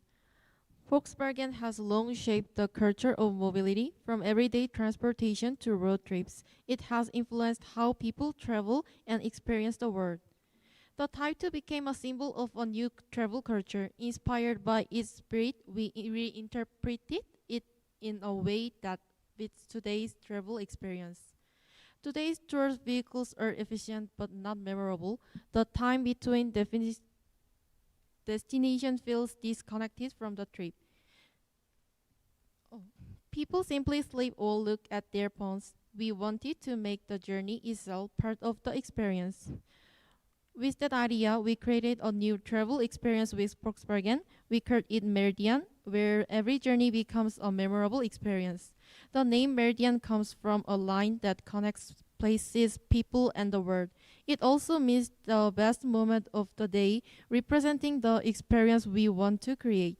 Our logo reflects a journey toward light. Our identity uses sky blue with mint and yellow, creating a bright, hopeful, and eco-friendly journey. Now let's call our Meridian.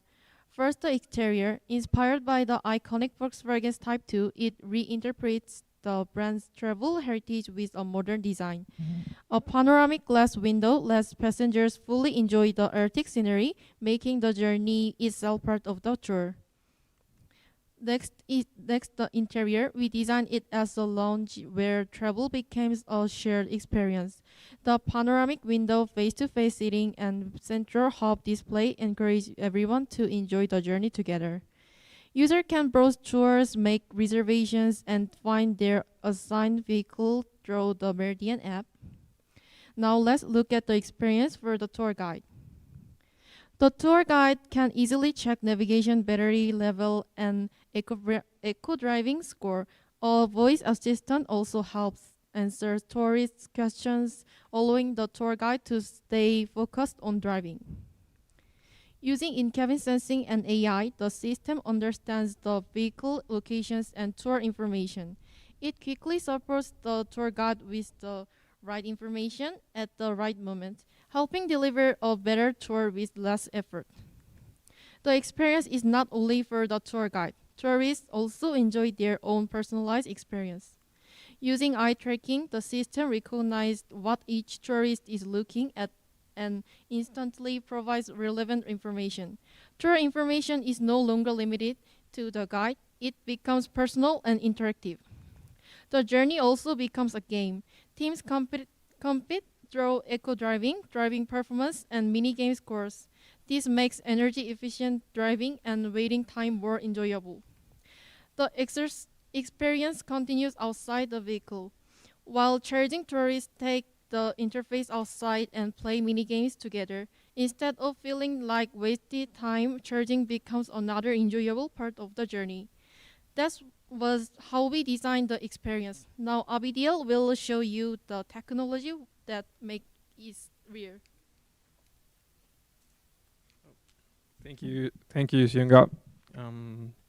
Now let me show you how the system actually works. We know that EVs are clean, but are they clean here in Tromsø? We still have 4 problems. At minus 25 degrees, the real range drops 150 kilometers. The cabin heater stays always on, even when the van is parked. There are no charges at the off-road spots, and a tour can drive up to 500 kilometers in one night. So we redesigned the whole system. The energy is stored where it is obtained. The band doesn't go to the charger, the energy comes to the band, and the waiting is not a stop, it becomes part of the tour. The system works in 4 stages. It is stored locally, delivered to the band, and swap it on the spot. Meanwhile, the tour keeps going. Energy is obtained, delivered, and used without ever stopping the journey. At the center is the Aurora hub. The hub sit across the Aurora tour areas, and they make they obtain their own power off the grid. They store the energy in swappable battery modules. The hub itself is made of CLT, that it's a kind of a wood that stores carbon instead of releasing it. The hub sits along the Aurora corridor. There's one hub every 50 kilometers. And so as you chase the lights, your journey quietly stretches from Tromsø all the way to the border with Finland. So how do the energy reach the band? The rover carries it, drives it to the band that asked for the charge. Then right there, it splits into 4 units. 2 units are used to lift the band, and the other 2 units are used to swap the battery modules. And this is how the rovers actually looks like. The rovers uses 2 types of clean materials. We have SSAV steel that is obtained with hydrogen, using hydrogen and hydroreduxa. That it's obtained using the Norwegian hydropower, and it takes about a quarter of the carbon used. On Aurora nights, many bands may ask for a swap of battery. So one rubber is not enough. So how do we solve that? And my partner Art Young will show you how.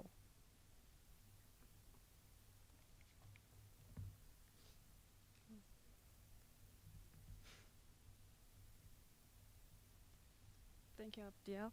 So when the rover runs out of the modules, it has to drive back to the hub every time. The trips take time, so we don't send it back. We bring fresh modules to it with drones. Here's how. The hub sends the fresh modules, drones pass it along and extend the bridge, and the rover finishes the swap. On Aurora nights, demand piles up, so the drones relay new modules to the rover in the field. And thanks to that, wherever the Aurora shows up, we're already there. Swapping a module needs no hands. Guide pins and slide rails let the module line itself up. And before release, the voltage drops to 0, so it comes out safely. The battery has two layers. 70% stays fixed and only 30% moves. The fixed safety floor holds 84 kWh and the swappable layers holds 36 in 6 modules. Even in the hardest position, the lift fully extended, the rover stays strong. Both stress and deformation stay well within the safe range.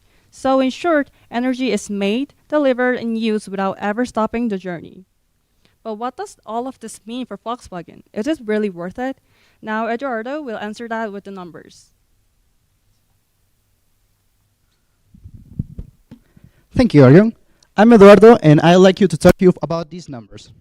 First of all, many business has this kind of paradigm where they find a resource, they extract it, they sell it, and they find another one. Yes, it has been working for a lot of years, but there are always cleaner options that can be profitable too, and now we're barely realizing that.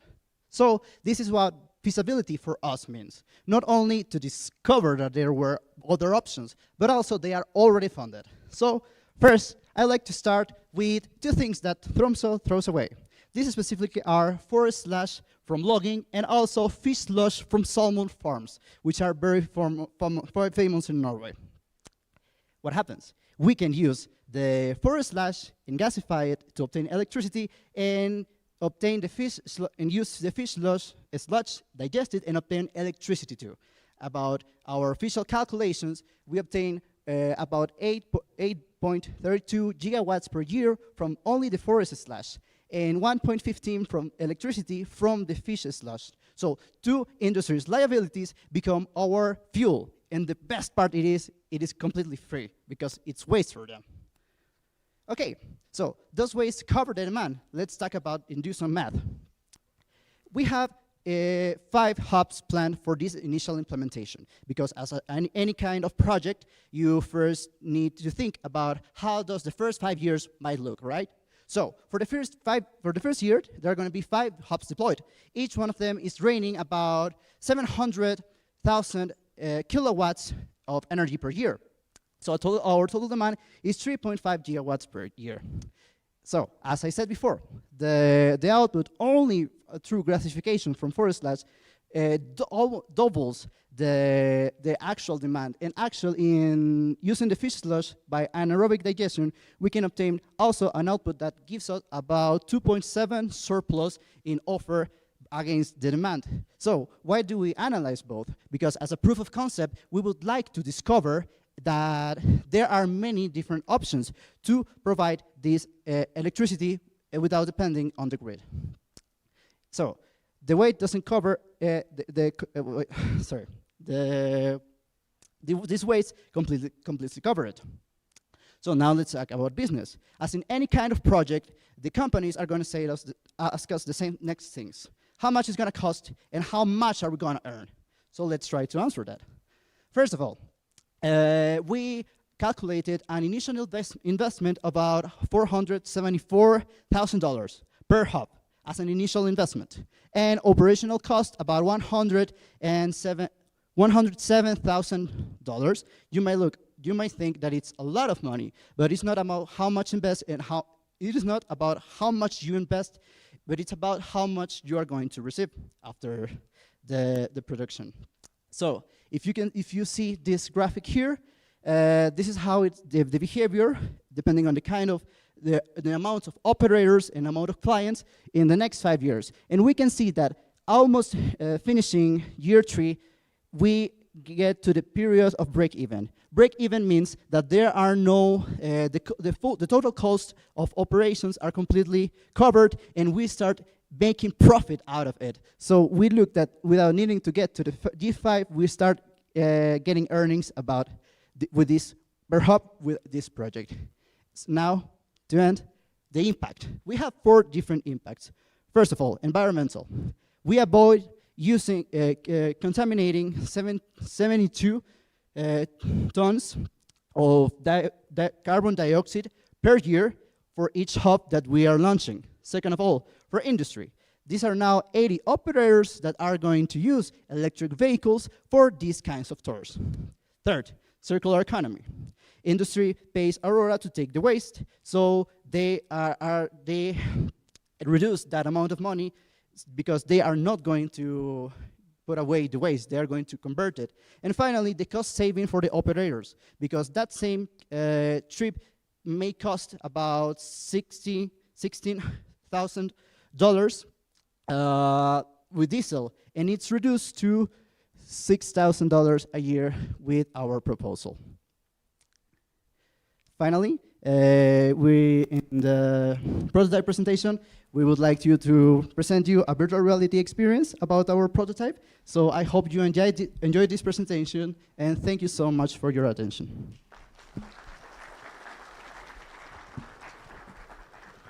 Well, thank you very much, Team 7. Very nice idea. And maybe you could just briefly elaborate on how you plan to make energy savings beside using circular material for producing the energy. So what are your main measures to reduce the energy used during the travel? Okay. In terms of reduction, we are developing this idea to completely be detached from the grid.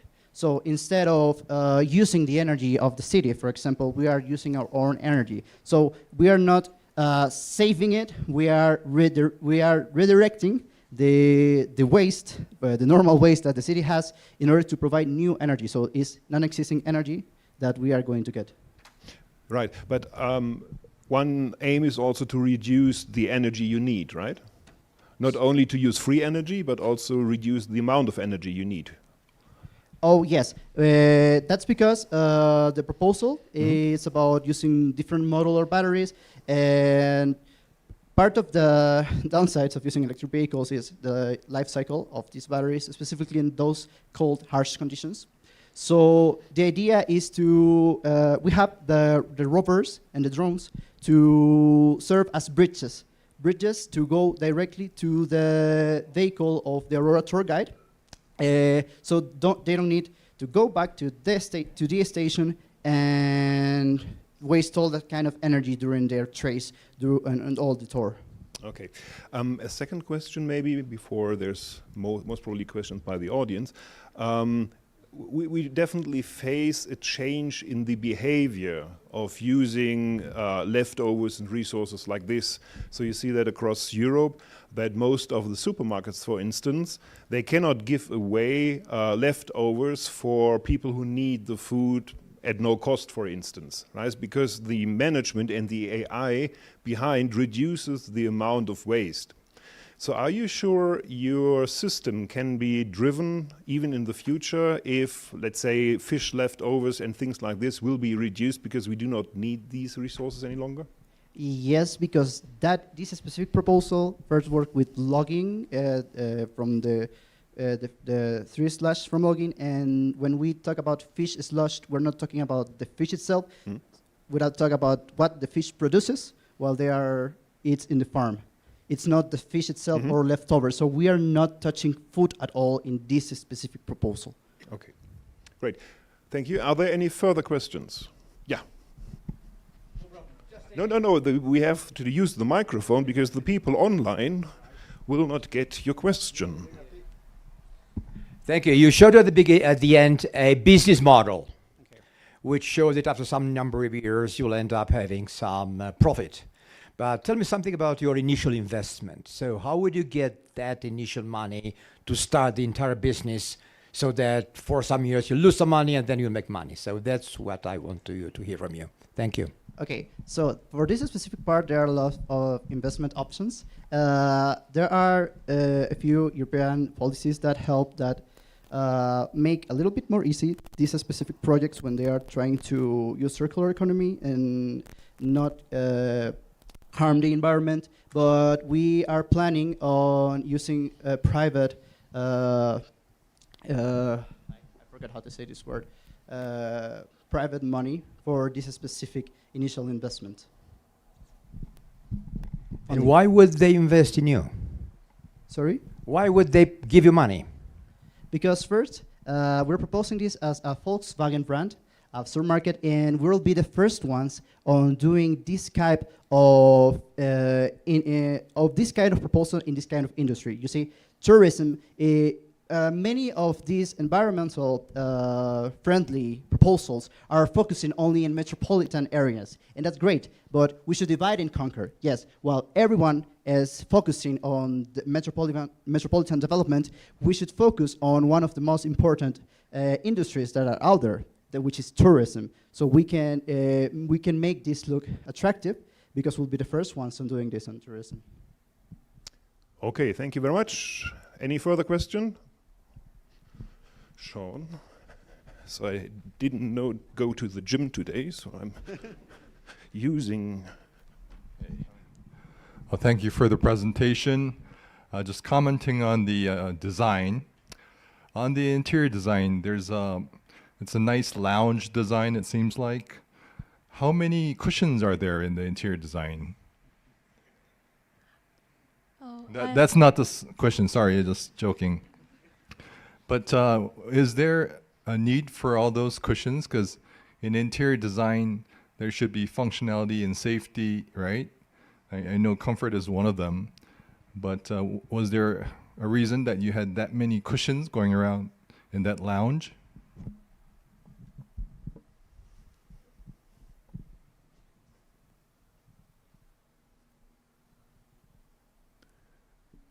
You like cozy environments.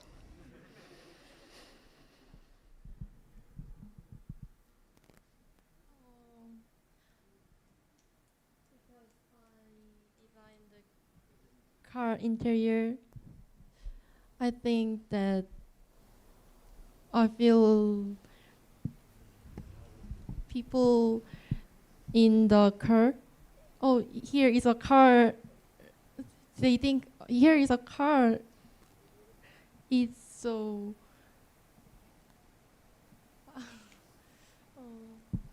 sorry.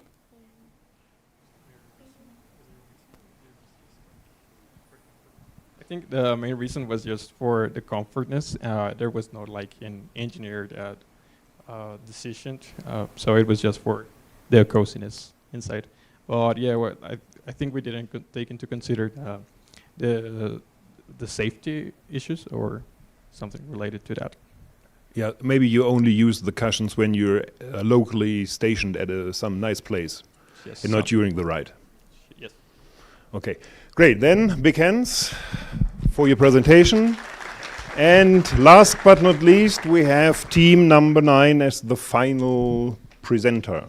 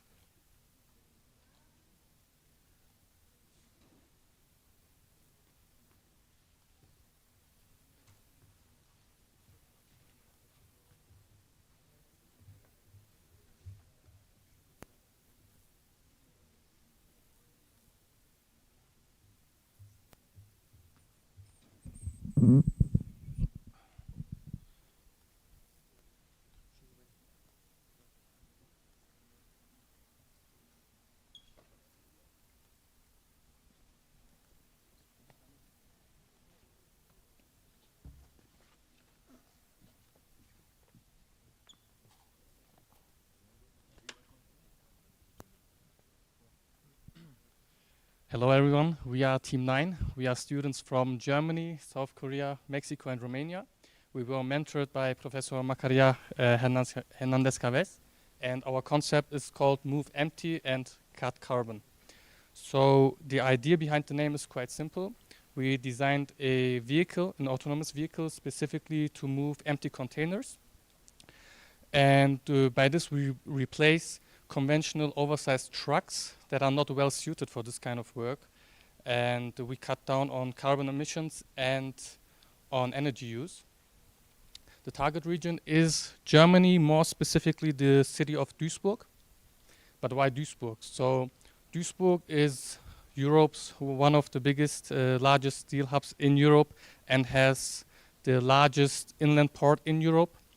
It has it's a major logistics hub connected via rail, highway and river. It has, as you can see in the map, 5 key terminals.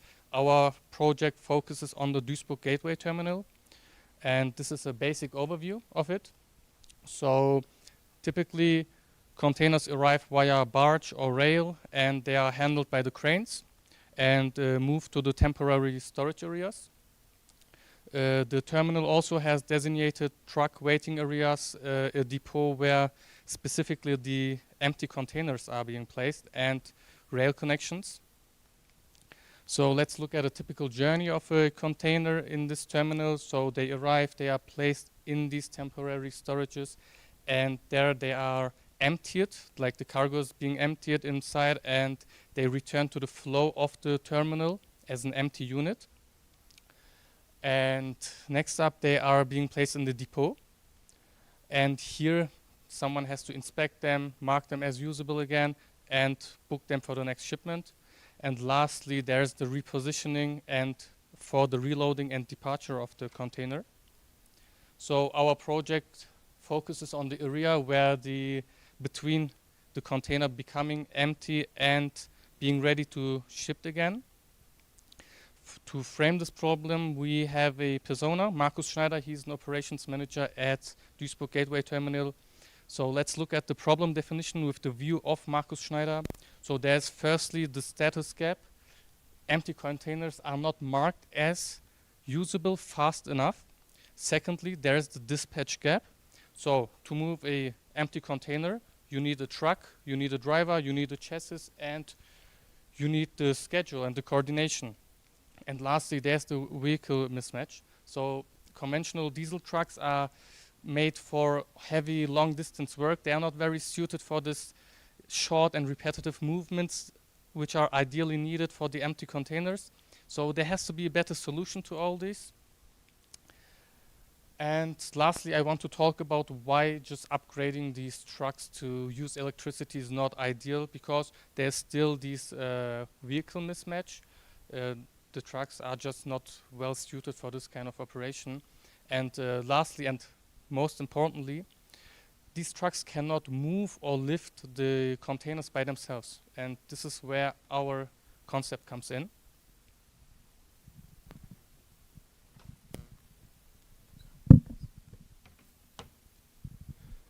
To solve these problems, so we designed a new vehicle with an automated operating system with a hardware especially designed for conveying empty containers. So this is our vehicle we designed, and we call it Fleet.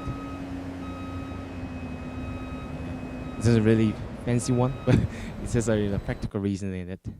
So it's a concept.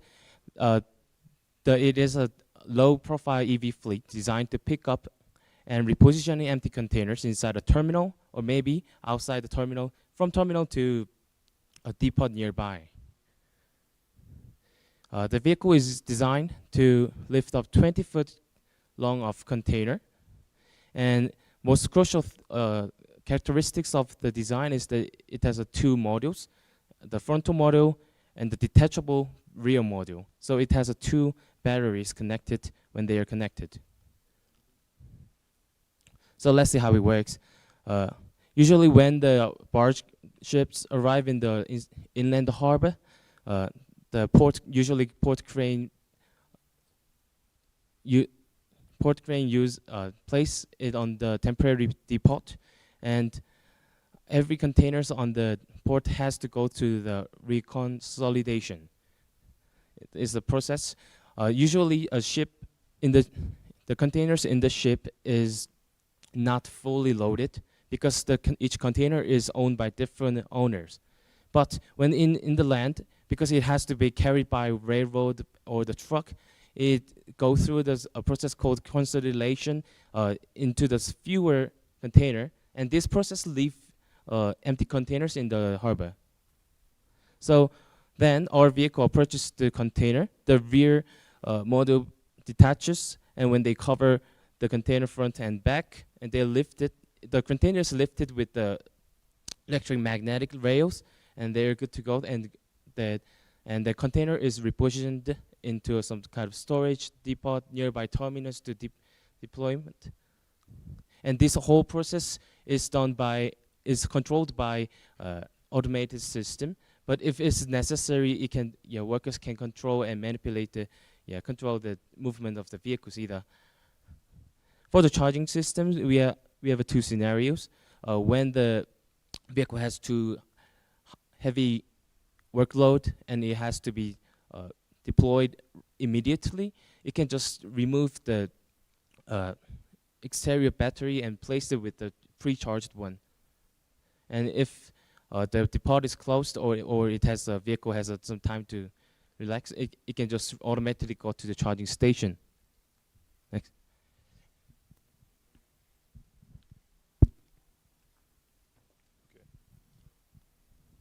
So hello everyone. I will give you an overview for the technological specifications for fully autonomous vehicle, and also for highlight the key of technological fully autonomous operation. So the vehicle is specifically designed for transforming empty containers. It's much lighter than conventional diesel truck. It requires less driving power, and also it contributes less energy. So it drives, so for the autonomous energy and the car, here is the container is 2.3 ton, and also drive autonomously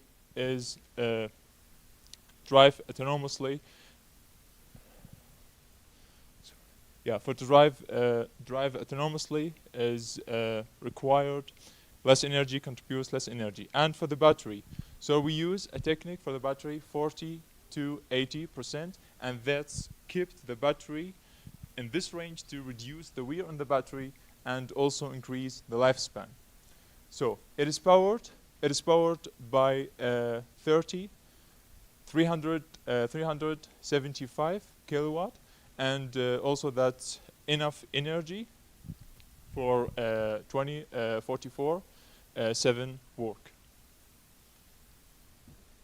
Okay, the best way to show the difference between two things is to make a comparison, and that's what we have done between two things.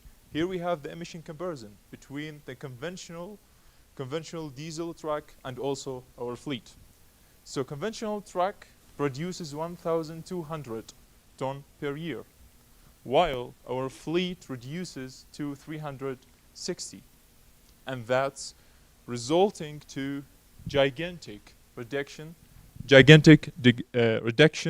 to 360, around 70%. So a question will be asked, what are the reasons behind this enormous reduction? Firstly, the light vehicle design, the first one. The second one is actually electrical drivetrain and also regenerating braking, because all the energy comes back from the brake and also stores in the battery. So all that, our concept provided a more simultaneous and also enough energy for autonomous operation. So, and here I want from you to remember that our reduction from CO2 is 70%, and that's a huge difference between the conventional truck and also our fleet. I will turn it out to Wendy to walk us through the next part. Thank you, Abbas. Well, now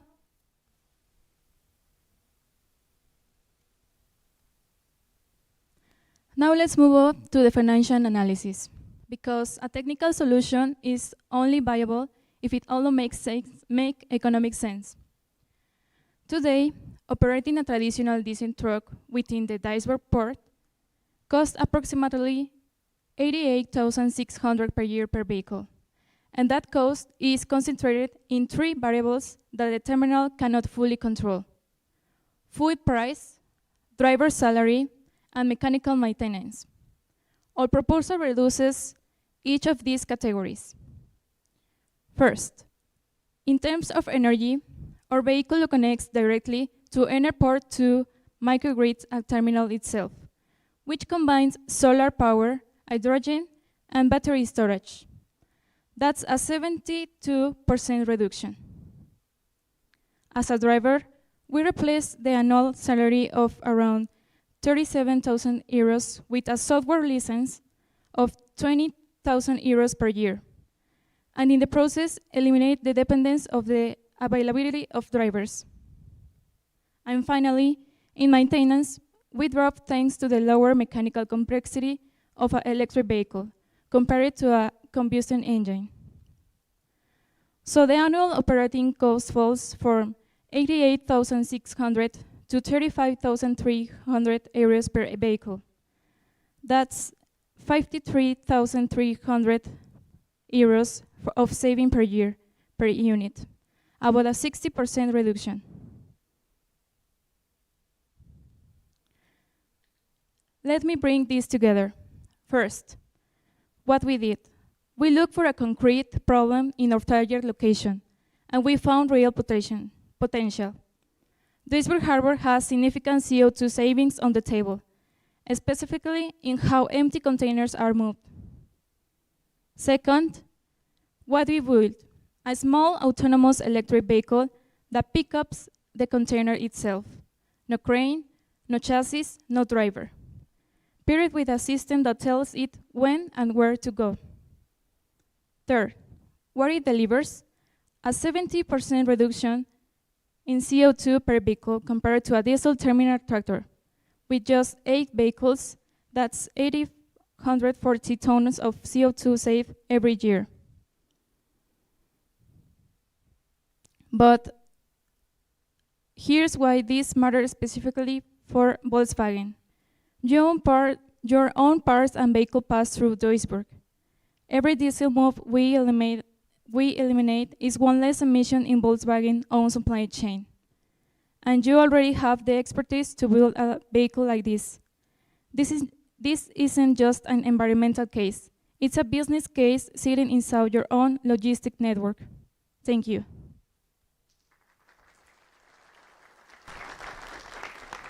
So, thank you very much for this very interesting approach. I have a short question. In the presentation, you showed different styles of the vehicles with different numbers of tires. What is the final one? Is it still U-shaped, or is it like two pair of like connected vehicle? It's a connected vehicle, so it's just a dimension from the different point of view. It's a dimension, yeah. This is back, please. A bit more, yeah, this point. The up and the left images are attached one, so the images in the below is a detached image of the dimension, yeah. Okay. So it's the same. This is the final one. Yeah, yeah, right. Okay, okay, great. So, are there any questions from? You get your own mic, Dan. Yeah. So it's an interesting concept, but I'm curious. Now, the rear part will go and will practically align to be able to raise. No, how will it align? How will the front and rear align themselves to be sure that they are able to really raise the entire container and put it straight? So that's not an easy task. Yes. How do you plan to do it? Yeah. Mostly the front module and the rear module will have lots of sensors such as radar. Considering the fact that containers has exactly same size, when this computer is if it has enough data, I think it would be possible. It would be something would be similar with auto parking system these days. Yeah. Okay, because really the issue I see is, okay, look here. So how do you know that those two are perfectly parallel? So you might see where it is, but remember, they have to be parallel, not to be on an angle, to be able to raise the entire container.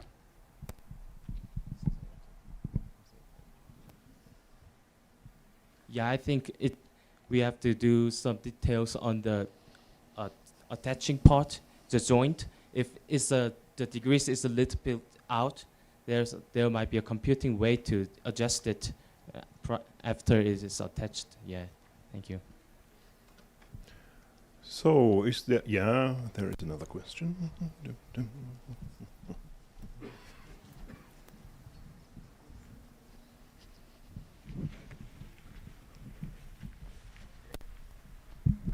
Hey, thank you for the interesting presentation.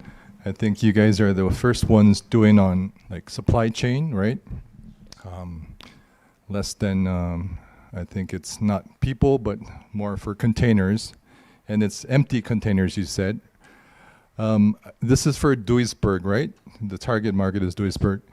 But if you see smart ports like Rotterdam and some smart ports in China, they already have AGVs, autonomous guided vehicles. How is it different from those? I think we have looked into the other companies who produce similar vehicles, but the method of lifting was different. Some of the vehicles still relied on the diesel port crane, and there's some other vehicle to lift up the container too. So it can just automatically do it itself. It has to be nearby other equipments or other vehicles nearby. So for this one, we try to focus on the ability to do it in vehicle itself. Oh, so it just lifts the container by itself by connecting those two modules? Yes, it is. Okay, I think it would be good if you have illustrated that better, because I couldn't see that. Yeah. Okay. All right, thank you very much. Thank you. So what was the weight of the back part of your vehicle? Do you have any idea how much is the weight? Weight of the container? The load? No, the back part, which lifts up the container. I think.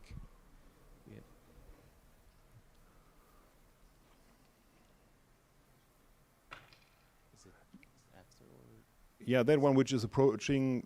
Yes. Yeah, the back part connects to the container, lift it up, and then connects to the front part. Yeah, it is expected to be approximately. Yeah. Like Do you know how much is the weight of the back part? Yeah, we haven't done the exact calculation, but considering that the whole vehicle is 2.3 tons, it would be something like, sorry. So. And how much is the weight of a container? Container 2.3. Oh, sorry. Yeah. If the container is fully filled, such as steel or sand or other materials, is usually get up to 30 tons. But the empty containers only weigh 2 tons. But we haven't done the exact calculation which part of the module weighs specific amount. Yeah. I'm just a little bit curious about the mechanics because it will bend over. If the container is 2.3 tons and the back part would lifts up, if you see the lever arms, it could be difficult. Yeah, I think it.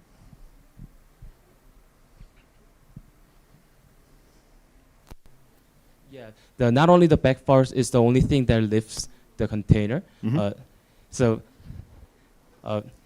later you can see the. Yeah, I will here. ask questions when we are on the model. Thank you very much. Okay.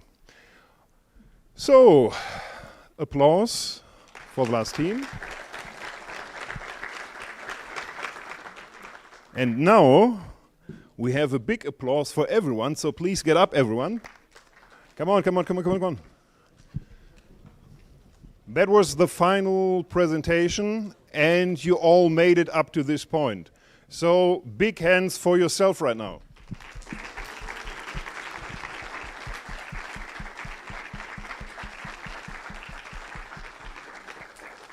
It is really good to see so many happy faces, and I guess you're pretty much relieved right now. Okay, so please let your belongings in that room. We just move out for taking a photo, then you can pick up your stuff over here, and then we go to display for the models, maybe just half an hour to really have a closer look on the models, and then it's party time.